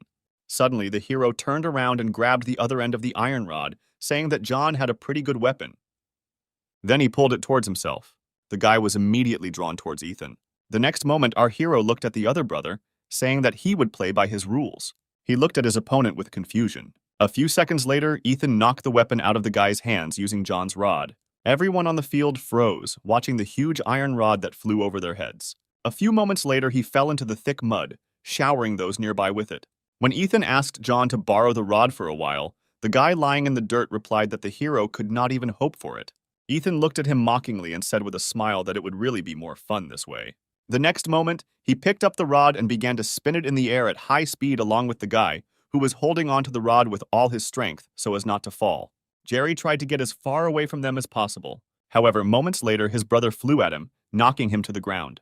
When the weapon disappeared from our hero's hands, Ethan sadly said that it was all over too quickly. He would like to have some more fun. Afterwards, he created a dagger and looked at the remaining students who were standing nearby. Ethan didn't know when the director would decide to intervene again, so he advised the guys to quickly attack him. They assumed that the hero was up to something, so they decided to surround him, overwhelming him with numbers. Teacher Reed watched his student all this time. He could not believe that he could really go so far. He knew that Ethan had started training a lot lately, but he stubbornly continued to ignore this fact. And he did not pay any attention to him, because he was sure that Ethan would soon leave this school due to his low rank. The man looked at the hero with regret. He remembered the day when Ethan came to him and asked a strange question about souls. Then he just laughed, not even thinking of taking Ethan's words seriously. As a teacher, he should help students improve, but back then he was full of prejudices and did not even try to help him, thinking that it would not bring any results. Teacher Reed covered his face with his hand, holding back tears. The next moment, he could not restrain himself and burst into tears, which bewildered the director. Ignoring him, Reed shouted through his tears for Ethan to show everyone what he was capable of and prove that souls cannot be divided by rank. The irritated principal told teacher Ron to do something about his colleague. A few moments later, he dragged the sobbing man towards the exit. When the teachers finally left, Principal Roger turned his attention back to Ethan. He had absolutely no idea what was going on here and why all the students who were supposed to be the center of attention flew out at the very beginning. And now some F-rank is pulling the blanket over himself. The man decided that he needed to remove Ethan at all costs before the journalists arrived here. He remembered that for some students, competing with abilities was more advantageous. But for those who specialized in close combat, it would be difficult for them to handle all of them at once. The next moment, the man grabbed the microphone and announced that everyone should stop using their abilities immediately. Antonio looked at the man in bewilderment, whose actions were completely lacking in common sense. Ethan looked at the director and said with a smile that he had tightened the rules too much, since now he doesn't even allow 30 seconds. But this was only to his advantage. Looking at the wall behind him, from which Glenn had pulled out a beam not so long ago, he noted that it was quite thin. The next moment he struck the wall, the hero thought that breaking it would be much easier than messing with this whole crowd. After his blow, deep cracks appeared all over the wall. Ethan moved away from the impact site. A few moments later, the wall collapsed, leaving a huge hole. From the sudden bright light, all the students covered their eyes. Some of them shouted that Ethan broke through the wall to blind them and escape. Grinning, the hero replied that he had no intention of running away. Then he nodded his head towards the hole through which all the dirt was pouring down and said that they would give back. The students looked in front of them in surprise. The next moment, a strong current pulled them down with it. Olivia sighed, saying that this building was only recently built. Thus, Ethan got rid of 104 opponents at a time. When all the water and mud were outside the field, the hero took off his shoes and threw them aside. Afterwards, he headed towards the remaining students, saying that there were very few left. When Ethan rushed at the guy standing closest, he said in horror that he couldn't lift his legs. The hero grinned, because that's why he took off his wet shoes that were slowing him down. The director was filled with rage more and more. He could not believe that a whole crowd could not cope with just one guy. Antonio, standing behind, understood that the purpose of this training was to teach the guys to make decisions and work as a team. But because of the individual assessment system, everyone began to put themselves first.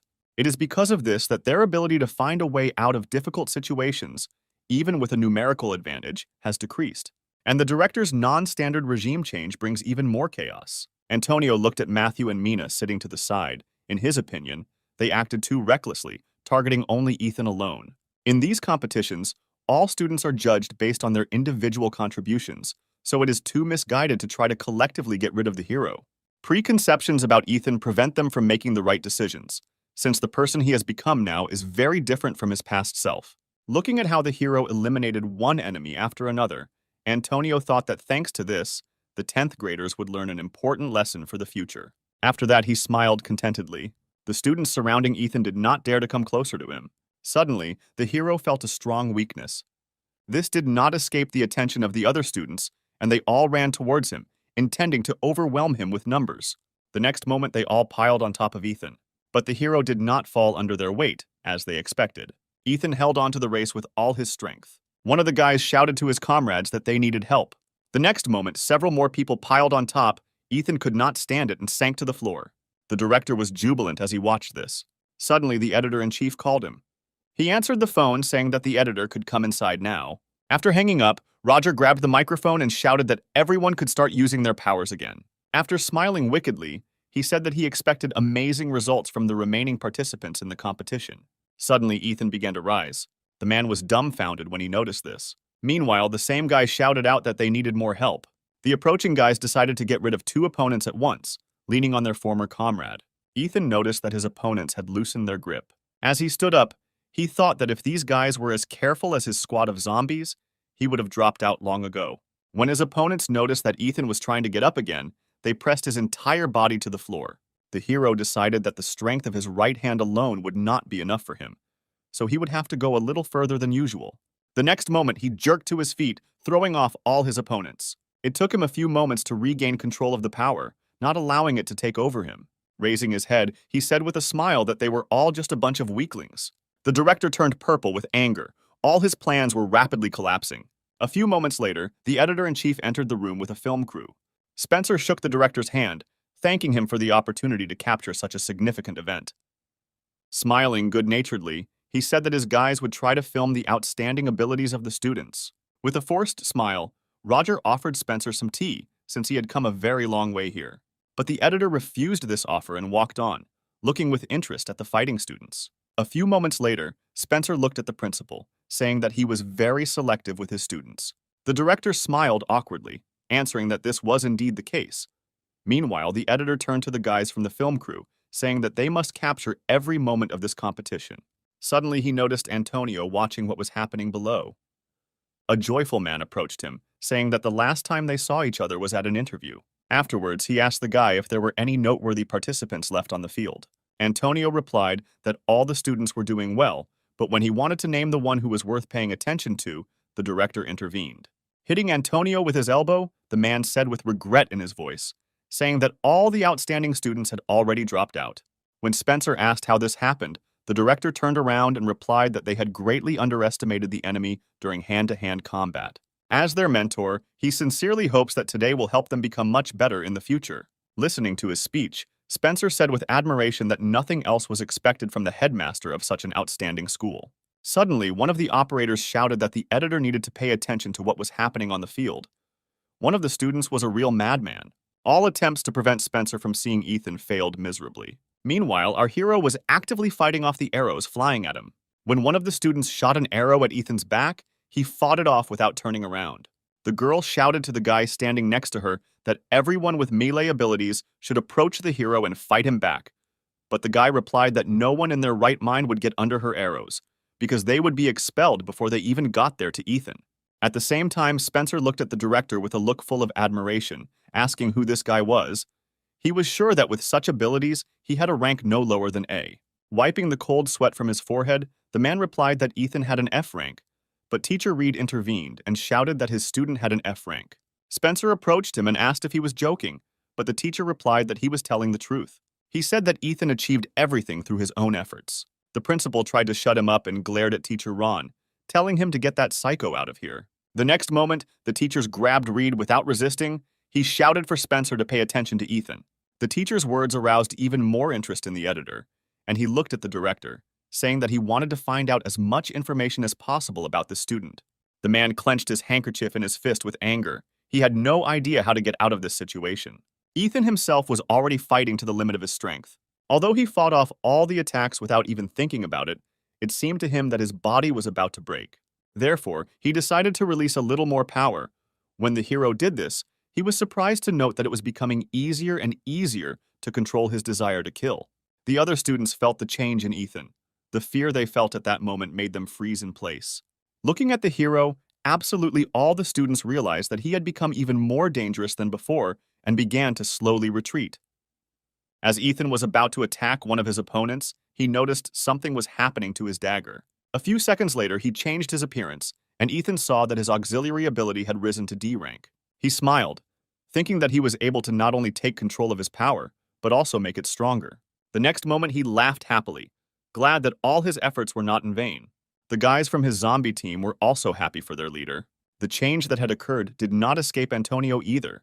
He smiled contentedly, looking at Ethan. Alicia just grinned, not taking her eyes off our hero. She didn't expect anything else from him. The next moment, she shouted for him to finish with everyone quickly. Ethan smiled, saying that everything would be done in a matter of seconds.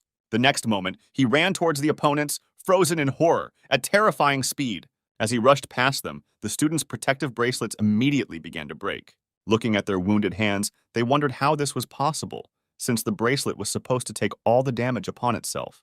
Ethan looked at his dagger, saying that this ability really suits him. Director Roger looked down in horror. He could not believe that he had allowed something like this to happen, and even in front of Spencer. The editor was no less surprised than the others.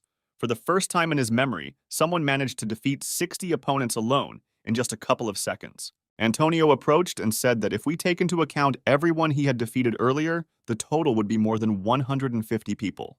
Spencer's eyes widened in surprise, and he looked at the guy, asking if he was deceiving him. Antonio replied that there was no point in him lying about something like that. Then he looked towards Ethan, saying that in the end, everything would end with a number exceeding 200 defeated opponents. That evening, Pavel returned to his office after another protracted meeting. Entering the office, he saw Douglas behind one of the chairs. He looked at Pavel as he entered and said with a smile that they had not seen each other for a long time. Paul did not experience the same joy from the meeting as his uninvited guest. Sitting down opposite him, he said that Douglas should say whatever he wants since he came here, putting his life on the line. Spreading his arms to the sides, the man with feigned displeasure asked whether it was necessary to be so rude when communicating with his old friend. But Pavel interrupted him, answering that it was Douglas who first began to mock him. Rubbing his chin, Douglas said that if Pavel really thinks so, then he means absolutely nothing to him. His words infuriated his interlocutor. Slamming on the table, Pavel shouted that he had planned his escape through the East Coast. Still smiling, Douglas asked what kind of fool would attempt such a ridiculous escape attempt. He said he just needed an excuse to call him after a long time. At the moment when Paul found Douglas, he was covered in the blood of his comrades, and fire was blazing around him. When he said that their leader wanted to see Paul at dawn, the man looked at him in confusion. Pavel really did not understand why Douglas got rid of several dozen of his subordinates. Suddenly, Douglas changed the subject, saying that while he was in the South, he was able to meet some very interesting kids. Pavel asked if they were students at a military training school. Douglas nodded, saying that he had heard rumors that his old friend had started training kids, so he decided to check it out. But when he came to say hello, he got his ass kicked. Pavel frowned and asked what he meant. Douglas said that he would never have believed that one day he would have to run away from his child. After his words, Pavel froze in bewilderment. He knew that Douglas had broken into the bank and retreated for some unknown reason, but it was really hard to believe that this monster had been so cornered that he had to flee. Clenching his fists, Pavel tried to understand who exactly could have such power. Looking at his interlocutor's reaction, Douglas laughed, saying that his old friend himself didn't really know anything. Pavel irritably asked what exactly he should know. Douglas said that he thought that the guy was his secret weapon, but judging by Pavel's blank face, he was wrong. The man stood up from his seat, demanding a normal answer from Douglas. He said that he did not intend to tell him anything. Looking at him with crazy eyes, Douglas said that he had an unexpected harvest. Meanwhile, the competition of abilities had already ended. Opening his eyes, Ethan saw Alicia's face in front of him. Grinning, she said that next time he should warn him in advance about how long he was going to sleep. It seemed to the hero that he was still in a dream, so he extended his hand to her face. The girl was embarrassed when his palm lay on her cheek. However, the next moment Ethan pinched her cheek, surprised at how soft it was. With every second, irritation began to seize the girl more and more. In the end, she couldn't help herself and hit Ethan on the head, causing him to finally wake up. Having looked around, the hero asked why they were here and not at the competition. Alicia looked at him and excitedly asked if he really didn't remember anything. The next moment, she said that after Ethan had dealt with everyone, he looked at her and asked if she was watching him carefully and began jumping up and down. Looking intently at the girl, Ethan replied that he remembered that. The next moment, Alicia grabbed him by the cheek, saying that he passed out as soon as it was over. Then she asked how Ethan was going to get married if he was such a sissy. The hero asked displeasedly how long she was going to mock the man who had just woken up. A few moments later, he turned away from Alicia and covered her with his arms, answering that he was not going to get married in the near future. Smiling, the girl said that he should not be so categorical. He would have a happy life with her. Deciding that Ethan had had enough, the girl leaned back on the sofa and smiled, asking if he still thought it was a dream. The flushed hero looked unblinkingly at Alicia, who seemed incredibly beautiful to him at that moment. A couple of moments later, the girl handed him a badge with his new rank. Ethan beamed with happiness, glad that he was no longer a beginner. Looking at him, Alicia said that a little later the teacher would give him a certificate. When he asked what certificate he was talking about, the girl patted him on the shoulder, congratulating him on his first pestle in guerrilla training. Noticing that Ethan was not at all happy about this news, Alicia asked why he had such an indifferent reaction. Looking at his badge, he asked why he was only a private. Alicia thought that the guy was just surprised that he was promoted 2 ranks at once, so she began to explain that his efforts were noticed. But Ethan interrupted her, saying that he had an argument with the teacher. When the hero said that the teacher promised to make the entire zombie squad corporals if they got high scores, Alicia looked at him in bewilderment. The next moment, she gave Ethan a hard slap on the forehead, after which she said that he need not worry because the teacher made everyone corporals except him. When Alicia said that Ethan had one person to thank, he looked at the girl, trying to understand who she was talking about. Faced with his blank stare, she explained that he was keeping the nurse busy. Ethan was horrified, remembering that he really didn't think about the nurse at all back then. Alicia smiled and said that they could go thank her later. The hero objected to her, saying that he wanted to go alone. Smiling uncertainly, the girl repeated that she had offered to go with him. Shaking his head, Ethan replied that she hadn't done anything wrong. He just had to go alone. Suddenly, Alicia grabbed his cheeks painfully again. She asked in bewilderment if he really didn't like spending time with her. The next evening, an unexpected guest visited the principal's office. Teacher Reed brought the man tea, saying that the battalion commander had left. Reaching for a cup, Duke said that apparently the rank system in this school was not yet fully organized.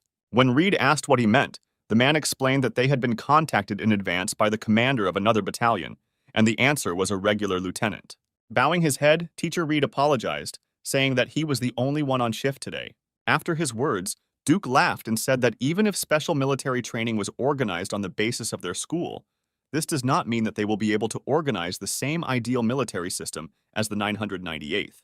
The teacher was well aware that the 998th Special Training Brigade was created by the Korean Army to train future soldiers. Only students with strong fighting abilities are recruited there. And the teachers are gathered from the very elite, under whose guidance the students absorb many years of military wisdom. Studying there is an alternative to a higher educational institution.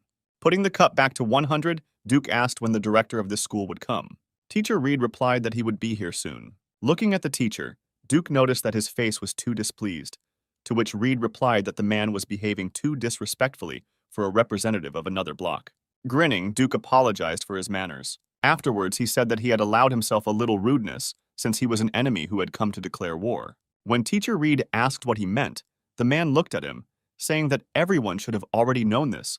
But apparently, this school's information base is so weak that no one heard anything. After his words, Reed remembered his recent conversation with the director. Meanwhile, Duke continued by saying that although there are a couple of big names in this school, such as Alicia and Antonio, not many people care. When the teacher said that they had another strong student, Duke reached for the magazine lying on the table. Opening the page with Ethan, the man mockingly asked if the teacher meant him. The next moment, he threw the magazine away, saying that he had already seen this news and would never believe what was written here. He said it's best for reporters not to go overboard with details if they want to make the story seem more believable. At the same moment, the director came into the office, apologizing for being late. Duke shook his hand, telling him everything was fine. Teacher Ron decided not to stay there any longer and left. Suddenly, he heard loud shouts from students that reached even here. Looking out the window, he saw that the lights in the gym were still on. The guys from the zombie team were exhausted. They had finally finished Antonio's entrance exam. Ethan approached him and asked him with excitement in his voice what he thought about these guys. They looked expectantly at Antonio. He suddenly smiled, asking why ask something so obvious. Afterwards, he congratulated all the guys on their successful entry into the club. The guys looked at their leader with surprised faces. He smiled and nodded to them. The next moment, the building was filled with joyful cries of children. Teacher Reed, looking at the gym, said that he believed in Ethan.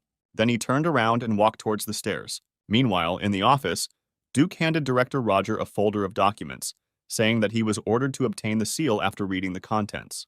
Roger signed. He knew that the document he signed had conditions that were too unfavorable for him, but he could not refuse. Taking the folder, Duke bowed and thanked the director for his time. A few moments later, Roger was alone in his office. He was beside himself with anger. Spencer carefully reviewed yesterday's video recording. He thought that this fight against Ethan, who was an F rank, would be a real sensation. Pausing the video, the man looked at the stack of sheets of the article he had written. The bosses didn't accept her, saying that Spencer should forget about what he saw yesterday.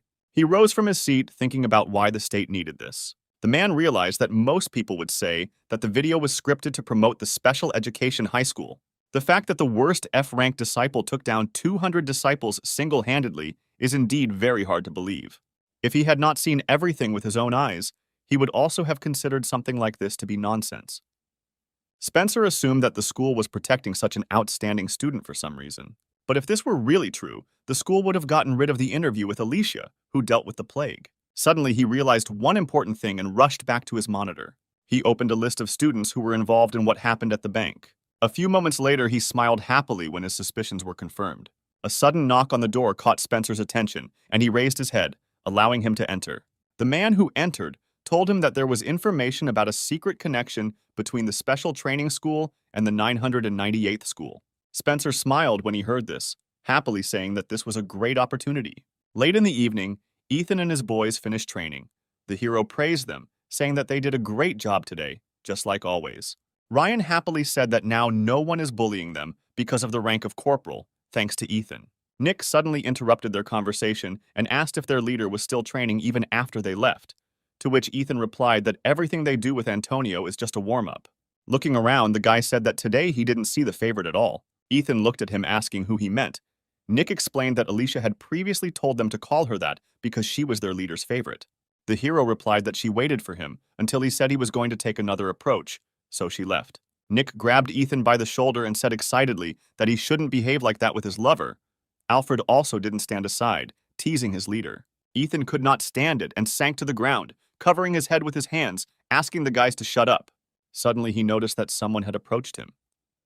The hero stood up abruptly, looking at the man towering over him. The other guys also froze in surprise.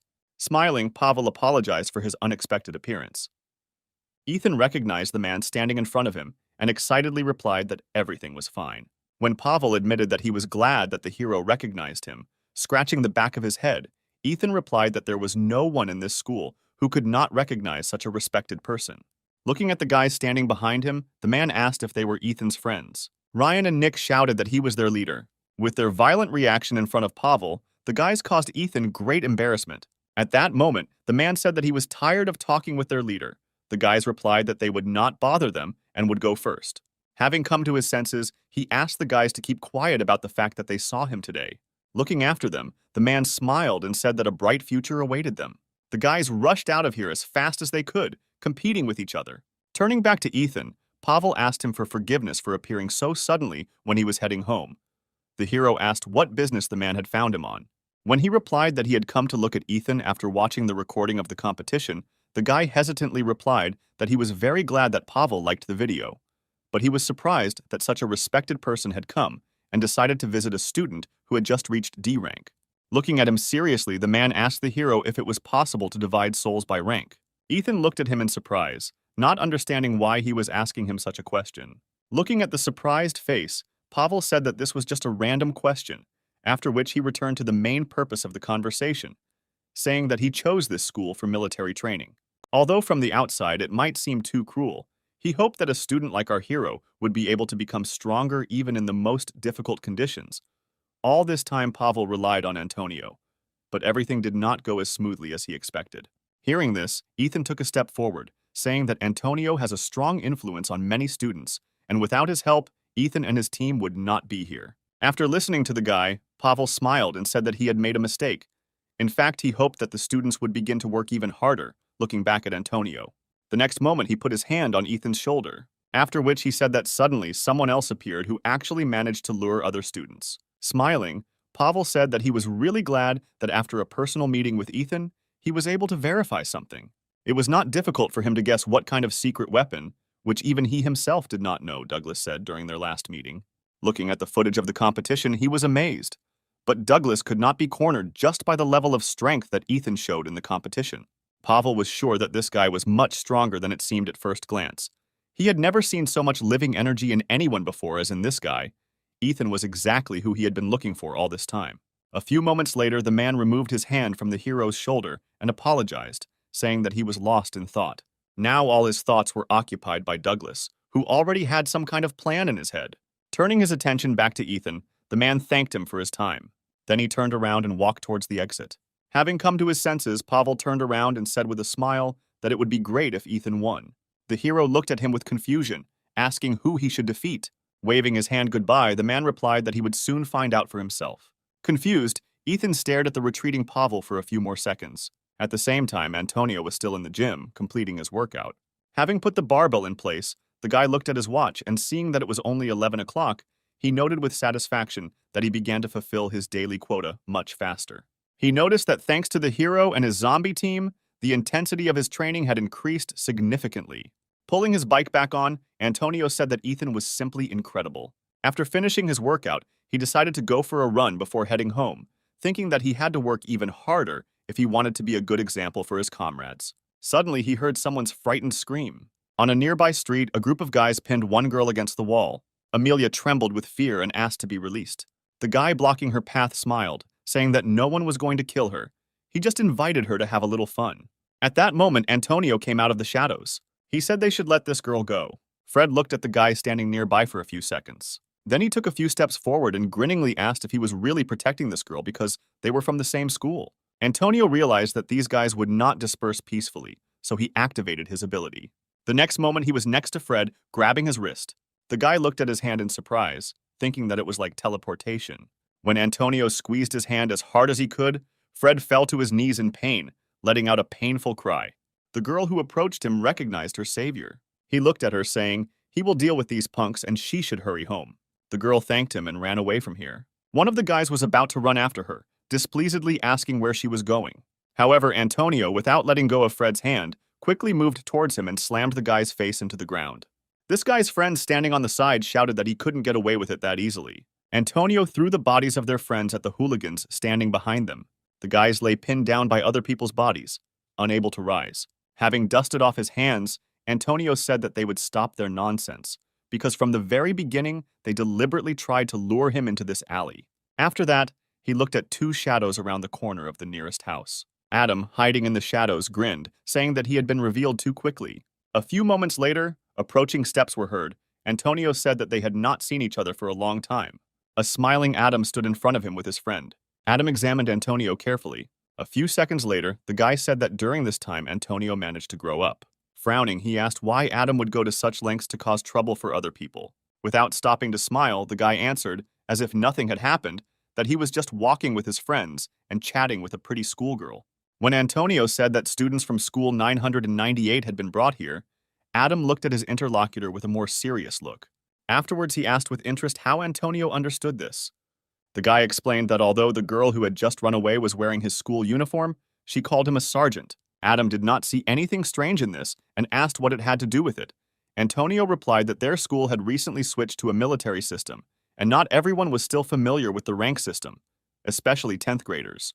And when she came face to face with him, the girl called him sergeant because she was most accustomed to this form of address. Smiling, Adam said with feigned regret that Amelia made a terrible actress. Ignoring his words, Antonio continued and pointed to the guys he had beaten, saying that Adam called them not a friend, but a comrade, which means he was also accustomed to army nicknames. Still smiling, the guy said that this habit does not prove anything. Then Antonio said that only 2 schools introduced army training, and if some students use the army language, then the answer becomes obvious. Adam laughed, saying he was pretty clear-sighted about the junk that crawled around his feet in high school.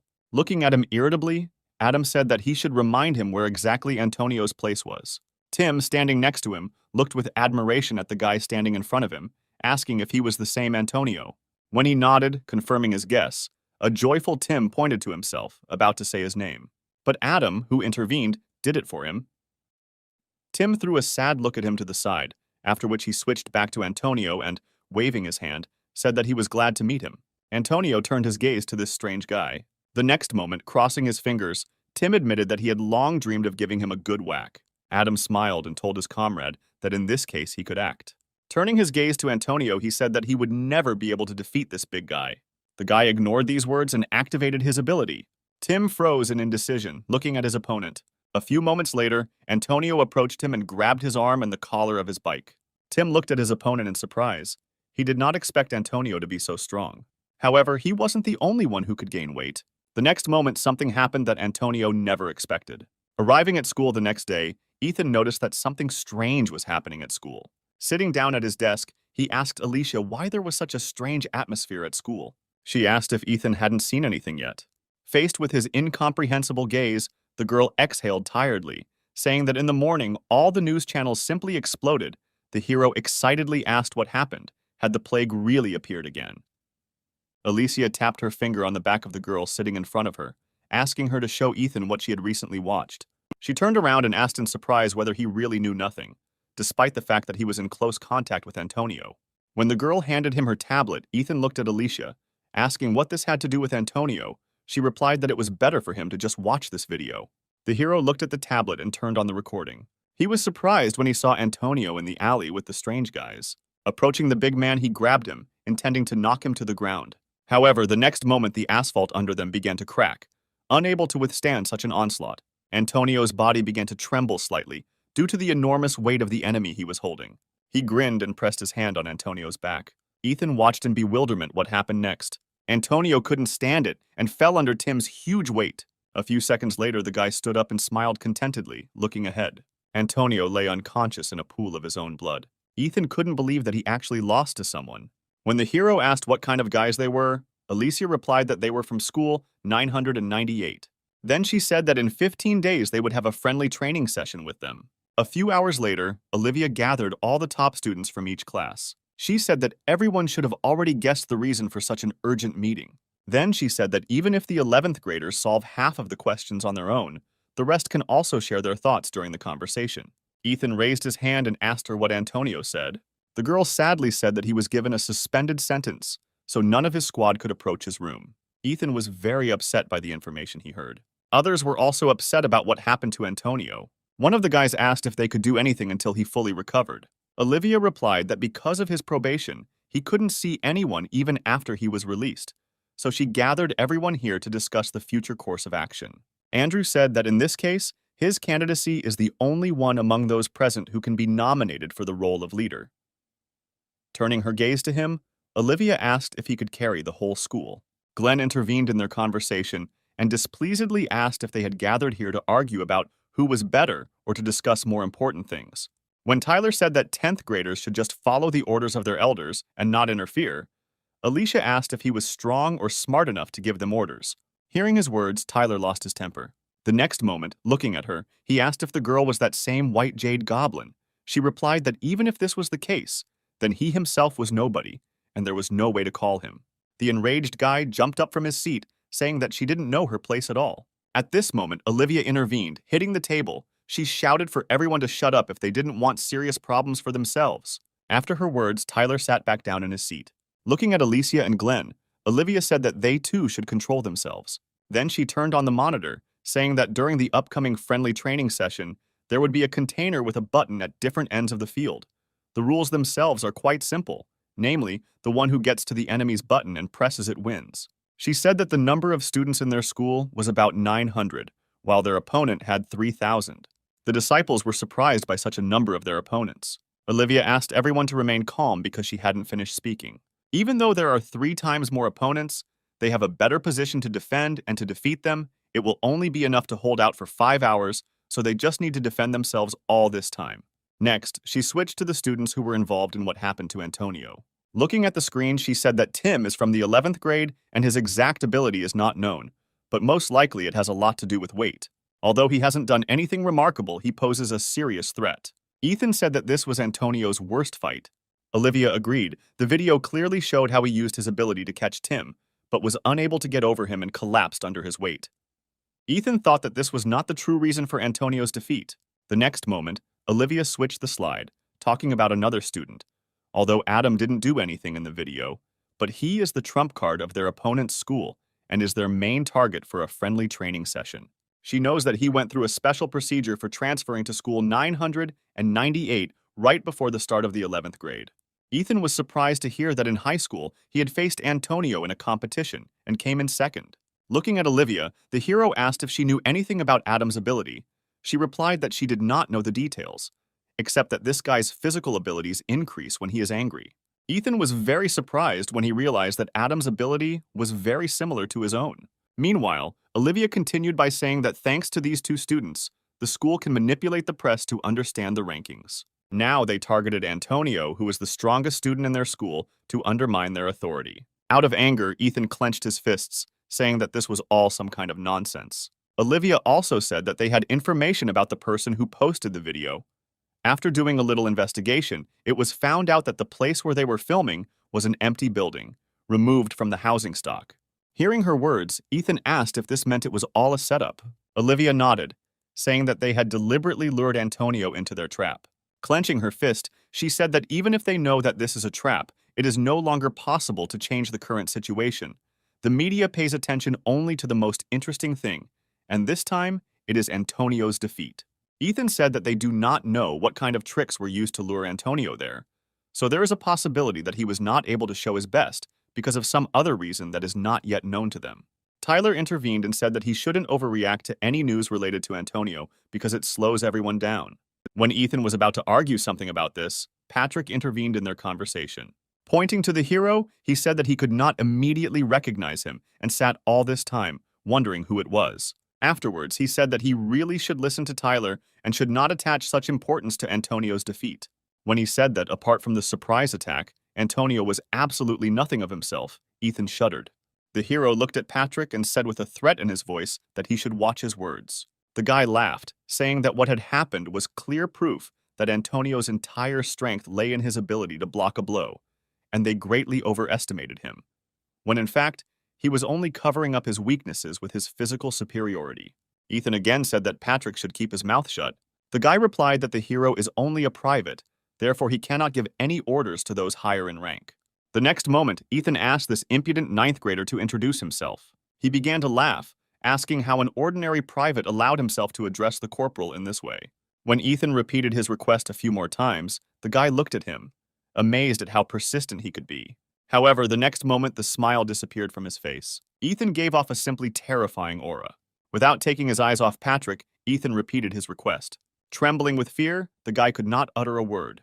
Looking at this, Ethan said that he had too much pride, which did not allow him to think sensibly. He then looked at Tyler, saying that perhaps he had indeed taken what happened to Antonio too seriously. Ethan asked the others to put themselves in his position as well. Tyler glanced sideways, saying that this happens to everyone.